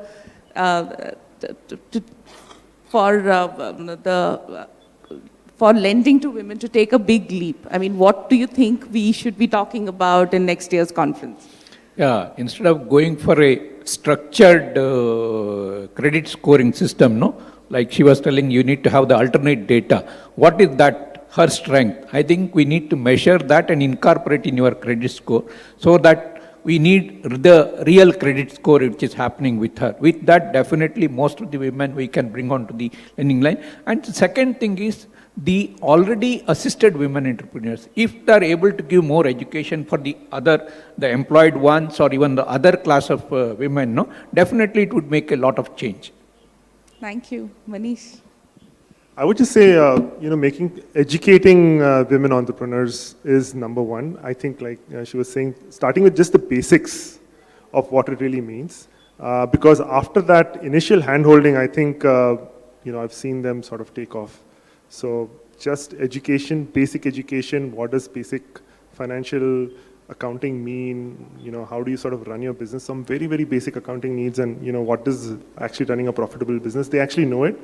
But there are so many jargons. If a women entrepreneur actually goes to a bank, sits in front of an officer, it is an extremely daunting task, right? So, I think access to information is there, ability to sort of help them with that is my one pet peeve. Thank you.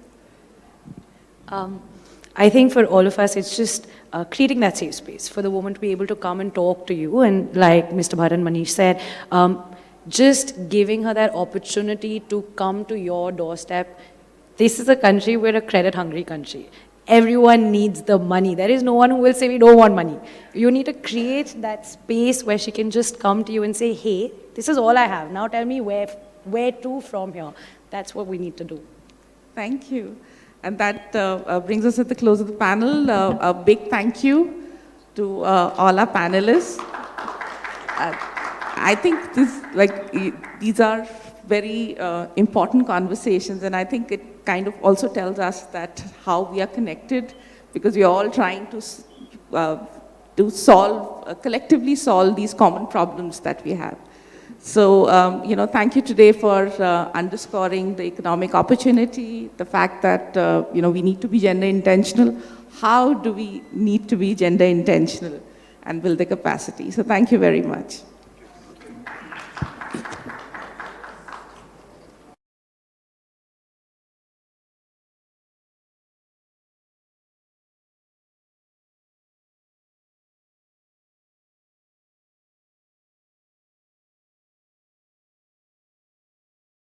Thank you so much for such an insightful and enriching session. As a token of appreciation, we request the panelists to just accept the souvenirs as they walk down from the aisle. And thank you so much for the session again. Further, we will now take a break for lunch. So please convene after, 40 minutes, I guess. So there will be the technical session number 5, which will take place here in this hall itself. And that will start at around 2:40. So yeah, have a good lunch and we'll meet soon. Please. Sir.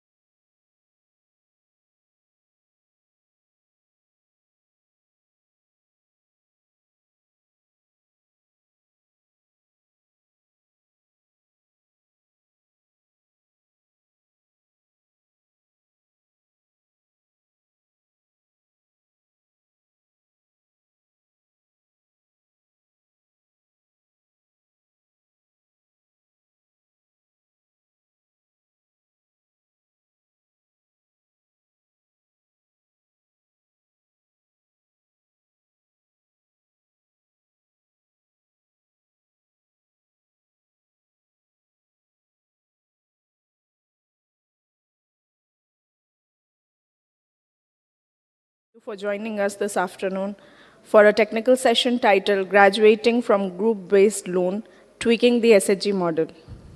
It is my pleasure to invite on stage the esteemed panel for the session. This session shall be moderated by Mr. Amit Arora, Financial Inclusion Advisor, World Bank. Sir, please. And the panelists include Ms. Neeta Kejriwal, Joint Secretary, Ministry of Rural Development, Government of India, Mr. Shantanu Pense, Chief General Manager, SBI, Mr. C.S. Reddy, Founding CEO, APMAS, Pramod Dubey, Group Product Head, Rural and Agribusiness, ICICI Bank. Welcome all of you.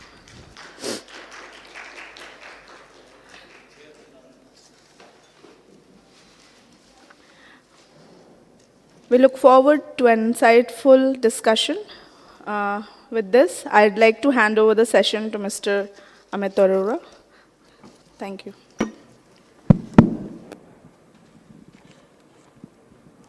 Thank you. Postless lunch session is never easy, so I'm more than pleased to see the audience here, more than our expectation. Hopefully some more will trickle.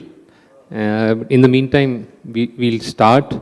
Neeta ji has to leave for important meetings. Don't want to delay this further. Okay. So the session we know what we're going to be talking about. When I first saw the title, Tweaking the SHG Model, I got a little worried. Why do we need to tweak the SHG model? For a change, it's doing fairly well. So is there a necessity to do so? Because we want to do some engineering. But then when we got into the details, at least I realized this is a welcome discussion and I look forward to it. I have an esteemed panel. They've been introduced, so I won't get into that. Two of the three systemically important banks are here, so that adds a lot of weight. And so is Government of India's presence, adding to that. Incidentally, we are celebrating 3 decades of SHG bank linkage, this year. And we've come a long way. There have been hiccups. There have been great, phenomenal success stories. And in the recent years, especially after stabilization of NRLM, and I don't say this because you're here, ma'am, it's fairly stabilized. The SHG bank linkage. Morning I heard somebody talking about the concentration, the southern concentration. If you see the SHG bank linkage data, steadily, gradually this is spreading to other geographies. We have private sector banks who are also participating in the SHG bank linkage program, which was not the case for very long, which also shows that the model has matured. So the question is, what next? Or how do we reflect and see what we have gained, what we have learned, and then try and see what tweaking is required and what additionality we need to bring. So one additionality that we all feel, and there are multiple sessions even in this conference on this topic, is how do you move up the ladder? There is a good section of group members, whether it's JLG or SHG, that's not very important because very often we've seen the borrower is on both sides. So that's not a challenge. How do they move up the ladder, or the financial sector is able to support them to avail enterprise financing? That as an ecosystem, I think we are still struggling, and we are here to deliberate this. My job is easier. I only get to ask the questions. So the difficult part is by the specialist, and I'll let them do that. I'll start with Neeta ji, you, ladies first. As I said, NRLM has helped the ecosystem take tremendous strides and stabilize. So with you, I'll speak, I would request you to speak more on additionalities to the SHG bank linkage that we all know.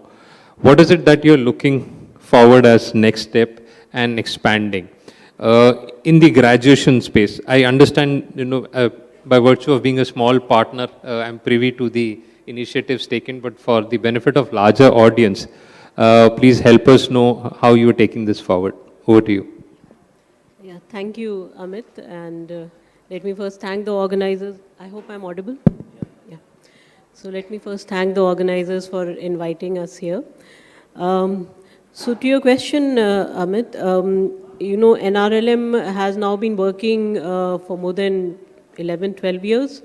And we now have about 8.75 crore women organized in approximately 82 lakh self-help groups.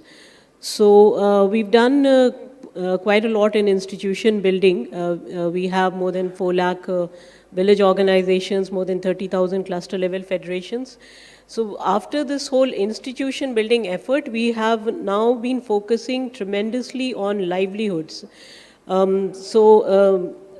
We have some sub-schemes under NRLM. We have the Start of Village Entrepreneurship Program. We have, this is for setting up small enterprises. We have Mahila Kisan Sashaktikaran Pariyojana for agroecological practices and organic farming, etc.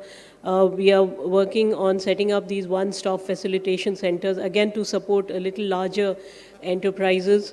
We've been working on a large number of value chains all across the states. We are setting up livelihood collectives in the form of producer group, producer enterprises, all women-led, of course. We've been doing a lot in terms of supporting the marketing of the products of self-help groups. This will include having partnership with some e-commerce portals, having our own e-commerce portal, etc. So a lot of focus now on livelihoods. And our minister, Shri Giriraj Singh Ji, he has given a call for having, ensuring that every SHG member is a Lakpati Didi. So which means that, she definitely has at least 1 lakh annual income. So we have now taken up a target of ensuring that at least 2.5 crore SHG members are provided with some additional livelihood sources over the next 2 to 3 years. So with this focus on improving the incomes of each individual livelihood, each individual SHG member, we really have to work a lot on enterprise support. And that includes enterprise financing. So you are aware that in terms of financing of the self-help groups, we have the confidence of the financial sector, the banking sector, and now we have been able to mobilize from 13-14 onwards almost 6 lakh crore of credit for women self-help groups, and with very low NPAs, so very good repayments. But when we go to individual financing of individual SHG members for their enterprises, that is still a challenge. And perhaps there are several reasons for that. I think we'll go into those reasons later, but now we have started trying to work with the banks and with other partners in this sector also. So for example, we are doing a pilot with the State Bank of India, where in a few states we are trying to work very closely together in identifying entrepreneurs and trying to finance them. We are hoping to have similar kind of MOUs with other banks also. We are working with partner organizations like IFC. We have another organization called GAME supporting us here. These are kind of providing us the technical support, hand-holding support for a few states, making sure that certain number of enterprises are set up and also financed. We have also come up with a Women Enterprise Acceleration Fund. This is a very small fund, again in the nature of a pilot, which kind of supports some credit guarantee as well as some small interest subvention for entrepreneurs also. So these are the different kind of initiatives that we have started, and we hope that with the learning from these pilots, we'll be able to scale this up also in a big way. So I'll stop here with this. Thank you. So this is heartening. Good to know that NRLM is now trying to move up the group borrowers for individual enterprise financing also, starting with none other than the banker to every Indian. So, Shantanuji, if you could elaborate what this pilot has been about and the experience thereof. Yeah, thanks, Amit. Good afternoon, all, and good afternoon, all the panelists. See, in fact, if Amit would agree, I would digress from his question, is that it's not tweaking SHG model. I mean, we are not here to tweak any or suggest any tweaking of SHG model. There is enough space in the ecosystem for SHGs to exist and to individual enterprises to exist. The purpose of what Madam Neeta said was, even within State Bank of India, we have got almost 30,000 crore portfolio of SHG funding, which is huge. I mean, we lead the market as such with almost 26.85% market share, which also means millions of women engaged with the bank. And if you see what the Joint Secretary Madam said, was somewhere around 37 lakh groups or 82 lakhs, yes. So that's a huge number, because that multiplied by 10 or 15 per group, that means a mammoth number. And if you see all across, the NRLM has almost 8 crore women, more than 8.7 crores. And the total ecosystem, if you take, there are 14 crores. That's something exceptional this country has. And we must be proud of our country for having gone through so difficult period in the last 2 years and still being very resilient. And not only that, the governmental policies and initiatives have proved to take us along, but even these women who are at the end of benefits, I mean, honestly speaking, in Indian perspective, they have also been resilient. And that's why I think that I will go to Amit's question, saying that if you see how Mudra, the loan bifurcation between two genders, when we go up from Shishu to Kishore and to Tarun, it's just 17% and 6% representation of women in Mudras, in SBI. I may not have the entire Mudra figures, but this must be a representational figure, because, so the thinking between, as directed by Joint Secretary was, we started this pilot somewhere in August. And it's so successful, Amitji. We started with the initial target of 75 in 5 states. But now we have done more than 1,046 total taken together. And these women must be given wings to their dreams, their aspirations. Because for now 30 years, this portfolio of 1.72 trillion rupees, formal credit given to SHGs, has got less stress than industry, less stress than retail, which is something exceptional this country should actually not only be happy about, but boast, because this is the largest ecosystem of the world.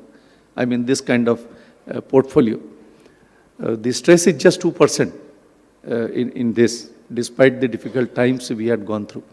So we started this pilot, and now we are running it very, very successfully, and we want to take it forward. And why it will succeed is, there are hundreds of thousands of women who have been working in SHGs and 57% of these groups are actually engaged in livelihood activities.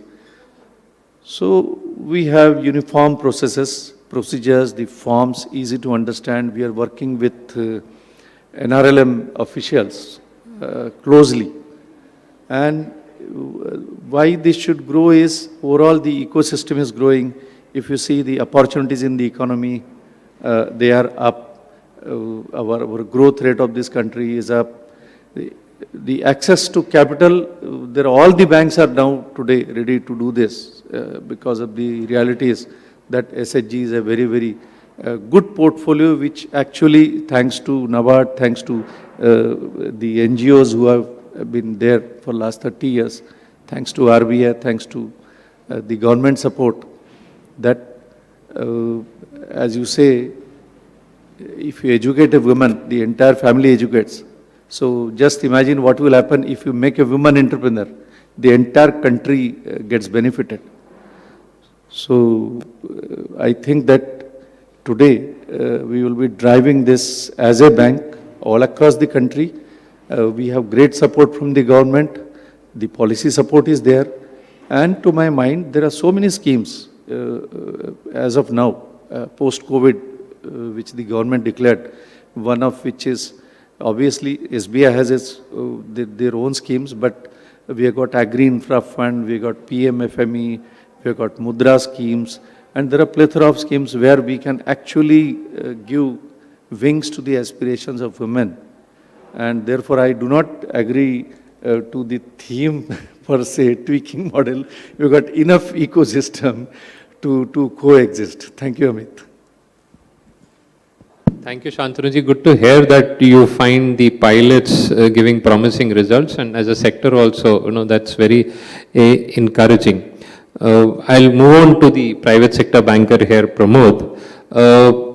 You've been, if I may say so, a late entrant in the SHG business, but nevertheless, you're still the first private sector bank to do this in a meaningful way on scale. And of course, ICICI is also about scale as much as SBI. So before we move on to the graduation part, I've seen the data. You're fairly active in some states. In fact, I was pleasantly surprised. In Rajasthan, you are perhaps the #1 bank in SHG bank linkage, which shows the quality that both sides are working towards. However, this is not something that probably you're doing across the board, right? So, what is it that you look for when you want to start doing this business in a particular state? And how do you feel the SHG model is evolving as a banker? That's the first part. But more importantly, I'll add the second part also. I believe you've also started with some pilots on the graduation model. So briefly share with us about your pilot experience. Yeah, sure. Thanks, Amit. Thanks, everyone.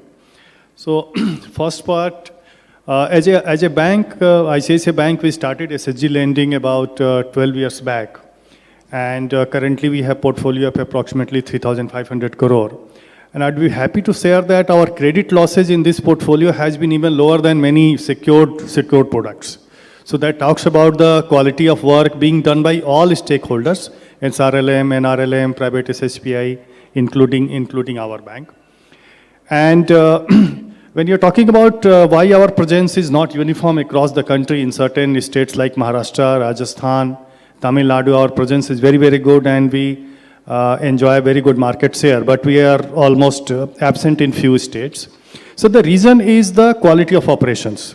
So before we start the business or before we go and expand the business, we see what exactly is the operational quality in each and every state, and we go and see the quality in terms of whether there is a discipline in the center meetings, whether how good is the nurturing of the SHG, how the visits by different stakeholders, and wherever our experiences has been good, actually we have invested more and we have grown. It's not that we have not tried. We tried SHG in states like Madhya Pradesh, we tried in Gujarat, it tried in few other states also, but the success has not been uniform. And I would say that a lot of important role is played by the SRLM and other agencies. So it's a more a collaborative work between the multiple partners, and it's not dependent on only one party. So that is the root cause. Recently, we are experiencing very good response in Odisha, and we are growing very, very fast. But nevertheless, we keep watch on each and every state, and wherever we feel that we can go and try, we do that. So very, very recently, we have started work in Telangana and Andhra Pradesh also, which was actually not covered by us. And we are also bringing a new kind of innovative products to tap the Bihar market, because Bihar we had started some 4 or 5 years back, but we have not been able to scale up. So we will do that. Coming to the second part, lending to those SHG members who are graduating, their requirement actually is graduating from the microfinance need to the individual needs. Now, here I would like to cover why all of us are discussing about it. So the members whose income is less than 3 lakhs, they are covered by microfinance loans, either given in the form of SHG or given in the form of JLG. When the business grows and they require, their income becomes higher than 3 lakhs, they become the part of, you can say, MSME. In MSME, especially micro enterprises. In micro enterprises, we can specifically say tiny enterprises, or maybe the nano enterprises. I was trying to gauge the market size of this segment, where the requirement would be in the range of 1 lakh, 1.5 lakhs to approximately 10 lakhs. And I was doing my own research. So I realized certain interesting data. If you see the MSME banking lending book size, it's a 5.7 lakh crore for only micro enterprises. But this is largely catered to those customers where requirement is more than 10 lakhs. So to judge the size where the requirement would be in the range of 1 lakh to 10 lakh, I came across that in India, approximately 1.5 crore MSME entities are owned by women. And out of that, 20%, approximately 20%, that would be 30 lakhs, are very, very small kind of enterprises. One report says their average requirement is 3 lakh per unit. And if I multiply with 30 lakhs to 30 lakhs multiplied by 3 lakhs, it's coming approximately 90,000 crore, which is coming only by the micro, very small enterprises owned by women. Now, when we see, and it's only MSME, it does not include agri and allied agri.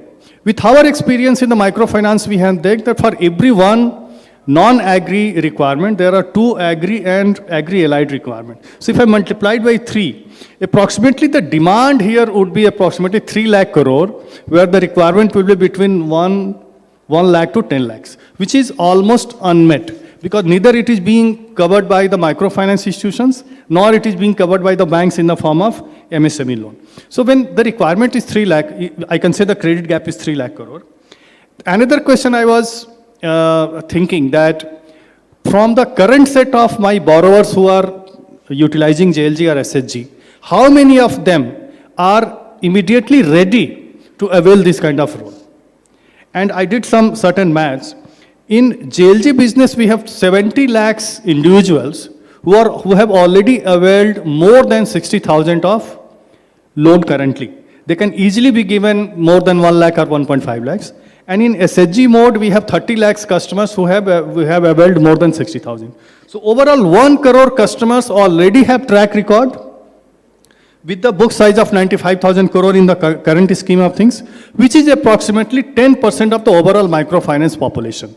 So to answer that, we have 10% of my existing customers who can graduate into the new scheme, and that will be almost 1/3 of the entire population of the country doing this job, and where we don't have any experience as of now, they are still might not be into the formal sector. So my belief is to conclude that it's a huge, huge opportunity for all the banks. Only thing we'll have to maybe borrow certain learnings from our SHG business, extend those learnings towards this segment, and experiment how we can serve these set of customers who are actually graduating from microfinance to the next level. And I think this can be the big game changer. Because when SHG was started in the country, that time also it was new. People were apprehensive. Somebody tried it, and now we see the success. So I think for this segment also, this is the time we should experiment. Thank you, Pramod. Very well presented, and the numbers are staggering. We all know this gap. For very long, this has been unfulfilled, if I may say so, in spite of all the strides which as a country we've taken. So we'll come back to this point. I also have some dumb questions of my own limitations and confusion, so we'll seek your inputs on that. But before that, coming to you, CSR, your own institutional journey has been very closely woven with the SHG movement. So just to pause and reflect, 30 years, what is it you think we now need to rework, learning from the experience so far? And now when we started, the federations were not visualized. The tech tools stack was not there. The aspirations have also grown manifold. So if you have to reflect and say, based on your learnings, what is it that could be tweaked, or whatever be that word, within the framework, which has worked very well. So what that would be? Yeah, thanks, Amit. So I think maybe the better wording would be reimagining the SHG movement. But I think the first thing I want to start, and I really enjoyed listening to the panel, is particularly the bankers and of course Neeta ji coming from the ministry. I think the first thing I want to mention, because we talk about 3 decades of SHG bank linkage, the experience and the learning, is the celebration. I think somehow, across the country, we should not be missing the opportunity to celebrate this humongous success of the 3 decades of SHG bank linkage. And I think the women really have achieved something phenomenal. So I think a big round of applause to all the women. We don't have any of them in this room, but I think they have shown the huge social capital that we have built over the years. I think if the reflection is there, Amit, one is social capital. I think, we have built millions of leaders, bookkeepers, auditors, bank Sakhi, Bima Sakhi, all kinds of, even Pasu Sakhi, we have so many of those community resource persons. So the success of 3 decades is just phenomenal. So I would really urge Neeta ji to really take the moment and maybe organize or maybe ask each state rural livelihood mission to celebrate the humongous success in whatever way they may want to do it. So that's the first point. The second, I think the opportunity is there. I think the demand is massive. And I, being part of Srinidhi as an apex financial institution, both in the states of Andhra Pradesh and Telangana, which is lending supplementary to SHG bank linkage. Today, they together have a portfolio of 10,000 crores.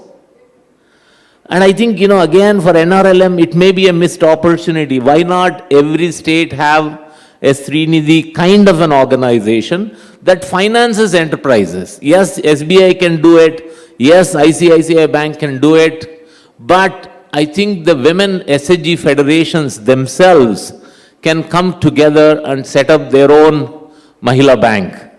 The so-called Women's Bank, I think Jayashree Ben talked about this 10 years ago. They have so much of savings. By the way, if you do a back-the-envelope calculation, today the women have in all these SHGs, 1.2 crore self-help groups, approximately 1.5 lakh crores of savings and retained earnings, which is almost equivalent to the loan outstanding. So if that is the case, why not banks and other institutions like SRLM, NRLM, NABARD support the emergence of these women financial institutions? Of course, there is risk of politicization, there is a risk of some kind of a vested interest creeping in. But I think that safeguards can be taken up. And Srinidhi is, I think, a living example of enterprise financing. So that is graduation. In fact, today Srinidhi gives an individual loan of 3 lakh rupees to a member. And minimum is 50,000 to 80,000. So a kind of an MSME or a nano enterprise financing is being done by Srinidhi. Second, I think, for the banks like SBI and ICICI Bank, the BC model has tremendous potential. By the way, SHG Federation has a BC. Your cluster level federations are eminently capable of handling BC role. Each cluster level federation having 400, 500, 300 SHGs. So that could be another game changer if we want to really look at the next 10 years vision. The third point I want to make, again, using their savings more effectively. I think we have a data issue, Neeta ji. In the country, somehow it is so difficult for us to have data on savings. We have data on the loans. But on the savings, we have no data. Data on SHG savings, members' savings is all approximation. And I think a time has come using technology to really have reliable data at the member level. And of course, use the JAM, the mobile connectivity, the Aadhaar and the Jan Dhan accounts to do the individual financing as well. I think SHG financing, individual financing should happen simultaneously. And I think the final point I want to really make as we celebrate 3 decades of SHG bank linkage, I think we definitely need to put in the front for the next 10 years SHG federations. And I think they will be the cluster level federations. How do we develop them as autonomous, independent, capable, member-owned, member-managed, member-controlled organization that may require an appropriate legal form, that may require some kind of a business model, that may require, by the way, your CLFs can also promote FPOs. You know, why should government or NGOs promote FPOs? The cluster level federations of SHGs can promote the farmer producer organizations. They also can promote micro enterprises. So I think if we can build this autonomy and independence and have some kind of a system of self-regulation, self-supervision, you know, where SHGs have an annual audit, annual elections, annual rating, I think that will really transform the SHG moment. And also when you have 500,000 SHG federations as CLFs, maybe much easier to support them, incubate them, mentor them, than trying to provide incubation support to 1.2 crore self-help groups, because that's just too large a number. So that's where I think there is scope for banks, the National Rural Livelihood Mission, NABARD, NGOs come together and do some kind of a, I don't know, a task force, a think tank, to come up with the strategy. In fact, when we had the conference, AP Mass in Hyderabad, they came up with Vision 2030. And the only thing the women said is, how do we keep the government away from us? I'll stop there. Thank you. Okay. So at least in the panel, we don't have that kind of a problem, because NRLM has been playing a very enabling role. You've set the direction for, as you said, 2030, there is a lot of work to do. And interestingly, I'm not sure if you're aware, there are some SRLMs who are working towards becoming Srinidhi kind of a institution. Recently, Rajasthan started, Bihar and a couple of other states are working on that. But I'll come back to the graduation model. So back to both the bankers. Both of you have mentioned that you've had promising pilots. No, there is no dearth of opportunity here. You know, that's the least of problem in India we have. But the question is, how do we move from pilots to autopilot? The template for scale. It takes a village to raise a child. No, and lending can follow promotional developmental activities, which is more of an ecosystem part. So what, if I may come back to you, Shantanu-ji, what is it that as a banker you need from other stakeholders for you to scale this up rapidly? Yeah, thank you. In fact, I will, before start, go back to what Mr. C.S. Reddy said. I mean, our economy is gauged based on the growth rate, but forget growth rate. No country in this world has got this kind of ecosystem well developed. I mean, this is the real capital of this country. That, I mean, you see, even within SHGs, hundreds and thousands of women across India, well organized, and they are super democracies in themselves. Is it not? That is why we are a very, very strong democracy. Coming to the point which Amit raised is, what we think is, there is no dearth of entrepreneurship in this country.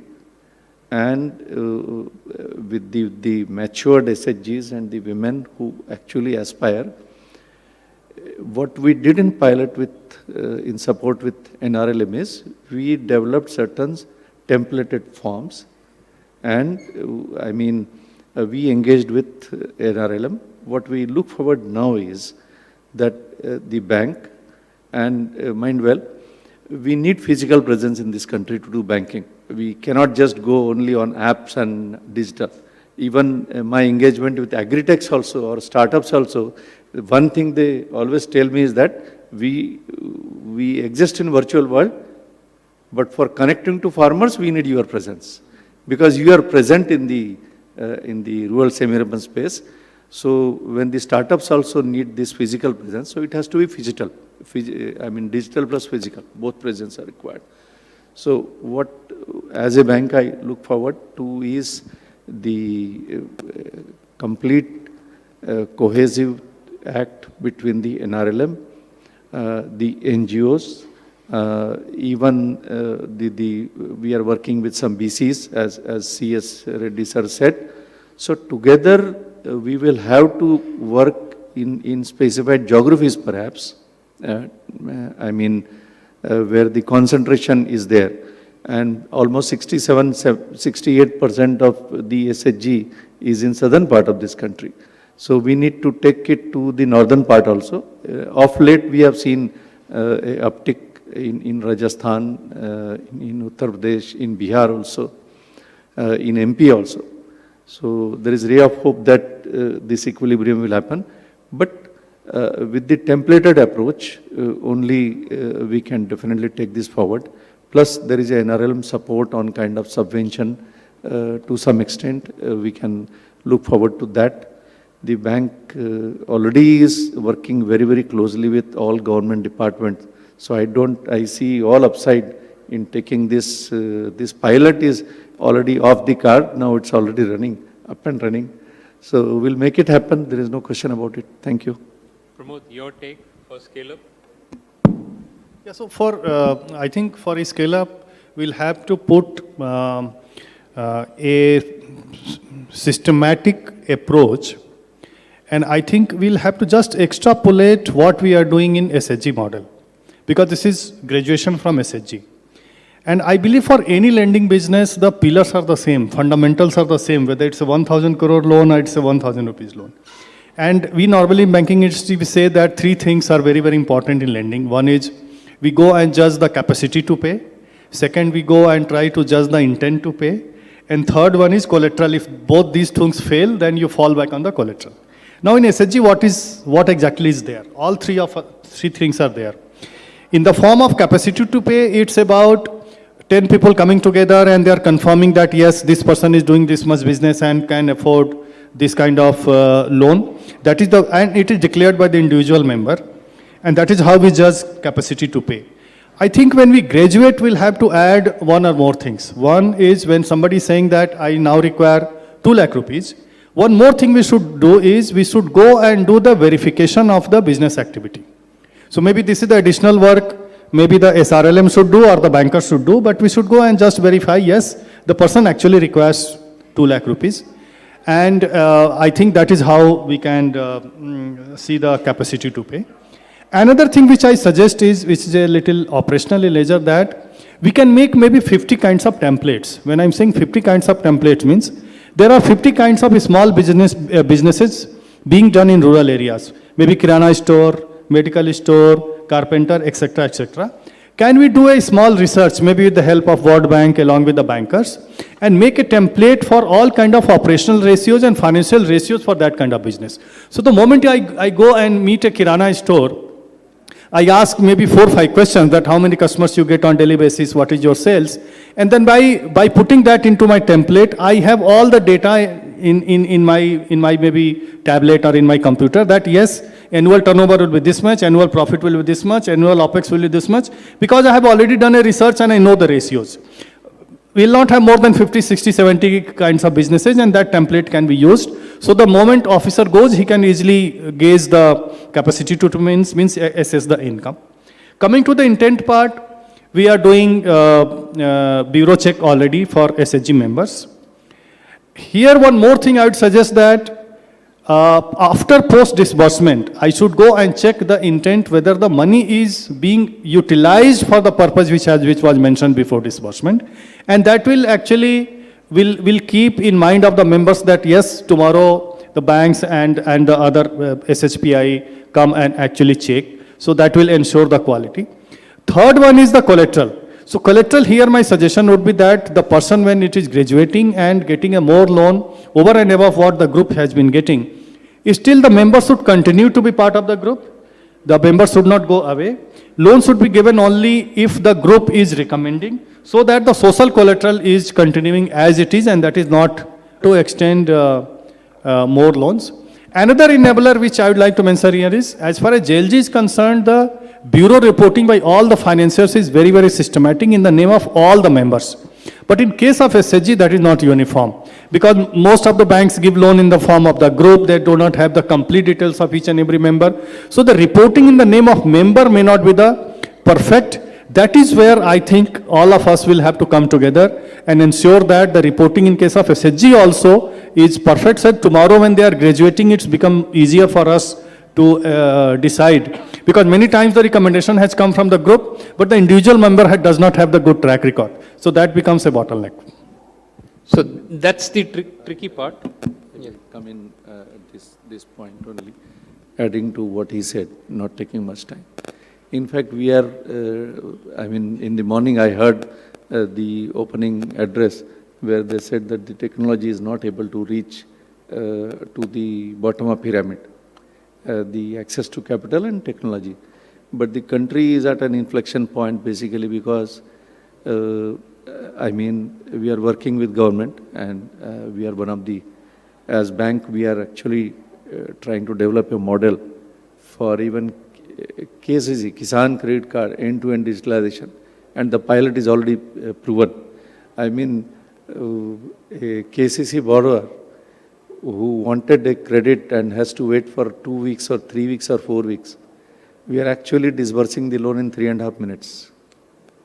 3.5 minutes, you rightly heard. And the pilot is already successful. Maybe it's a question of 15 days or 30 days where we make this reality. Because of the diversity of languages, diversity of states, we have certain challenges, but this is a reality. Similarly, in case of the enterprise, coming back to the question, is for Mudra also end-to-end, next 15 days, 20 days, 30 days, or maybe 5 weeks, that will be going end-to-end digital, which necessarily means that the credit decision is taken in 5 minutes by the system itself. So, desh badal raha hai. So, thank you, Amit. I just wanted to update this. So this is very encouraging. Neetaji, you just heard the bankers in terms of their expectation to make this a scalable, vibrant ecosystem where all stakeholders come together. I understand some of this work NRLM has already taken up, but if you could just elaborate what more enabling role NRLM is playing or expected to play in the times to come beyond just SAG bank linkage. I think a lot of the points that Mr. Dubey and Shantuji have made are actually resonating with our thoughts also, because the kind of estimation he talked about, 1 crore women wanting, running enterprises and wanting to have some higher doses of financing, that is exactly the kind of estimates we were also coming up with. And it's not only these 1 crore entrepreneurs that are existing in the SCG ecosystem. With the focus that NRLM is giving on supporting livelihoods, we are expecting equal numbers to be ready very soon in future also. So there is a huge demand, and as Shantnuji said, the finances are not coming to the women borrowers. As he said, in Mudra loans also, largely the women are getting from this issue category, and that too very small amounts, 30,000, 35,000. And this is an amount that the members can actually get from the SCG ecosystem itself.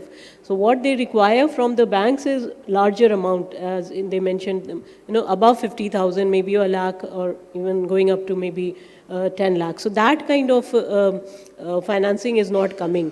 And one of the main reasons I feel that this is not happening is because of the risks associated with enterprise, and ultimately it is the bank branch manager who is doing the assessment and taking a call whether or not to extend the loan. So there is no standardized kind of credit risk assessment system. If we could come up with that kind of standardized, and Pramodji talked about it right now also, that if we could have these templates maybe 50 or 100 or whatever number it is, but if we could have these templates, which would be, which would make it very easy for the bank branch manager to make an assessment, that would really help. And I think one of the reasons why we got into these pilots is also that to be able to come up together with SBI or together with other banks that we'll work with, some standard templates, which then can probably be adopted by all the banks. So that would help in a big way. So that is one work that we have started taking. But, there are many things that actually NRLM offers. And many of the concerns that Pramodji raised in terms of identification of the proper entrepreneurs. So NRLM can do that, have very stringent criteria for identifying the correct entrepreneurs who have, based on their financial behavior in the past, the kind of loans they have taken, the repayments that they've done, and of course making an assessment of their business. So we have also come up with an Udyami app, which can collect all the relevant data and then make an assessment, also help in making an assessment, and also help in monitoring the subsequent progress of the business also. And we are, we have a large pool of community resource persons, the community cadres, and we are providing trainings not only to the staff in the SRLs, but also to the community cadres to be able to provide the kind of support required, to the banks in making assessment of these entrepreneurs. And also we have, as I mentioned earlier, we've come up with this credit guarantee fund. So it's a small amount right now, but it can definitely be, it's again in the nature of a pilot, and we can enhance it also. And there is a small element of subsidy also for the entrepreneurs. So that should again provide some confidence to the banks. And we also know, Mr. Reddy talked about cluster level federations coming up as facilitators. So that is also something that we are looking at, the cluster level federations as business facilitators, also providing all financial services and support that may be required. So we are very strongly working on strengthening the cluster level federations to be able to provide. So with all this whole package of interventions, I'm sure we'll be able to provide much more confidence to the banks to be able So to Pramod, this sounds very promising. All your wish list is getting ticked. In fact, you spoke about collateral not being there, and probably once we're through with this, you can pitch for the credit guarantee that they're willing to provide.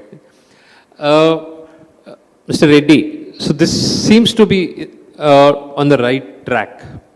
Is there something that, and this is open for other panelists also before we move to the Q&A, I'm mindful of the time, ma'am, you need to leave. Is there any regulatory or policy ask that we have which can help us accelerate further? Or we're all very happy and it's been done and dusted from that perspective? Yeah, thank you. In terms of the, I think I already mentioned, the business correspondent is, I think, is a beautiful model that all banks, without really increasing their own expenditure, can make best use of and use the cluster level federations as BC. I also want to mention in Andhra Pradesh and Telangana, IndusInd Bank is working with FinSerin. In fact, Dr. Y.V. Reddy, who was earlier with SRLM, he runs this FinSerin. They have now done almost 15,000 loans, 1 lakh rupees to 3 lakh as a BC of the IndusInd Bank. And I think the repayment is fantastic, 99.27 or something like that. And of course, there were some COVID issues. So I think, and Sub-K is doing from basics. So you can use the cluster level federations, you can use the BC agencies or maybe some of the NBFCs. But I think the demand for credit from these enterprising SHG members who have themselves graduated, by the way, we have not even realized that they have graduated. My estimation is 20% of the SHG members, and I'm only talking about bank-linked SHGs, which is around 67 lakhs. So you multiply it by 2 and we are talking about 1.3 crores. So 1.3 crore women today are asking for a loan anywhere between 1 lakh to 3 lakhs or 5 lakhs, I would say.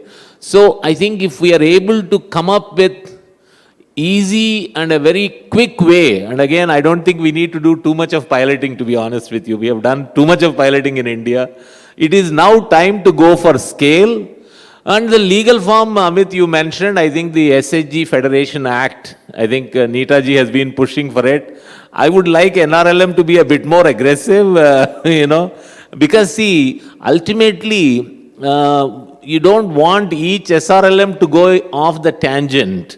So if the National Rural Livelihood Mission can push certain agenda, then the 500,000 cluster level federations could really emerge as enterprises, collective enterprises. And we may go by the German model where there is a self-regulation, self-supervision, audit, rating, kind of elections for these kind of federations, which are run by themselves, not by any government agency. So if you can truly promote them as autonomous organizations, today we are talking about SHG movement managing around 3 lakh crores. I think, in the next couple of years, we could see a million lakh crores being managed by the SHG movement. That is the potential. Thank you. Thanks. Any of the panelists have any regulatory or policy asks? Two Quickly. regulatory suggestions or maybe requests. One is from ma'am.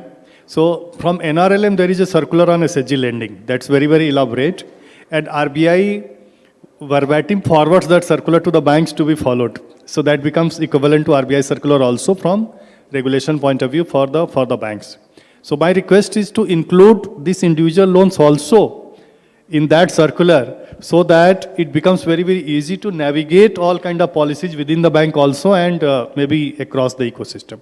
Because today the circular says up to 15 lakhs or 20 lakhs per group. There are 10 or 12 members, it becomes only less than 1 lakh. And very few actually groups reach to that level.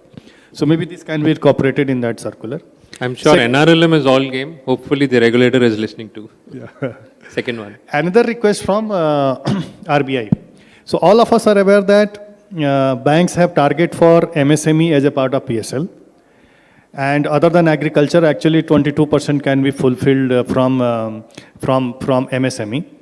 But now there is a requirement of URC, Udyam Registration Certificate, for any kind of giving credit to any loan for to qualify into MSME. And we know that all these tiny enterprises which we are talking, they don't have education and they don't have motivation to go and register in URC. And we have been trying to get URC for all our existing customers, even the big customers in a bank. And it was very, very tough for all of us for the last 1.5 years to get URC for all the clients. So I can respond to that, Pramod. I'm just back from a field visit in one of the states, Tamil Nadu, SRLM, and I was pleasantly surprised, though I often feel there is not too much of transaction cost being loaded onto the demand side for formalization and whatnot. So this, as ma'am mentioned, the field cadre, supported by the SRLM, has taken it upon themselves. They have been trained, they have been equipped to generate Udyam registration numbers. So I saw, they showed actually on the dashboard, there were about 4,000 SHG members who have applied for individual entrepreneurs loan, and the field cadres have already got this registered. So if I may take the liberty, this is something I think the machinery on ground can manage. This should be served. But this point is very important. This is obviously not something that the banker can go to the ground and do. Yeah, so that will take care of it. Just adding to the point Pramodji made, so the definition of MSME right now, the micro enterprises right now, is not really suitable for these tiny enterprises. Because I think it talks about investment of 1 crore and turnover of 5 crore annual, and all the formalization requirements that these bigger enterprises have, they automatically fall on these tiny enterprises also. So I think there is a need to create subcategories in the definition of micro enterprises, because all these nano, micro, small. Yeah, absolutely. You're saying those enterprises, home-based enterprises for let's say 1 lakh rupee or 1.5 lakh rupee loan, they need not get into this kind of so it has a cost. All these compliances and Fair formalization has a cost. Fine. And of course, I talked about standardization of risk assessment criteria. So those are the things that... Fine, thank you. I've got a chit, we need to wind up, but it'll be unfair if we don't open it up for some questions. I have a question, but I don't know whom to ask, which is on the interest rate. I'll park that for now, and anybody from the audience would like to ask any of the panelists any questions?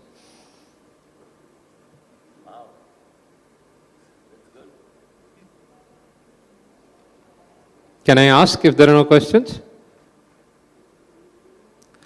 Okay. I actually don't know which is one of the panelists to ask because you don't fall in that category. The question is on interest rates. Except for State Bank or ICICI Bank and one or two other banks, majority of the private sector banks, especially small finance bank, are today not in a position to offer the interest rate that you offer. So this becomes a difficult proposition. A borrower, micro enterprise, who wants 2 lakh rupees, if they're going to borrow at 19% or 20% or 18, 22%, this business is not going to be sustainable. Do we have any way to address this? Are there alternate models? Could we have social impact fund or defraying of cost by our third-party players, or is there micro equity which can help? I really don't know, but if any one of you can take a stab at this. I'll just mention about, I'll just take a minute. The interest subvention that NRLM provides, I think if that itself is extended to even private banks, maybe, in some of the cases they kind of don't seem to be, eligible, or I don't know, so some circular. In fact, when you mentioned about circular in covering individual loans in addition to SHG loans, I also wanted to mention any bank that wants to finance a federation, the guidelines should also cover, because sometimes there are banks, instead of funding each of the SHGs, they are happy to fund a village organization or a cluster level federation. But I think the way I see it is that particularly the private banks or the small banks, they have to think of this as a different segment and have to be in line with the interest rates charged by SBI or ICICI Bank. Otherwise, what happens is a lot of times complaints go to the State Rural Livelihood Mission that this bank is exploiting. So those issues, even when the cooperative banks charge 2% extra, the SHGs get worked up. So I think, Yeah, I will add to what Reddy sir said. And with due respect to the NBFC friends who are there, I want to respectfully tell that there is a thought which is propagated at times is that you need capital, forget the cost. The access to capital is more important than the cost of capital in the rural or semi-urban areas. But that may not be fully true. Reason being, as C.S. Reddy sir said, if you are funding at 20% or 25%, and I have seen 28% also, the credit itself is so exorbitantly high that it's like a money lender's credit. But let me tell you, 2 points I will highlight. One, what Madam JS said, we are working on business rule engine, digital lending model, which should be up and running maybe in a month's time, which necessarily means that no person takes a credit decision, ma'am. There is a democratization of credit, if I may say so. Just like KCC in Mudra also. And not only in Mudra, up to 10 lakhs, 10 to 50, 50 to 5 crores. That's how it is, that you log in into, and the way government is working, and we are working with DFS, there are already 15 schemes on Jan Samarth. Not all the banks have come into Jan Samarth, but we are the bank who is actually developing that alongside DFS, under the direction of DFS. So when you come end-to-end Mudra and SME under BRE, there is no person who takes the credit risk as such. So that fully allows, what we say within our bank is democratization of credit. So rest assured that there won't be any challenge on that part. Number two, as far as collateral is there is enough policy support from government as of now, is that there are several schemes by Government of India, various departments, and fully backed by one, concession letter of interest, second, subsidy in some of the schemes, and third, they being collateral free because the government gives us guarantee. So no time in independent India, a atmosphere existed like this, which is very congenial for actually enterprises to flourish. That's what my take is. And therefore, as the banks, as NBFCs also grow into small banks and take up the banks, banks would also metamorphose into the roles which NBFC plays because of the physical plus digital presence. And the bigger banks, of course, SBI, ICICI, HDFC, and maybe Bank of Baroda, Bank of India will definitely go into the RUSU space through the physical as well as digital space. And obviously, we cannot sustain 28% or 25%. Maybe double-digit rate of interest may be feasible, 10%, 11%, depending on how the MCLRs of the bank flow. But definitely 25% or 28% is unviable. And sooner or later, when more and more Jansamarth usage happens, more and more credit will get democratized with easy access through technology as well as the physical presence. Thank you. Any questions, anyone? Otherwise, I'll sum it up and we're ready to move on. So on the last point, I still feel for the private sector, the rate that they offer is a function of their cost of funds. So, that's a problem they're grappling with. There are no easy answers. Perhaps somewhere there is a middle path if they get access to lower cost of funds, which has happened in past. Whether it is RIDF or other social investors, that is something which can bring in that kind of a fund, which will help them also compete with the larger banks. This I personally feel is an area where we should work on. But overall, I think these are exciting times, as it seems from all these speakers here. Hopefully, next time when we meet, we'll be asking you how many 3.5-minute graduation loans banks have done. I don't want to compare these loans with KCC. That's not necessarily a good example. We'll, at least in terms of competition, we'll still be there. So on that promising note, thank you everyone.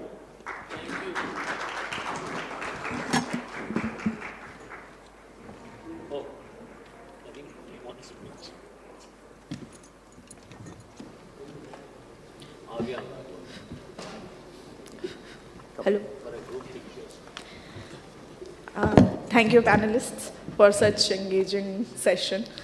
As a token of appreciation, we request the panelists to accept the souvenir as they walk down from the stage. That's right.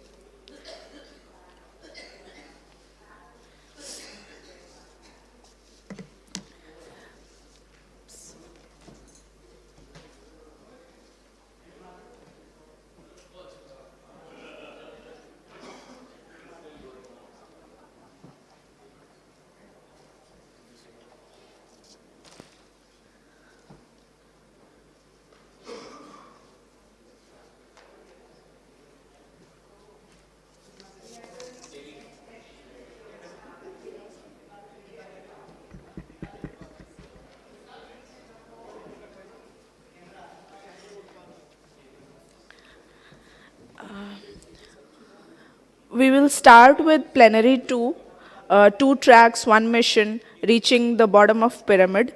At 4, the curtains will be, this will be the one room. So please stay here only and join us.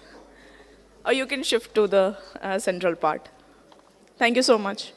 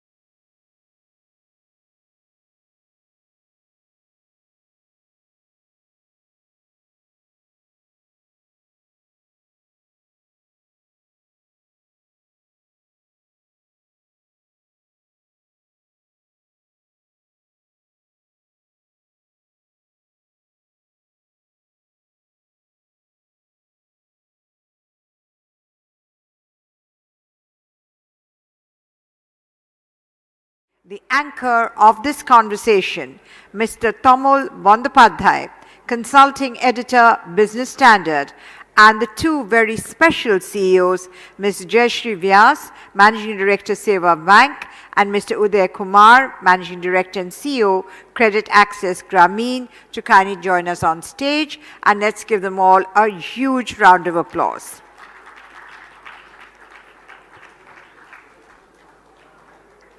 As you can see, we have now separated the hall, and we've now got one wonderful hall in front of us with a lot of energy and drive. And we're moving on to the last session before the awards ceremony a little later. The fireside chat, anchored by Tamul, will delve deeper into differing strategies adopted by two institutional types, a MFI and an urban cooperative bank, to understand how different institutions perceive lending to the BOP section of the population. Over to you, Mr. Bandopadhyay. Thank you. Good afternoon and a very warm welcome. Hall is nearly empty. I think everybody is chasing their tea at this point of time. But let's start. It's 4:10. We'll cut the time because we're running late, so we'll end at 4:45. Two tracks, one mission, and the mission is reaching out to the bottom of the pyramid, or financial inclusion. We couldn't have a better pair than this. Uday Kumar, he runs Microfinance NBFC, a listed entity, and Jayashree Ben from Seva. It's almost 50-year-old. I think Seva as an organization 50, but the bank itself is 48. Enormous experience. I'll speak the least. We'll just try to make it as interesting as possible to check the ground realities. Just some pointers. It's a very interesting time. It's this financial year, Reserve Bank of India changed the rules of the game. After 2010, RBI again changed the rules for microfinance.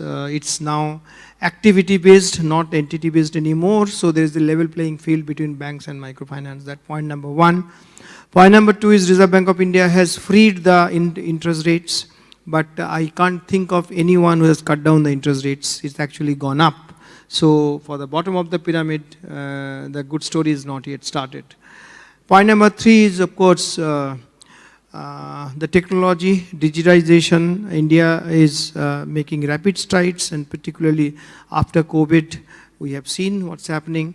And there again, you will find a sort of two trends. You ask any microfinance entity, most of them will say that 100% disbursement is through digitization. But when it comes to collection, 10%, 20%, 25%, that's what the digitization comes, that thing. And fourth, it's a very crude reality is this: investors are not excited about microfinance anymore. And I'm raising this because, Uday Kumar, you are a listed entity. And you will find that the entities which were into microfinance in a big way, like the small finance banks and all, they're withdrawing. Because, sometimes it's a Assam crisis, which is a region specific, and sometimes it's a global issue like COVID. But ultimately, your balance sheet affected, which is why we find that many of them are withdrawing from the microfinance, and investors are not excited about it at all. So this is the backdrop. We have Jayashree Ben will hear you about Seva and the cooperatives, how they get into this inclusion space. And Uday Sab, from you will hear from a microfinance, NBFC microfinance perspective. So first, preliminary remarks, and no gender bias, but you first. Yeah. So good afternoon. So it is almost, as you said, it's 5 decades of banking. This is what we had done. But at that time, it was only basically because all these women workers in the informal sector did not have access to formal money, formal credit, and then they were borrowing from money lenders. And that was the reason why this bank was started, but we did not have any blueprint to follow. So what we were doing was that we thought that, whatever these women want, for example, giving them first credit, that they can pay back to money lenders. Second was that they had already pledged or some other assets, and we thought that we should bring that out. So basically, whatever women wanted, we were giving. This is what basically we were doing. Yeah, this is a preliminary remarks. We'll get into the issues, the ground realities. Thank you. I think, it's a long journey, what microfinance had in this country. It started with non-profit organizations in the 90s, and then moved into formal organizations just to ensure that sufficient liquidity, sufficient investments are flowing in so that it can be scaled. I think it has done its job very well. From 2005 to 7, a lot of institutions moved into NBFC categories. Then, of course, we had faced the crisis of Andhra in 2010. There, RBI took the position of regulator, and then which really created a real platform for MFIs to grow with efficiency, and then the investment flown in, the what you call atmosphere was well created for growth of microfinance. If you see the bureau in place, regulation in place, flow of credit in place, SRO is in place, so which also the regulatory support. As you said, SFBs, and 9 or 10 of them become SFBs, one became universal bank. I think we had a very golden run in the last 1 decade in microfinance. And then Grameen, of course, we also grew along with the industry. And we are today probably one of the largest MFI and spread around 14 states, and having 40 lakh women borrowers with 16,500 crores portfolio, and then listed, as you said, our responsibility has gone up. And after this, but maybe looking at the growth of the industry, looking at the maturity of the industry, probably regulator made the change the guidelines to ensure the removed some of the regulation which is a bit stringent, one of the interest rate cap or the loan cap or the number of lenders cap, which have been removed to made the entire business entity-based. No, it's a more of an asset-based, not the entity-based, so that it has a common regulation for everybody. I think this is a blessings of the regulator to for this maturity what that industry shown in the last 1 decade. I think this will be the next probably MFI.3 now, microfinance.3 now, running now. I think there's a good highway, and there's a large opportunity and a lot of things to be done to reach the underserved in this country. As per our estimation, it is about another 10 crore of households yet to get into formal financing. Probably microfinance all together, including all entities, will be able to do with this new harmonized guidelines. So I'll stop here right now. Yeah, just tell us, you start, and then Madam Jastiban will say that. In fact, since morning I've been sitting here, now people are talking about this. When you talk about inclusion, it needs to be beyond credit. There are so many other things, like for instance, gold, loan against gold is something India discovered now. Earlier there was only 1 or 2 south-based entities, now everybody. State Bank of India's loan against gold book is, it crossed 1 lakh crore in December. Yes. So maybe Jasiban, you come later. First, Udaya Kumar, so tell us, as an NBFC, I mean, to what extent you are into beyond credit? What else do you give? Correct. Sir, actually, we have been one of the early adopter of what you call need-based finance, or life cycle needs finance. We always viewed client as create a limit to them so that they can draw based on their need, like whether it is for business purposes, for home improvements, for kids education, or for sanitation or water connection, or for even medical expenses. All these purposes, borrower can borrow the loan. That's one of the loan actually. Other than that, we also provide the insurance, provide the hospital cash benefits. Also, we started even cash withdrawal from the bank. Like mini ATM. Our loan officer is like ATM. He actually, in the center meeting, when they meet the customer every week, customer can draw the money. So it's a very interesting story behind it actually. When we checked with our customer, they spend almost half a day to withdraw the money from their bank. They have to go to bank along with their spouse because bank is 3 to 5 kilometers or 20 kilometers away for the bank or ATM. They spend almost half a day. Anybody we ask, they say half a day it will go. Then so why not we provide that service? No cost, no time wasted for them. They can draw money in the center meeting. Every week we meet them. So there's a 4-time opportunity in a month for them to draw the money. So all our customers know they're not going to ATM or bank. They're drawing from our loan officer. So this is one of the things. Similarly, we are also trying to provide the bill payments opportunity for them. Their water bill or electricity bill they can pay through our center meetings. So many of the smaller things they can do. Even two-wheeler insurance, they can do insurance premium they can pay. So they can do many of these activities in our center meetings. So this makes more of their, what you call, their basic needs are taken care. So that's why we can do much beyond the loans in the center meeting, which we are already providing. But savings you can't offer, right? As an NBFC, you can't offer savings. We can't offer savings, but we can always partner with the insurance company or the bank. We can provide that, which is one of our next agenda to work on providing savings also.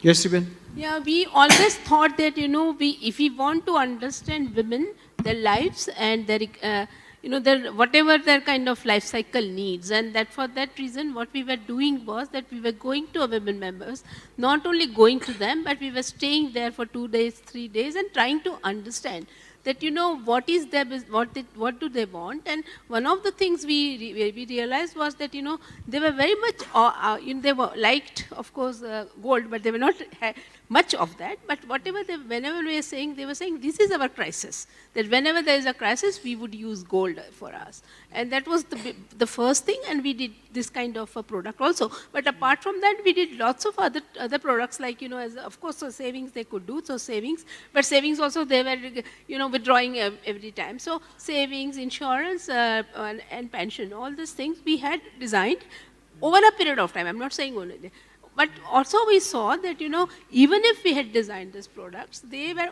only using credit. This was something, and they were also borrowing from money lenders. So that was the thing which we did not want to. So then we started understanding their financial behavior. And what we saw was that in that behavior, the first thing was that aaj kamaya, aaj khaya. They would not save money, and even if they saved very little. So the second thing was that whenever they had needed some money, then they would go to money lenders again and they would borrow. So it was, that again they were getting into debt. And the third thing was that, in spite of we telling them lots of products, they were not using those products. So, so then we realized that there is a need for some kind of a financial literacy. And that is how we started. First was that, they did not have any planning. So the first thing we started to tell them is that how you plan. I mean, in small things, and of course we are making films and other things. Second thing was also that, we then, of course, all the concepts like, power of compounding. And that really helped so much, because then they know that yes, this money is growing. And it was only in recurring account. So different type of products also in recurring account. And now what we're saying, for a festival 1 year, then it's also short term, medium term, and long term. And the third thing was also that, they also have to do like credit, yes, they can have it, but if it is for productive purpose. Then saving, yes, that is for them, for consumption. And insurance, of course, insurance is for risk. So all the three, they understood it. We get all the kind of concept to them also. Many films we have made it. And now, at least I would say 50% of women are doing this. I'm not saying 100% are doing it, but 50% women are doing it and understanding it. Udai, tell me, I remember, I think one of the investors meeting, I met you in probably Hong Kong or Singapore somewhere.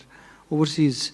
And you said you don't want to become a bank because yes, banks have the access to deposits, but there is so much of capex, you need to build so many branches, you need to have so many people, then you have the regulatory requirement, SLR, CRR. It's not worth becoming a bank. I can. Still, even today, you hold the same thing? I mean, liability is not an issue with you at all? Yeah, I think I still hold the same view. But it doesn't mean that bank is not good business. Bank is a good business. Bank is a good business with the time and volume. Time and volume, it is a good business actually. But whereas in this current NBFC regiment, we have all the equipments available to reach the bottom of the pyramid, reach the rural, because this business runs in rural. So today you give the example of SFBs not doing or not moving out from MFI. Probably the reason that that the expense is prohibitive for them to do it. So therefore they may be diverting their business to the other form of assets. Whereas there is large opportunity in India. We have more than 10 million households yet to get formal finance. As a microfinance, we have all the ability to go to deep rural and operate in the low-cost operation. So whereas as a bank, probably my customers of 40 lakh customers knows us for credit. If I want a deposit, they are not my customers. They won't give it. Then I have to reach to other customers who are maybe part of ICICI, HDFC, SBI. Then I have to create my brand from zero. Then you have to build infrastructure, you have to build technology, you have to build the manpower. My employee cannot sell liability. Again, you have to build the... So then top of that SLR, CRR, which means it takes more years to build the real bank.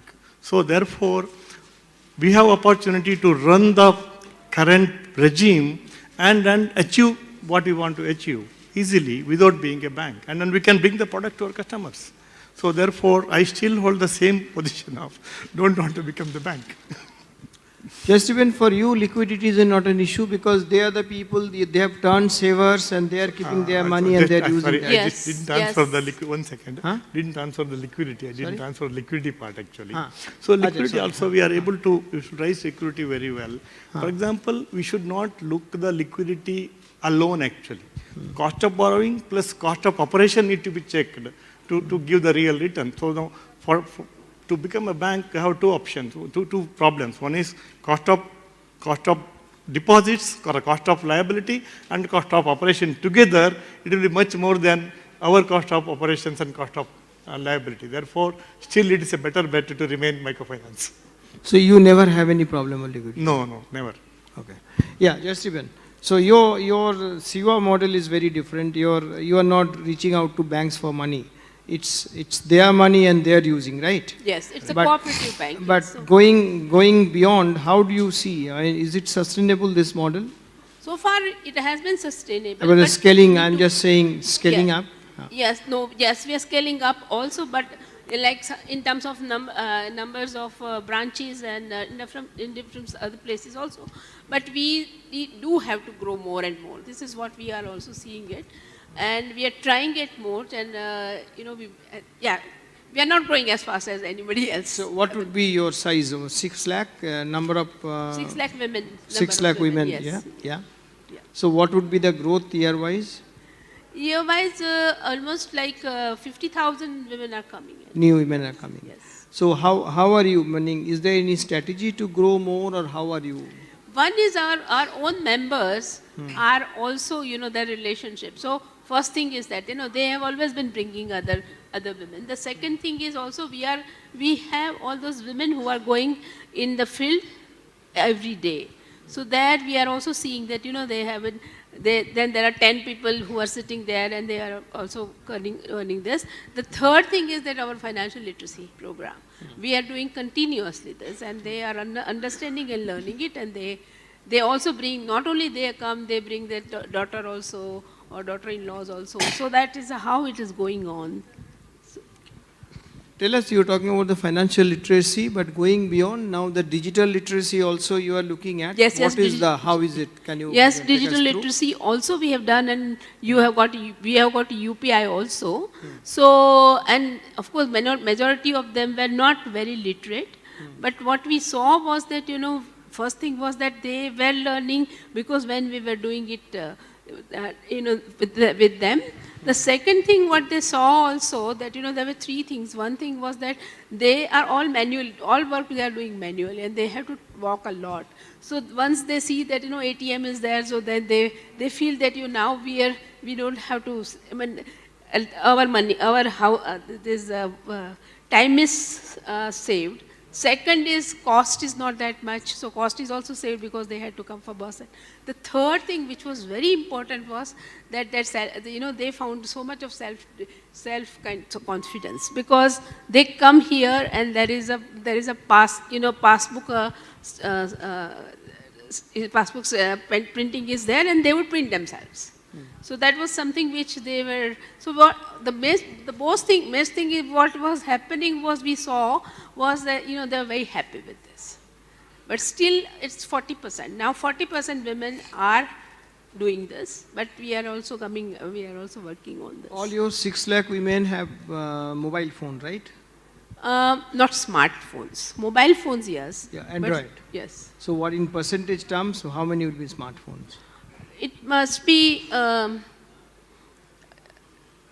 would say 60%. 60% having smartphones. Yes. And you no, say 60% Android phones. So yes. 40% smartphones. Yes. But are they using the smartphones for the financial purpose? I mean. Yes, definitely. And many of them have become entrepreneurs also, small entrepreneurs. So they are also using some applications and other things also. QR is they are very happy with the QR. Tell us about you. How are you adopting digitization? Yeah, digitization is a journey. Definitely, it started and it's going on. As you asked the same question to her about the smartphone penetration. Actually, about 60% of the customers' family has smartphone. Not necessarily customer has smartphone. Maybe 25% of them might have used for some transactions. Not much, but lesser. But from a point of transaction, 3 years back, about 10,000 customers used to pay digitally. Today, 3 lakh customers pay digitally. To that extent, it's a growth, but it is not, from percentage side, it is still low. But it's increasing. 3 lakh customers of how many lakhs your total customer? Out of 40 lakhs customers. 40 lakhs customers. About 10% or so. Less than 10%. They pay. In fact, monthly almost 25 crores of collections happens to digital. But it is less comparatively. But the numbers are going up faster, adoption is faster. But there are some challenges in rural, particularly the ecosystem or infrastructure, the smartphone, digital literacy. So all these are the challenge for them, and their own business is cash-based business. That's another. But they have to go and deposit money in the bank to pay money to us to non-cash. So that itself is a time taking for them. So therefore, cashless is lower, but from a microfinance point of view, this is unsecured business. So you need to reach to collect the money on the time and venue and the date fixed to collect the money, and on-time collection efficiency is the benchmark for your efficient business operation. Else, your delinquencies will go up and your recovery chances will be less. Therefore, this is always a high-touch and high-tech business. You need to be you need to reach them to collect the money, and you need to increase the technology to make the processes faster, transaction faster, and then the accounting faster, the reaching the data faster. So that helps you to make that high tech. It is always, it will remain, at least for the medium term, high tech and high touch businesses. So touching is important in these unsecured businesses. Yeah, but tell us about this. Everybody says that in microfinance you can't be only digital. It has to be touch based. Otherwise, the collection efficiency will suffer. So it's phygital, etc. But how honest is this segment? Is it a myth? Because anecdotally, I hear from people. Because on the one hand, even this morning also the sessions were saying this is one segment. You don't worry. They are not fraudsters. They are not Nirav Modi. They are not those kind of big corporate guys who take money and then flee from the country and all.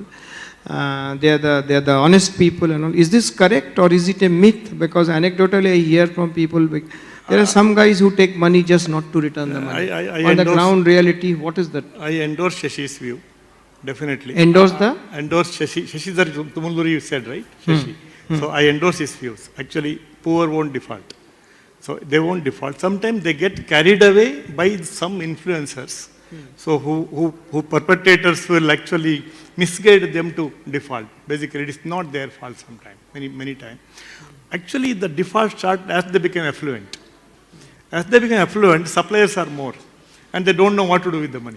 So there's a possibility of default goes up, but as they're lower in the category, the lesser of the default. That is what we observe.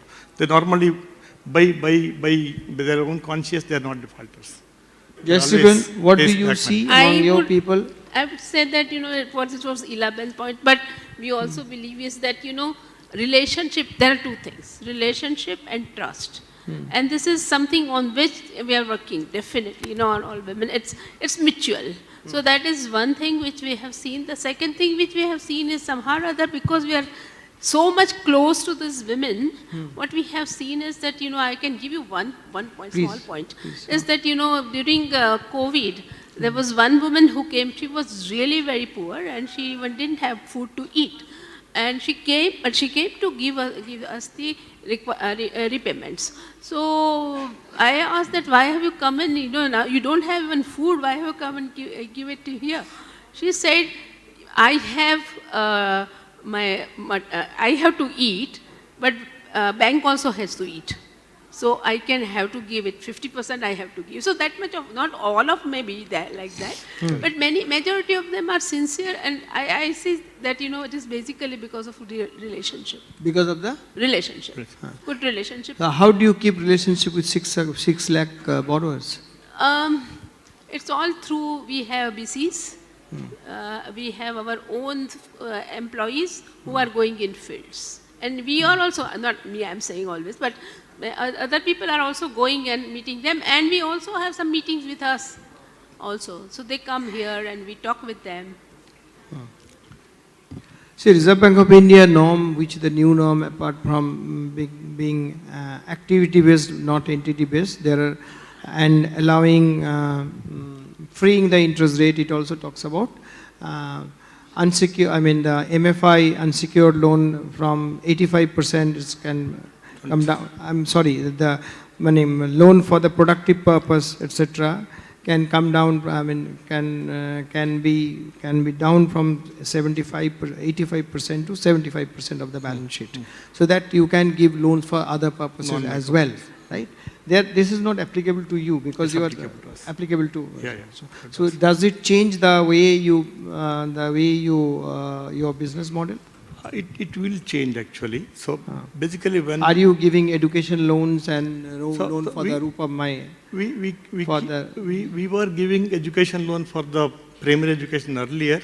Now actually we are looking, we are already piloting home loans, piloting loan against property, piloting gold loan, piloting two-wheeler loans. Many of that probably eventually it will be a substantial value. Right now it's more of a piloting because the space or a headroom is 25% is quite good enough so that you can invest for that.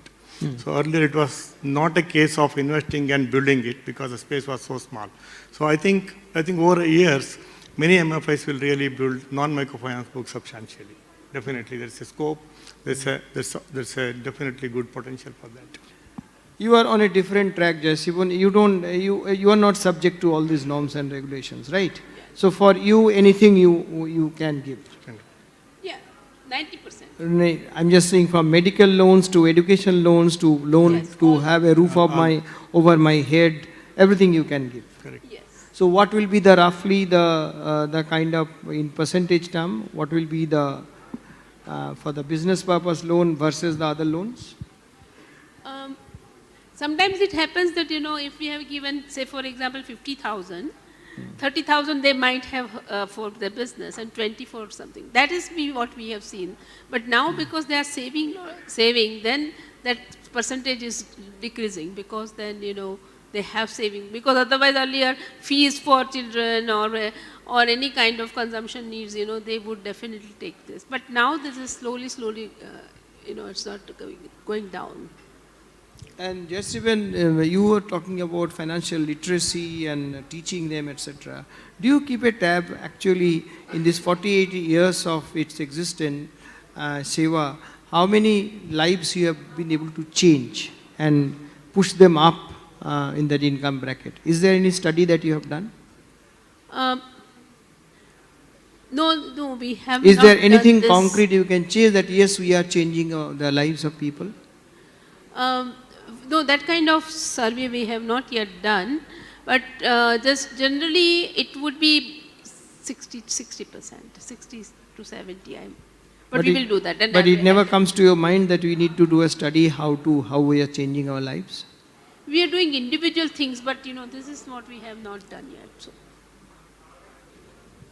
Sir, that brings me to the question of that. Is this, I mean, this financial inclusion, your track is very different from her track. Correct. Because she is in a different model and your track is a different model. I mean, this is for what? I mean, you are changing the lives of people at reaching out to the bottom of the pyramid, changing the profile of Bharat. Is that or to make money? We are providing finance at the bottom of pyramid. I'm not sure. At what cost? At what cost?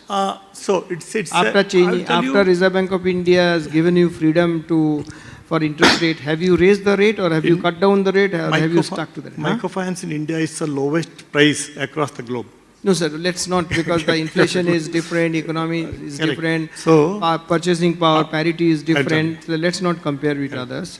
But I'm just asking you one question, Uday sir. Have you cut your rates after Reserve Bank? No, we have not cut the rate because have you raised the rates? We have raised the rate. Yes. I will tell you, I want to give you clarity. It's not that RBI changed the rate that you have to cut the rate.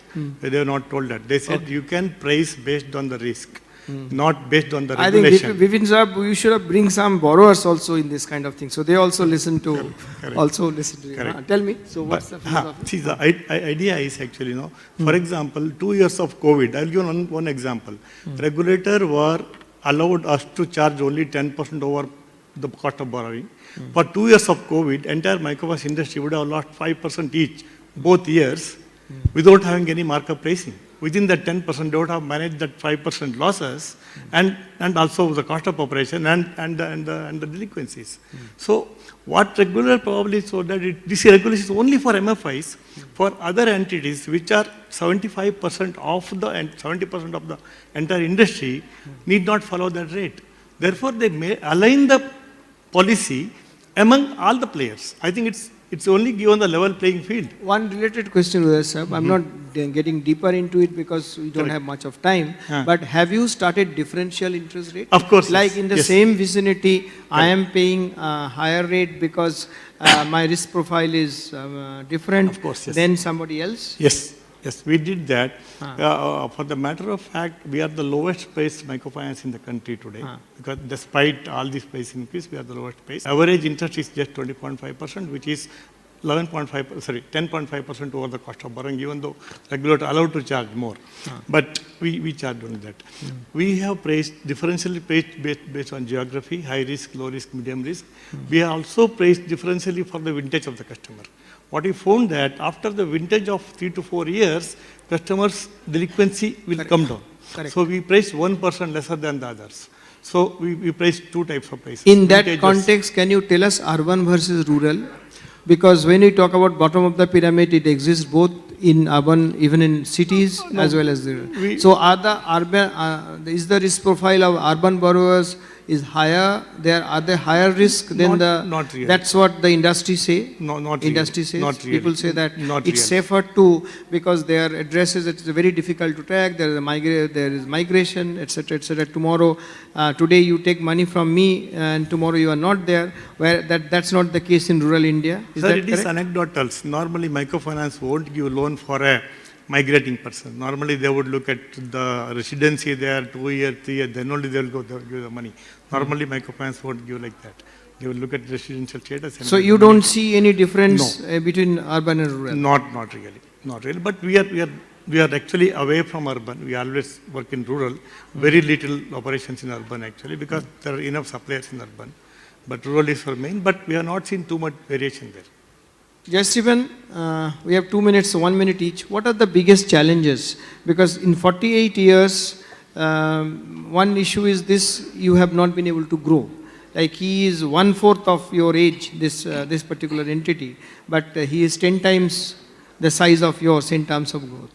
So what are the challenges to grow and to reach out to more households? You know, we do need more and more people who can help us in this. Particularly, you know, we want to bring some more and more people who will help us in terms of, I mean, I'm saying is, as they are coming as our employees, but you know, we would like to have this kind of people so that, you know, we can grow more and more. So this is what we are doing, and of course giving lots of training to our own staff also, which is very important also. So that also we are finding. And now BOM karke RBI has sent that you know, some kind of consultants you should bring in, and we have brought them. They are here only.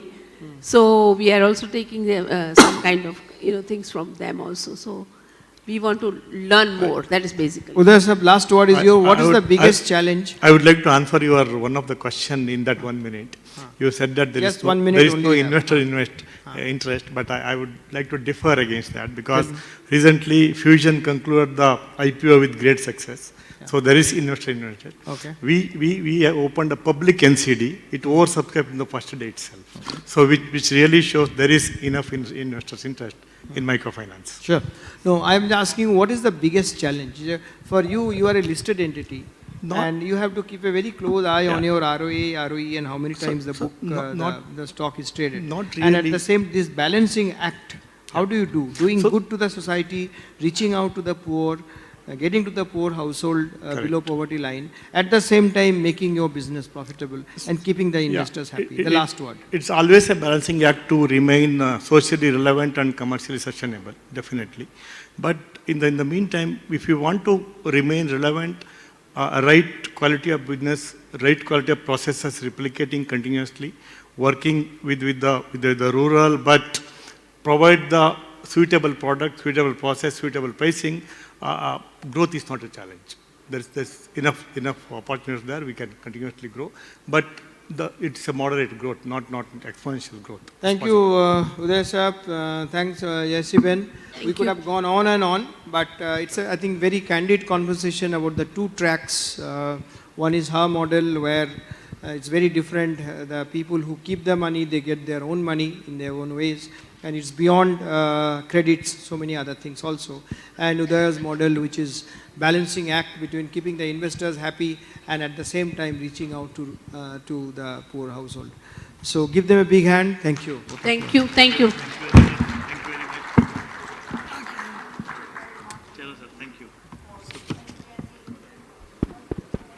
Thank you very much indeed for this energetic and insightful conversation. Thank you, Mr. Tomal, Jeshriben, and Mr. Uday Kumar.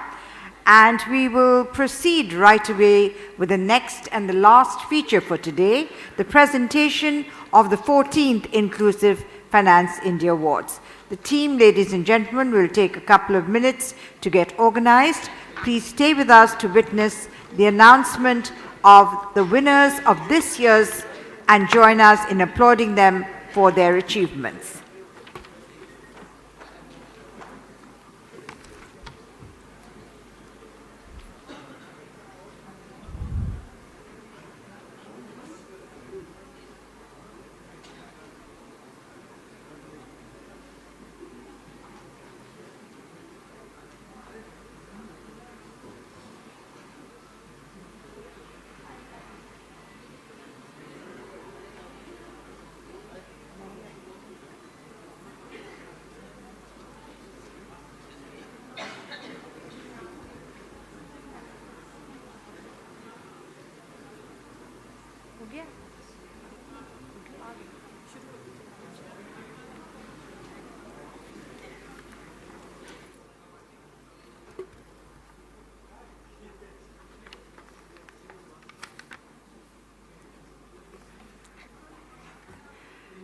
Namaskar, good afternoon, and a very warm welcome, ladies and gentlemen. On behalf of Access Development Services and HSBC India, I have the privilege in welcoming you all to the presentation ceremony of the Inclusive Finance India Awards 2022. We're grateful and excited to have all of you join us for this very important celebration. We're very thrilled to present the 14th Inclusive Finance India Awards this evening. We're glad that across the 14 years, the Inclusive Finance India Awards have become well established in the financial inclusion space and are coveted among stakeholders. Without further ado, ladies and gentlemen, we'll now begin with the presentation ceremony of the 14th Inclusive Finance India Awards. First, I'd like to invite the guests for today's ceremony onto the stage. And for that, let's warmly welcome with a round of applause, Ms. Radhika Agashe, Executive Director, Access Development Services, Mr. Hitendra Dave, CEO of HSBC India, and ladies and gentlemen, let's invite our distinguished chief guest, Shri Mr. Anantha Nageshwaran, Chief Economic Advisor, Government of India. Kindly be seated on the stage, please.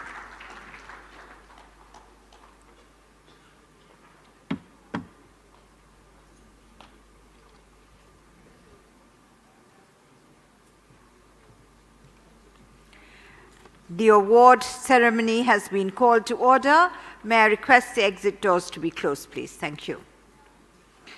And I now invite Jafreen to kindly do the honors of presenting floral bouquets to our distinguished guests on stage. I request you to kindly present a floral bouquet to our Honorable Chief Guest, Shri Mr. Anantha Nageshwaran, Chief Economic Advisor, Government of India. Very warm welcome, please. And I request you to kindly present a floral bouquet to Mr. Hitendra Dave, CEO of HSBC India. A very warm welcome.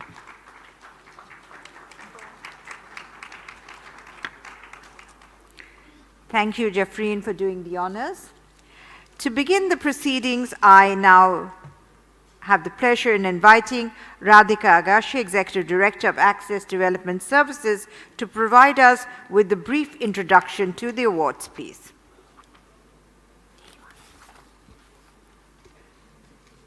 Thank you, Kaveri. Respected guests on the dais, Mr. Anantha Nageshwaran, Mr. Dave, and the wonderful audience here. Once again, on behalf of Access and HSBC, it's my privilege to welcome you all to the presentation ceremony of the 14th Inclusive Finance India Awards. Since inception, the awards presentation has been hosted alongside the two-day Inclusive Finance India Summit, except for, of course, the last 2 years where we were doing the summit virtually, and the award ceremony was a relatively small invite-based event. However, we are really happy to be back with this much larger, wonderful audience. The Inclusive Finance India Awards is an initiative instituted by Access in partnership with HSBC in 2009.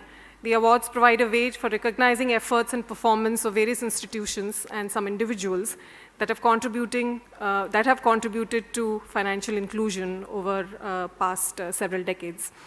Moving from recognizing the excellent work of MFIs, which was the first award category we included in 2009, to felicitating several diverse institutions that include public sector banks, private sector banks, small finance banks, housing finance companies, NBFCs, fintechs.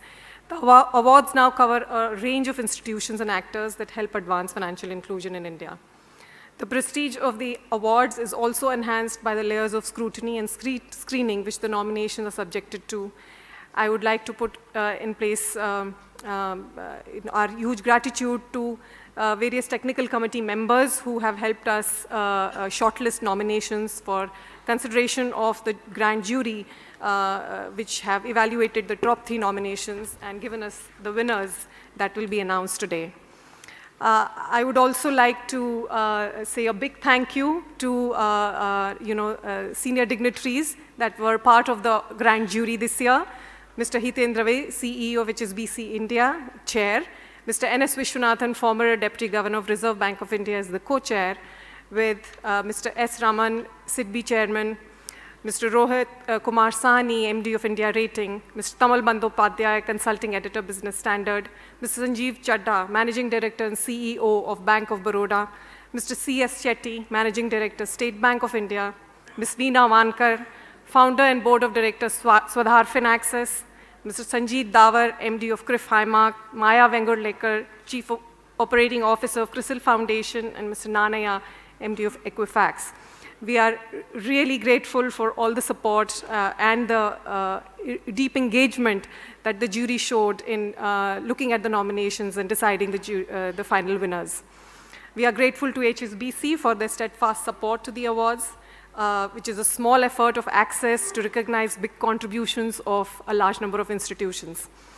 I would also like to thank Water.org and FWWB, the technical partners for 2 categories in soliciting nominations and providing their technical guidance. The awards today will be presented to 13 winners, the highest number in the last 14 years in a year. So without further ado, I think we should get on with the business of the next of the proceedings.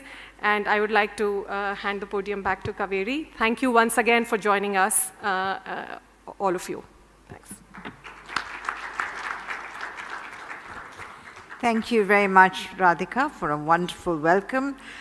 And now I have the privilege in inviting Mr. Hitendra Dave, CEO of HSBC India, to kindly deliver his opening address to the distinguished audience, please.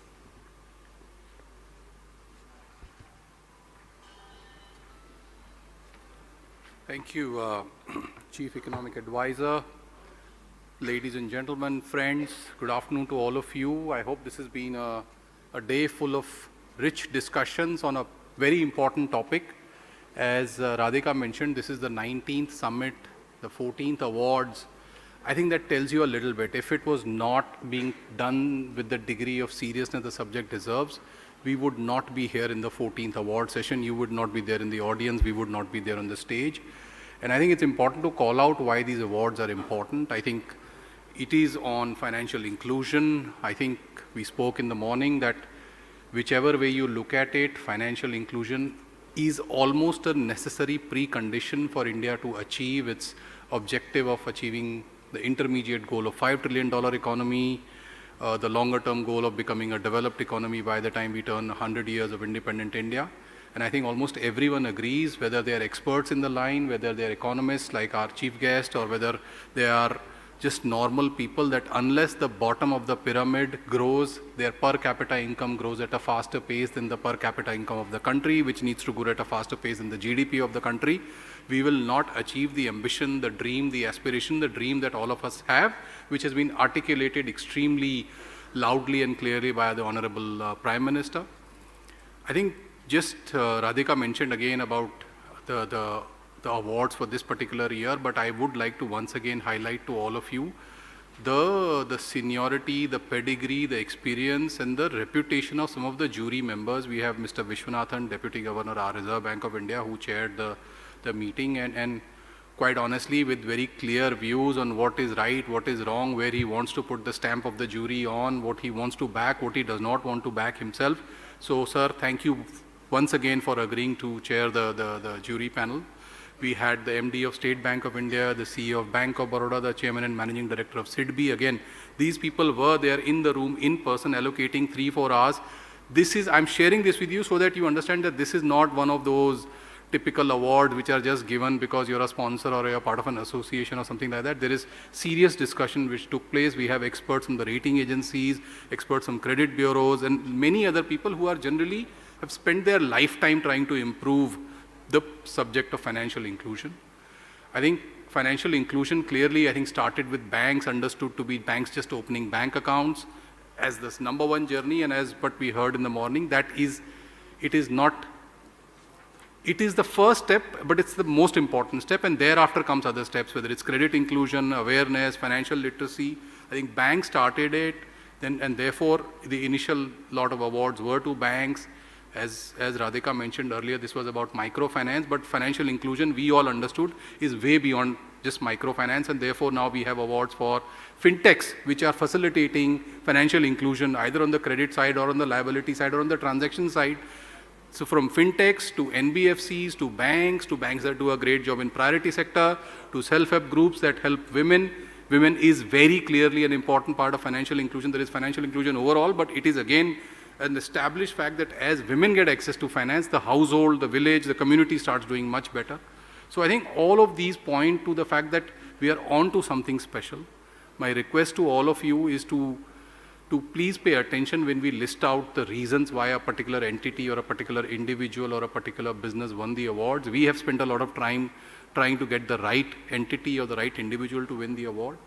At a broader level, I think we've seen microfinance really come of age, and therefore, because this was originally a microfinance award, we have seen the total outstanding itself cross 300,000 crores. The number of people benefited directly hugely in terms of millions of people, many self-help groups, many groups that only are like women-led group, etc. So HSBC itself has a fairly substantial portfolio of lending to microfinance companies. This is an area which is, we find, commercially sensible and one of the more satisfying activities that we do.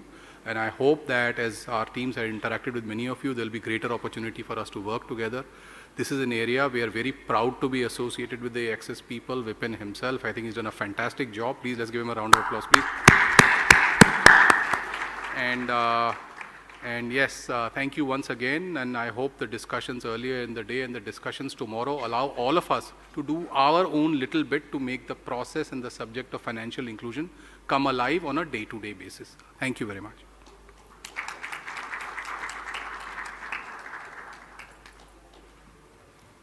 Thank you very much, Mr. Dave, for setting the tenor for the awards presentation ceremony. We'll now begin the felicitation of our winners. Since the Microfinance Organization of the Year is the oldest category for the Inclusive Finance India Awards, it may be appropriate to begin the awards presentation with this category of institutions that has beaten the odds and overcome challenges and has continued to exist and serve the last mile clients in a viable and sustainable manner. This year, the Microfinance Organization of the Year category is subdivided into two categories: large with a portfolio of above INR 1,000 crores and medium portfolio of INR 200 to 1,000 crores. Announcing the winner of the award for the Microfinance Organization of the Year, Large, the winner is, ladies and gentlemen, please put your hands together for Fusion Microfinance Limited. Many congratulations. I request Mr. Devesh Sachdev, MD and CEO, and Tarun Mehendiratta, COO, to kindly come up on stage and accept the award, please. Fusion Microfinance, ladies and gentlemen, is India's second largest NBFC MFI and the youngest among the top 3 pure-play microfinance institutions in India. Starting its operations in 2010, Fusion Microfinance has touched the lives of over 3.2 million women in rural and semi-urban areas. Today, Fusion has a strong, diversified network of more than 1,031 branches spread across 19 states, including 2 union territories, and assets under management of more than INR 8,000 crores as on 30th September 2022. I request Mr. Nageshwaran to present the plaque to Mr. Devesh Sachdev and Mr. Dave to kindly hand over the certificates and the citation. Congratulations, Mr. Sachdev, for a very well-deserved recognition. I invite you to kindly give your brief acceptance speech. We're requesting all the award winners to kindly give brief acceptance speeches due to paucity of time. Over to you, sir. Thank you. Good evening. I think this award is an icing on the cake after what we have achieved in this financial year, getting listed in one of the toughest, most challenging, uncertain, market conditions. I would like to dedicate this award to to our very key stakeholders. One is our customers. We have now 3.2 million customers who have shown huge resilience in midst of one of the biggest crises the humankind has seen, and the way they have come back. And my second stakeholder is all my front-end, warriors, field officers, branch managers who have who have shown huge commitment and courage in midst of all this crisis and continue to serve them. I would like to thank all our shareholders, our lenders, our partners, rating agencies, everyone who is involved. And last but not the least, many thank you to Access Development Services, a very, very esteemed jury, and the chief guest here. Thank you very much.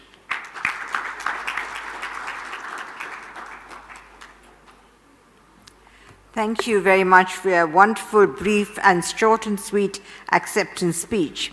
Announcing the winner of the award for Microfinance Organization of the Year 2022, Medium.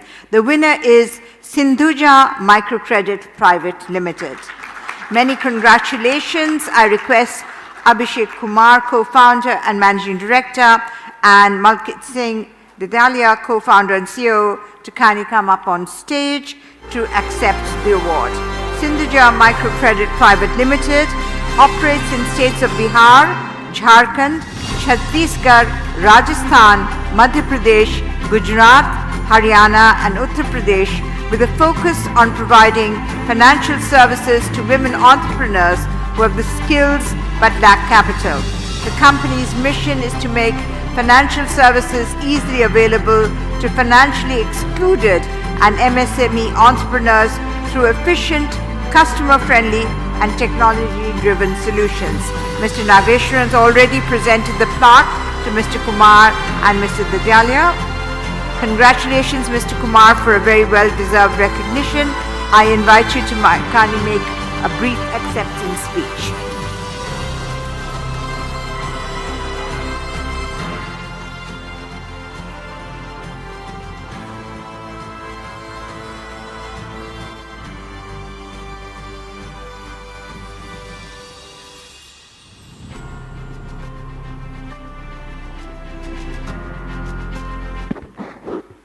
So deeply humbled, because Sindhuja was started during the time when the ILFS crisis was at its peak.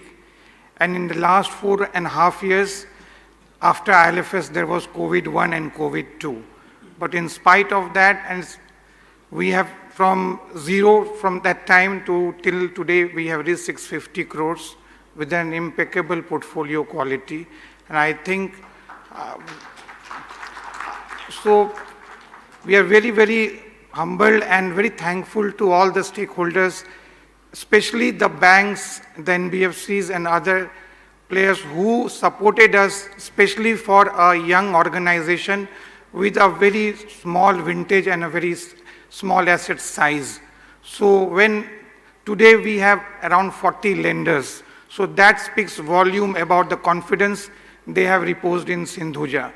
And we are also, and this award is also very, very special because this has been conferred by eminent jurists. So means you name one and they're all very, very honored and expert in their own field.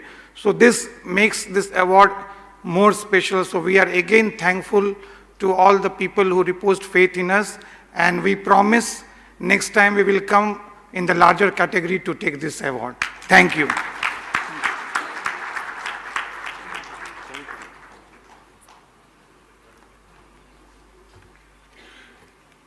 Thank you very much, Mr. Kumar, for your acceptance speech.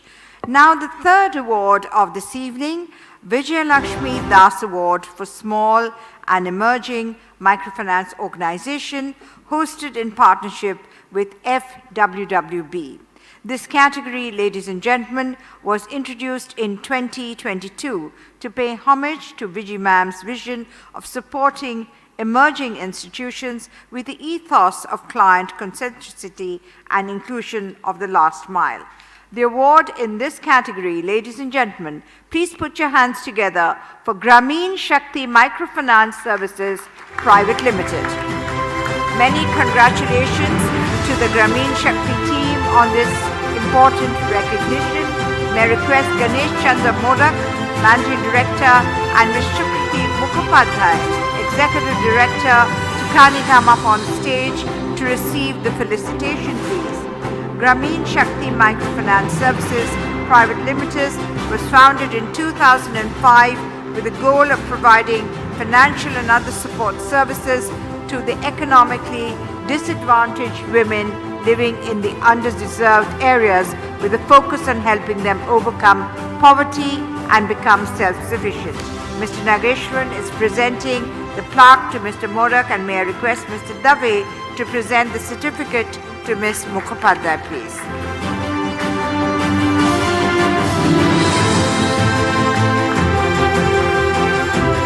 Congratulations, Mr. Modak, for a very well-deserved recognition. I now invite you to make a brief acceptance speech.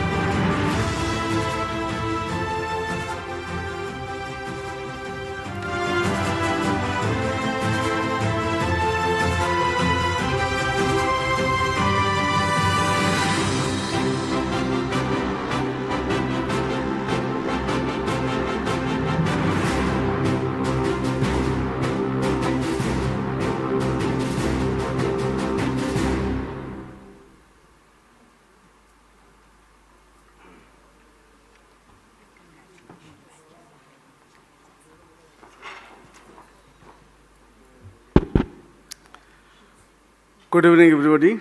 Actually, this is the recognition of our client. Firstly, I want to say, those who have paid their installment payment during COVID, in a tremendous period we overcome, that time they have paid and we also paid our funding agency in timely. And our staff, those who have worked the tremendous job that time.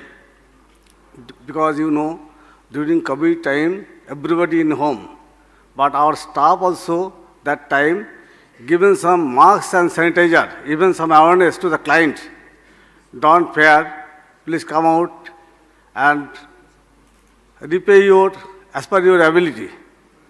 So that time we also given some loan to the clients, and particularly FWWB, that time supported a lot. And we are thankful to FWWB, and this award I would like to contribute and offer Ma'am Vijay Lakshmi Das, and she is our mentor. She was our mentor, and till we will remember him, or remember her till my death. Thank you very much. Thank you to audience.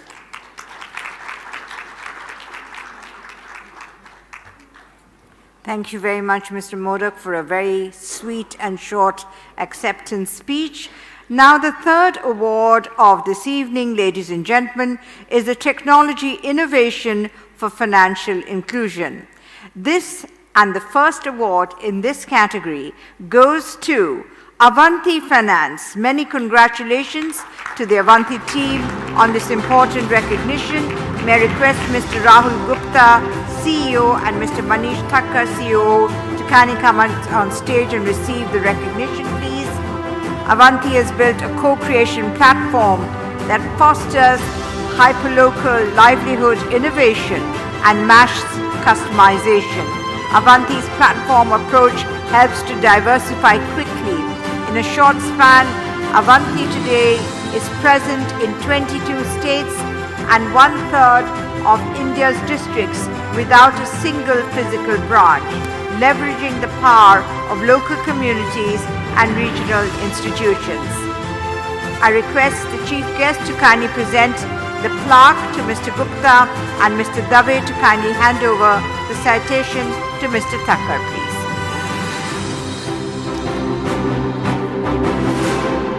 Congratulations, Team Avanti, for a very well-deserved recognition.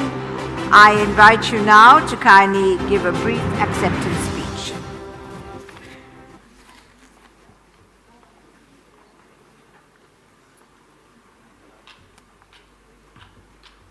Good evening, everyone, and thank you to the very eminent jury for recognizing our efforts in accelerating financial inclusion.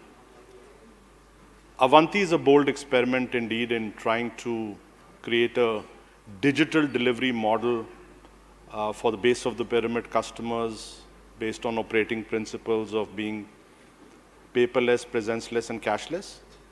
So we certainly dedicate this award to our borrowers, our end users, our clients, who have shown that adoption of technology, even at that segment, is possible and encourages us to continue on that path to build a scalable platform. Thanks to the early believers in what we were doing, our founders, investors, banks, and what we've heard through the day today is that we are today in an era of collaboration and partnerships.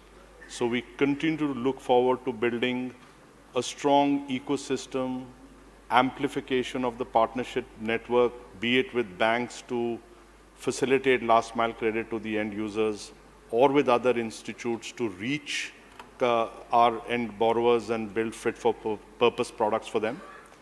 Thank you very much. It encourages us to work even harder.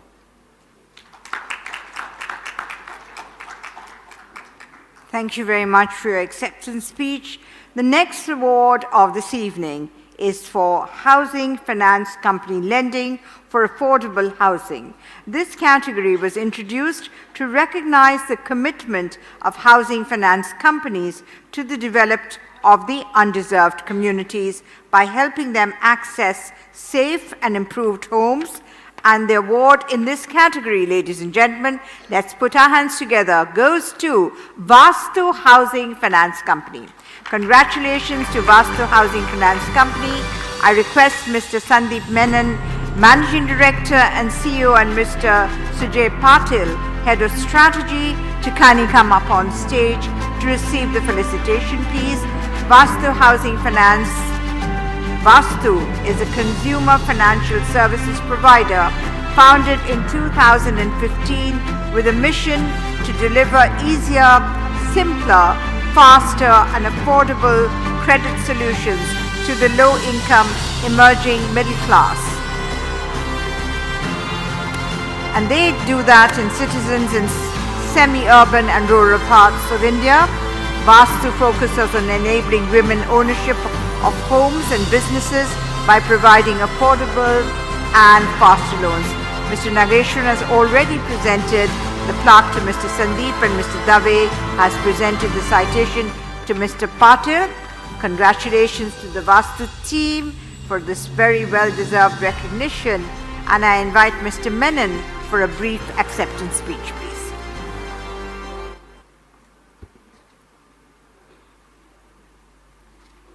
Good evening, everyone. It's an absolute honor and deep respect for the Access team, to the jury, and most importantly, I guess this award goes to all our frontline team members, the entire Vastu team, all the effort that they have put in over the last 6 years. We were a company that was been born in difficult times. We have 50 crores of portfolio, very small, very young when we were hit by demonetization. And I guess every year after that, we've had an economic event which could be a 1 in 7 or a 1 in 20. But I guess the resilience of our team, the support of, I would say, our shareholders, our board members, the banking system in general, we're very fortunate to have early lenders who continue to back us, and the rating agencies and the general ecosystem. And affordable housing, I truly believe, is a multi-decadal opportunity and an equal responsibility. Because if you look at India beyond the top 10 cities to the next 40 cities, forget the cities, the next 200 or the 300, where the urban and the rural divide blurs, there is significant opportunity and a great responsibility for us as an organization to play a part, but more importantly, as an ecosystem, to work on this to make sure that this is a genuine long-term development opportunity for this country. And Vastu is privileged and our teams are privileged to have played a very small part in it. And we hope to continue to work harder to deliver on our promises, to deliver simple, fast, and transparent, affordable housing. Thank you so much.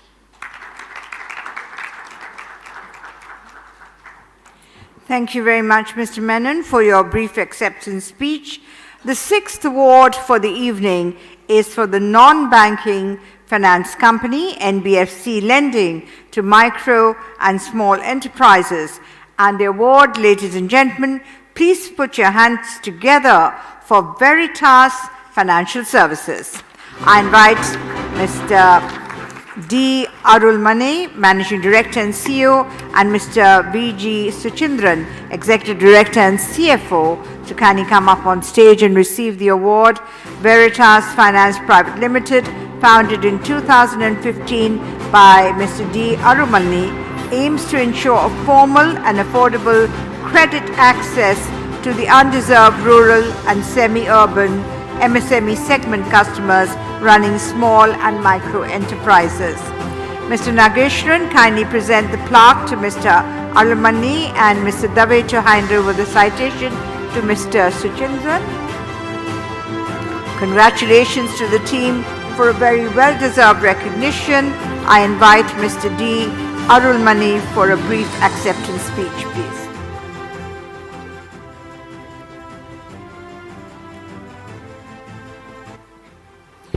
Good evening, everyone. This is indeed a great honor. As Mr. Dave was saying, we understand the importance attached to this award because we don't know any of the people present here, any of the people who actually gave us the award. We were sitting in some corner of Tamil Nadu, started the company about 7 years back, built over 7 years from zero to a 3,000 crore company. Just went on doing our job, and somewhere someone recognizing us is actually makes us believe that we have a lot more to do. At this point of time, I dedicate this award to 4,000 employees we have and the senior team that joined me along with when we incorporated the company, the board of directors, the investors, and more importantly, the customers who have stood by us, whether it is demonetization or whether it is liquidity crisis or whether it is COVID. I think we have just grown with their strengths. I thank every single of our customers. Thank you very much, sir.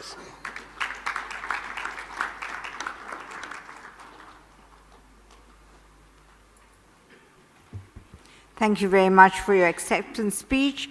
The next award, ladies and gentlemen, for the evening is to recognize and felicitate the contribution of financial institutions in supporting the drive for universal access to sanitation and safe drinking water in partnership with water.org. The award under this category goes to Credit Access Grameen. Let's give them a round of applause. I invite Mr. Uday Kumar Hebbar, CEO and Managing Director, to please come on stage to receive the award. Credit Access Grameen Limited, CA Grameen, is now the largest microfinance institution in the country, with a portfolio size of over INR 16,500 crores as of September 2022.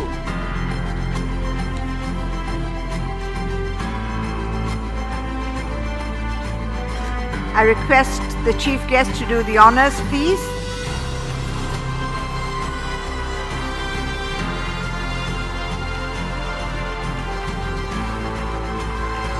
Congratulations to the team for a very well-deserved recognition. And I now invite Mr. Uday Kumar for a brief acceptance speech.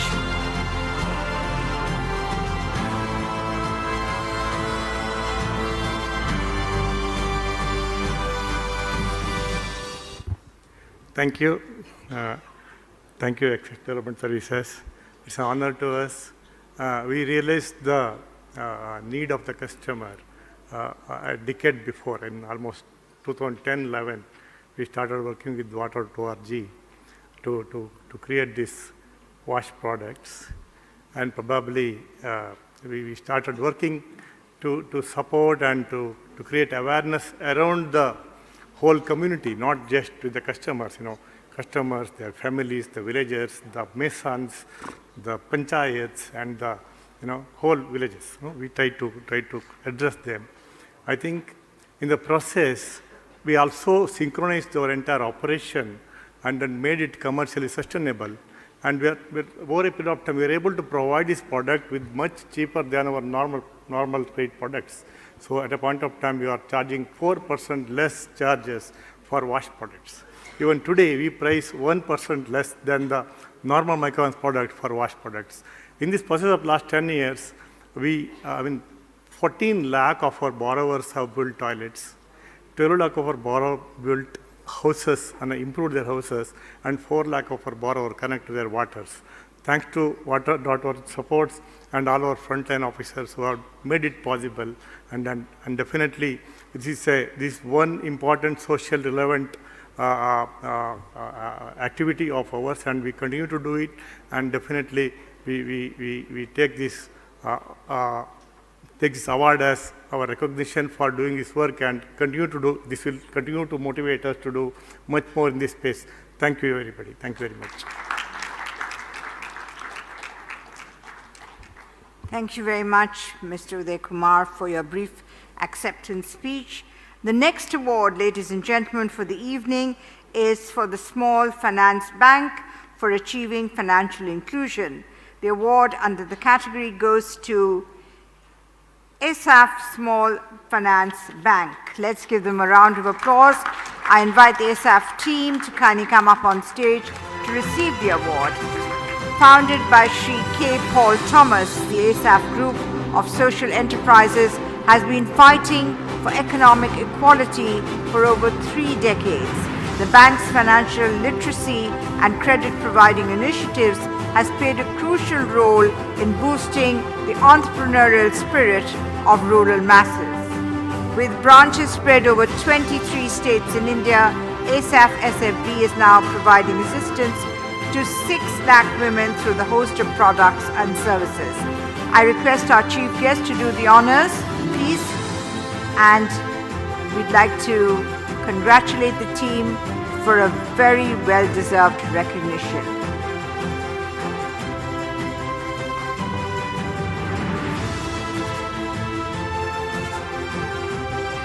I invite you to the dais, please, to the podium for a brief acceptance speech.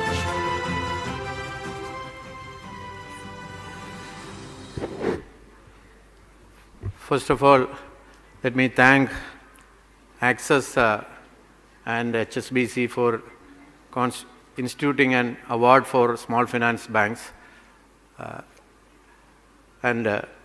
We received the MFI of the Year award just before starting the small finance bank in 2016. And I'm very happy that this is a great validation. This award is a great validation that ISAF Bank is, Small Finance Bank is continuing with the inclusion agenda. So thank you very much. Thank you, jury, for selecting us. And I'm very happy that even after becoming a commercial bank, we are continuing. 79% of our assets today is in microfinance, and all other sectors are also focusing on inclusion. 70% of ISAF Bank's branches are in rural and semi-urban areas. On a regulatory perspective, we need to maintain 25% of unbanked rural branches, but we maintain 34% unbanked rural branches. This all is because of the inclusion agenda in our mind. So I dedicate this award to our field team and our customers and our investors who have been great support in our journey. Thank you once again to the jury and to the organizers. Thank you. Thank you very much for a short acceptance speech.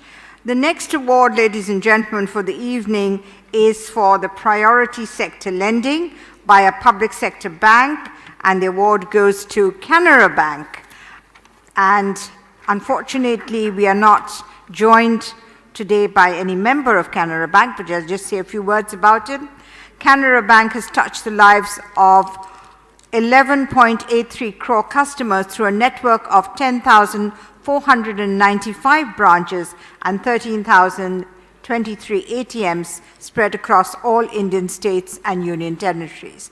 Canara Bank has been pioneering the SHG lending with over 18,000 customers and a portfolio of 589 crores.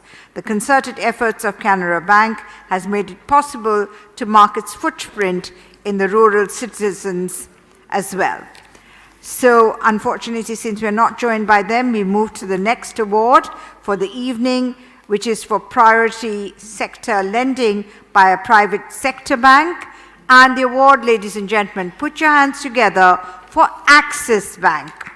I'd like to request Mr. Krishna Das Nair, Business Head, Microfinance, to kindly come up on stage and accept the award on behalf of Axis Bank. Axis Bank is the third largest private sector bank in India, having begun operations in 1994.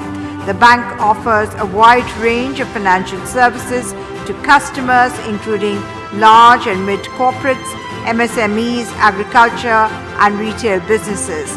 With a large footprint of 4,758 domestic branches and 10,990 ATMs, the bank is well positioned to serve diverse customers across the country. I request Mr. Nageshwaran to present the plaque to Axis Bank team and Mr. Dave to kindly hand over the citations and the certificate. Congratulations to the team for a very well-deserved recognition. I now invite you for a brief acceptance speech, please.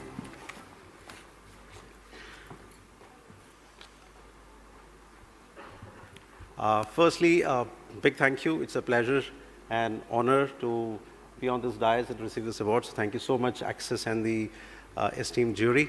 As Axis Bank, we are committed to drive financial inclusion, PSL, and serve the Bharat banking customers at large.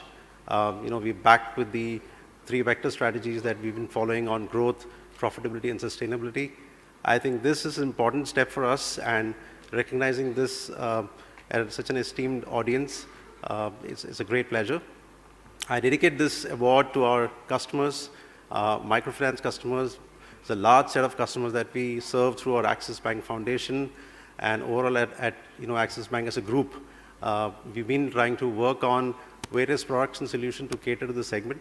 And right from the grassroots levels, we've worked on some models, so through retail as well as through wholesale route. And this is acknowledgement of those efforts. So thank you so much.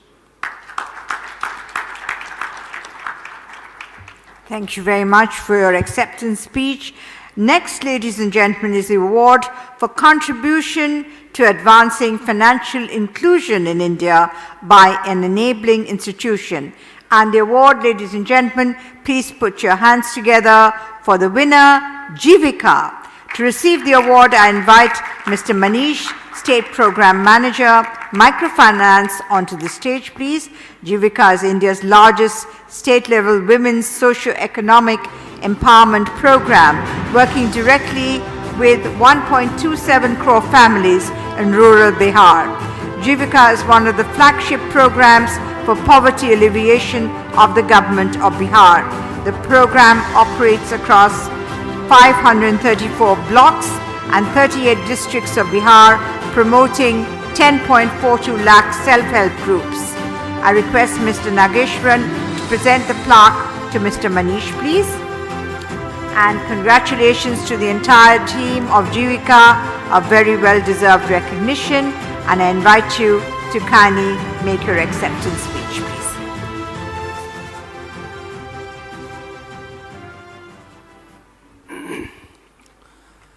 Thank you, Access team, for this award. This award I dedicate to, as ma'am's already told, to our 1 crore 27 lakh members, 10 lakh 35 lakh SHGs. I also dedicate this award to our cadres who are working day and night for this mission.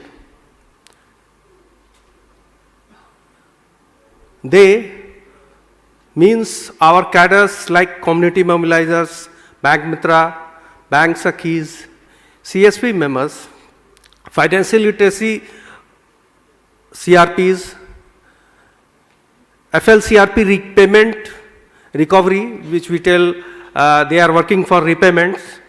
They complete the whole cycle of this credit inflow and repayment. I would also dedicate this award to government of government of Bihar, World Bank, and of course NRLM. Thank you, Access, again for this award. Thank you.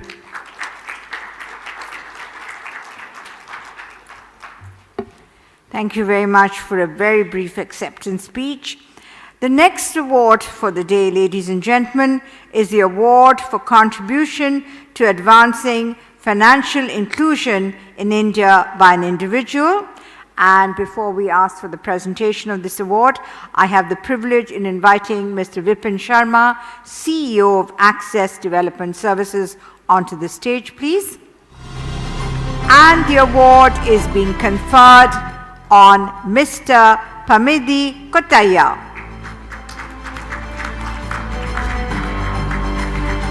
Mr. Dr. P. Kotaya has a diverse and rich experience spanning over 6 decades in banking, finance, regulatory architecture, management, economic development, and corporate governance. He began his career at the Reserve Bank of India in 1961 and later served as a managing director and chairman of National Bank for Agriculture and Rural Development, that's NABARD. He also has over 3 decades of board-level experience, including time on the Bank Chairman and Executive Director Selection Board. I invite Mr. Vipin Sharma to present him with a shawl, please. And I also request Mr. Nageshwaran to present the plaque to Dr. Kotaya, sir.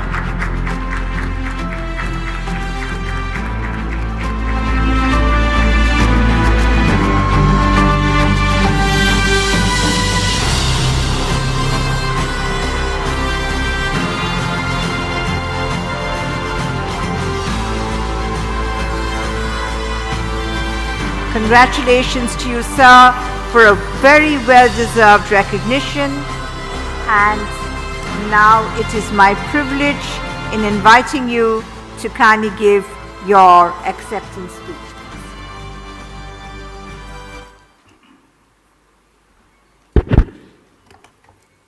Distinguished guests and chief guests on the dais, delegates, ladies and gentlemen. I think I cannot take more than 5 minutes perhaps, so I will be very brief. I have given this award for what India achieved as the largest microfinance in the world, the SHG bank linking program. So though I, as an individual, receiving this award is dedicated to millions of women who have participated in this program, who made it a success, and thousands of facilitators who organized and promoted the groups. And one of my colleagues, Mr. Vipin himself, has participated in the promotion of these groups earlier. So to be brief, there is a misconception that India has copied Grameen Bank model and developed a SHG linkage program. No. Though there was a lot of discontentment at the time, it's late 80s, about the financial inclusion and reach, arising out of gaps, inadequacies, products not structured, meeting the cash flows of the borrowers and small people.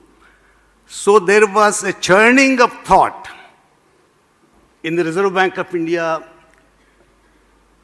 NABARD, and government. So NABARD, as the institution responsible for development developing rural financial services, devoted its mind, and it took nearly 3 years to develop this concept. It was not an overnight response to the problems that were emerging at that time. So briefly, you will all know who are participating today in microfinance. In the late 80s, microfinance plus was the buzzword in the microfinance industry. But SHG bank linking program is not just a microfinance plus, it is a microfinance triple plus, if not quadruple plus. Why I am telling you? It's not just finance. It's finance, it's empowerment, it's education, it's access to various services. So this is a unique model that has no parallel anywhere else in the world, and also largest one. So the credit goes to all the participants in the program. I think I can't take more than this time, but add just one experience of mine.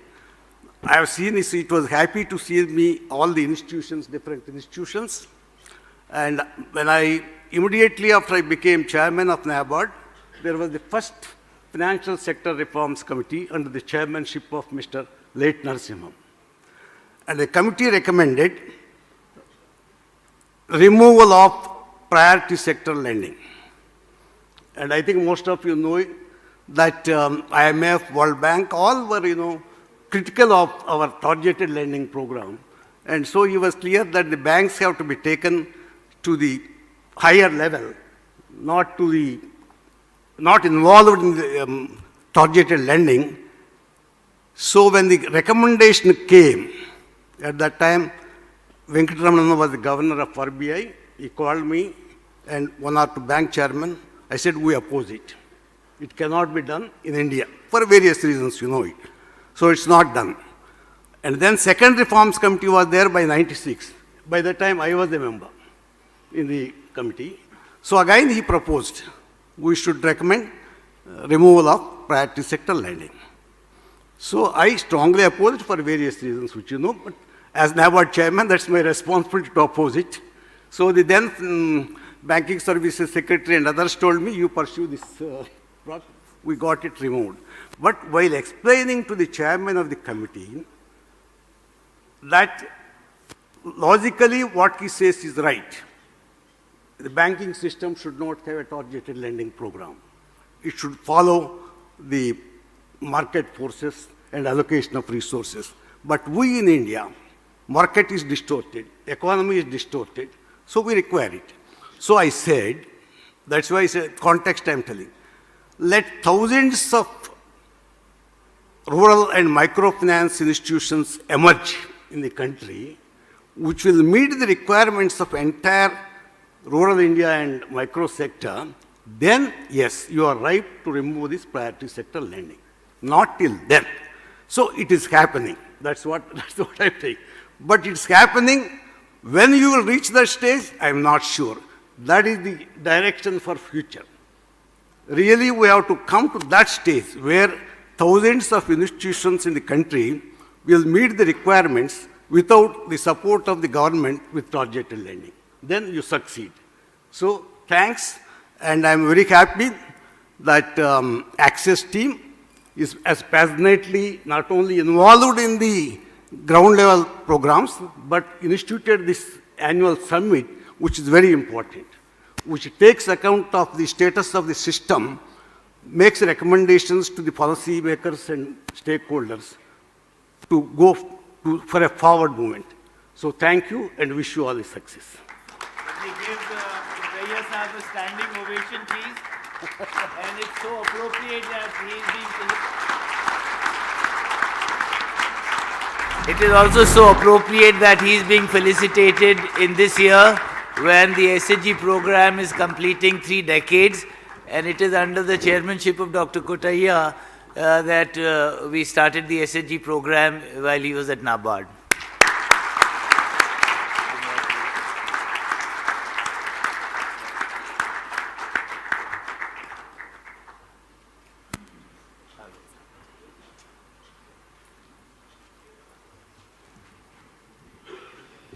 What a wonderful award and what a beautiful acceptance speech. Thank you very much, Dr. Kotaiya. Coming up next is the jury special award, and the special award this year is being conferred upon Housing Development Finance Corporation for its groundbreaking contribution to the development of the affordable and inclusive housing finance sector in India. I request Mr. Conrad D'Souza, Member of the Executive Management and Chief Investor Relations Officer, and Ms. Anjali Tarapore, Additional Senior General Manager, to please come up on stage and accept the award on HDFC's behalf. HDFC Limited was established in 1977 with the goal of promoting home ownership in India. Over the last 45 years, it has grown to become the leading housing finance company as well as a well-established financial conglomerate in India with 709 offices spanning across the country.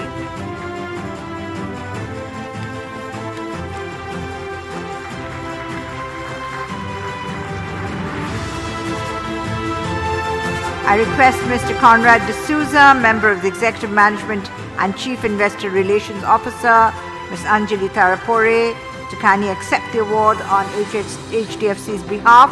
I request Mr. D'Souza to kindly say a few words as acceptance,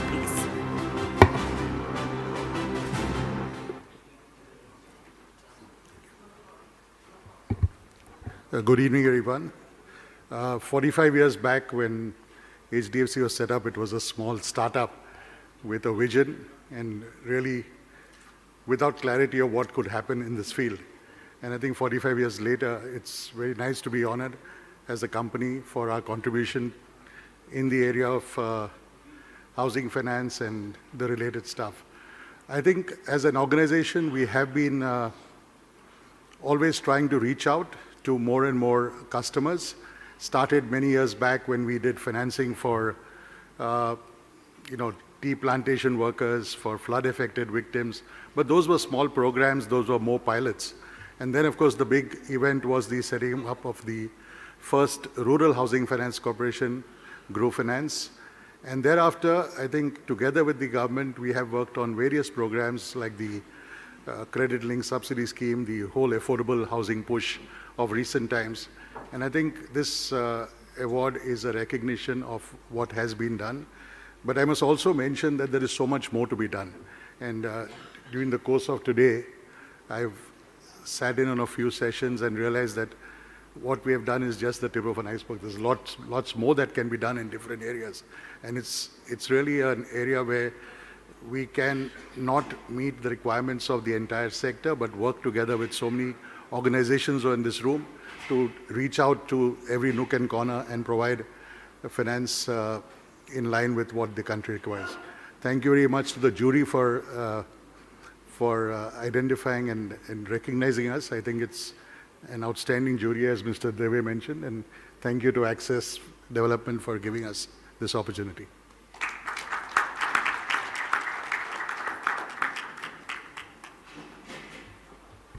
Thank you very much, sir, for your wonderful acceptance speech. Well, with that, ladies and gentlemen, we sadly come to the end of the awards presentation. We're now keen to hear from our eminent chief guest of the evening. I have the privilege, ladies and gentlemen, in inviting our chief guest for this evening, Mr. Anantha Nageshwaran, Chief Economic Advisor, Government of India, to kindly come up to address the audience and give his wonderful keynote address. Over to you, sir.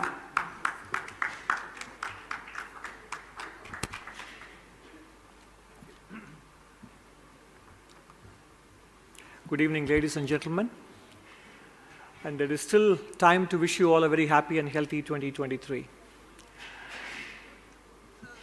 I thank Access Finance as well as HSBC Bank for inviting me to this award function and giving me the honor of distributing the awards to the deserving winners. My congratulations to all of them. To be in a function like this is energizing in one way because most of them, as they said in their acceptance speeches, they started in very modest ways, not knowing how the landscape would evolve. But what kept them going was their belief in the model and the cause that they had chosen to serve, and their perseverance. Indeed, the very fact that the awards themselves have been running for 19 years is also a testimony to their perseverance in recognizing the importance of financial inclusion itself. So my congratulations to the Access team as well for persisting with these awards, because it is not only important to learn from failures, it's also important to learn from successes. And to be able to recognize success, reward them, and also re-energize them is a good thing in itself. The good news is that notwithstanding the success in growth that these organizations have achieved, there is still tremendous scope for growth, because we are a large country, and in spite of the extremely impressive progress we have achieved in the last several years, there is still much to be done for financial inclusion of micro, small, and medium enterprises, and also individuals. Although very recently, one of the skeptical voices in the international media did acknowledge the fact that Indian economy may be formalizing quite impressively. And much of the formalization that has happened in the last several years is also due to the financial inclusion efforts. Both, in fact, go together. As participants in the space of financial inclusion, you will be well aware that this government has invested a lot of efforts with respect to financial inclusion. Starting from the Prime Minister's Jan Dhan Yojana scheme, of which there are about nearly 48 crore beneficiaries in total. About 26.6 crores of them happen to be women beneficiaries of the Jan Dhan Yojana scheme. And there is close to 1.83 lakh crores of deposits in this Jan Dhan Yojana accounts. And that in turn has set the stage for other innovations in the fintech space to happen. So the success that was achieved in taking banking to the millions of unbanked was actually an inspiration for many people. That in turn has spawned many other innovations, such as the Open Credit Enablement Network, the account aggregator. All of these things are basically making financing available to those who have been hitherto excluded from finance. In fact, Open Credit Enablement Network and account aggregator together, the goods and services tax, the digital infrastructure that has been set in place, if you take them all together, they are the building blocks of financialization of sectors that have been outside the purview of traditional finance, and they are also part of the formalization of the Indian economy, which means the more you come into the formal system, the more doors open for enterprises and individuals. So we are on a good path, and organizations such as these that won the awards today are actually paving that path for the country to move and progress with respect to inclusion as well as economic growth and efficiency and prosperity going forward. I will just end my remarks with one suggestion for your consideration. Financial inclusion, by and large, should not stop with only making available debt products to many of the beneficiaries. Debt indeed matters, and for the debt giver as well, there is a much lower risk than if it were to be other kinds of financing sources made available. But financial inclusion should lead to financial empowerment, and that empowerment comes when the beneficiaries of our inclusion programs also get equipped with skills and knowledge to thrive in their respective businesses. Just as today, the Open Credit Enablement Network allows many service providers to provide other services, including lending, the argument can be reversed. Lending providers can also provide other services, so you can call it Open Knowledge Enablement Network. So financial inclusion providers should probably create a variant of OKEN by really creating a OKEN, Open Knowledge Enablement Network, because ultimately the beneficiaries of your inclusion programs do need certain empowerment skills, whether it is with respect to human resource management, working capital management, or for that matter, simple bookkeeping, etc. So financial inclusion providers must think in terms of financial empowerment for their beneficiaries, whether they are individuals, in which case you can teach them the virtues of savings and thrift. If it is businesses, you can give them some basic skills for them to be able to grow their businesses. I'm sure that some of you are already on this job, and if so, my best wishes to you and all strength to your endeavors. I look forward to seeing great success and glory for all of you in taking India onto a path of both inclusion and growth, equity and efficiency. Thank you very much.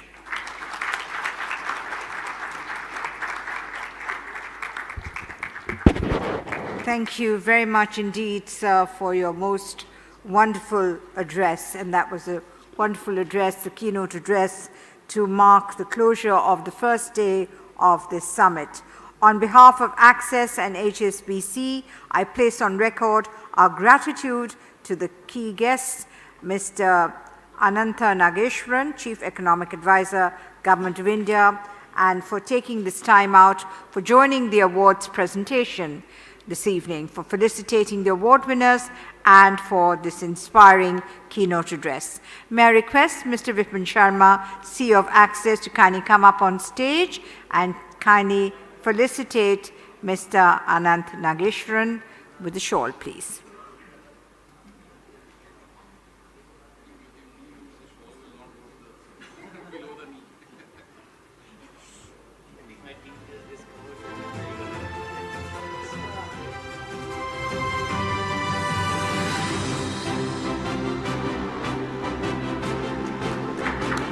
And let's have a nice photograph, please.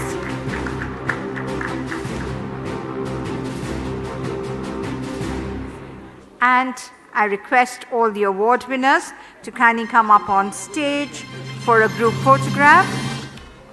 All the award winners are requested to kindly come up on stage for a group photograph with your trophies and your citations, please.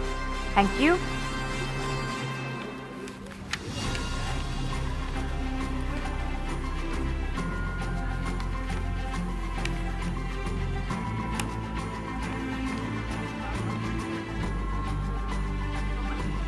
If you could kindly bring up your trophies, and I request our respected members of the press and media to decide how they want the standing to be done on stage.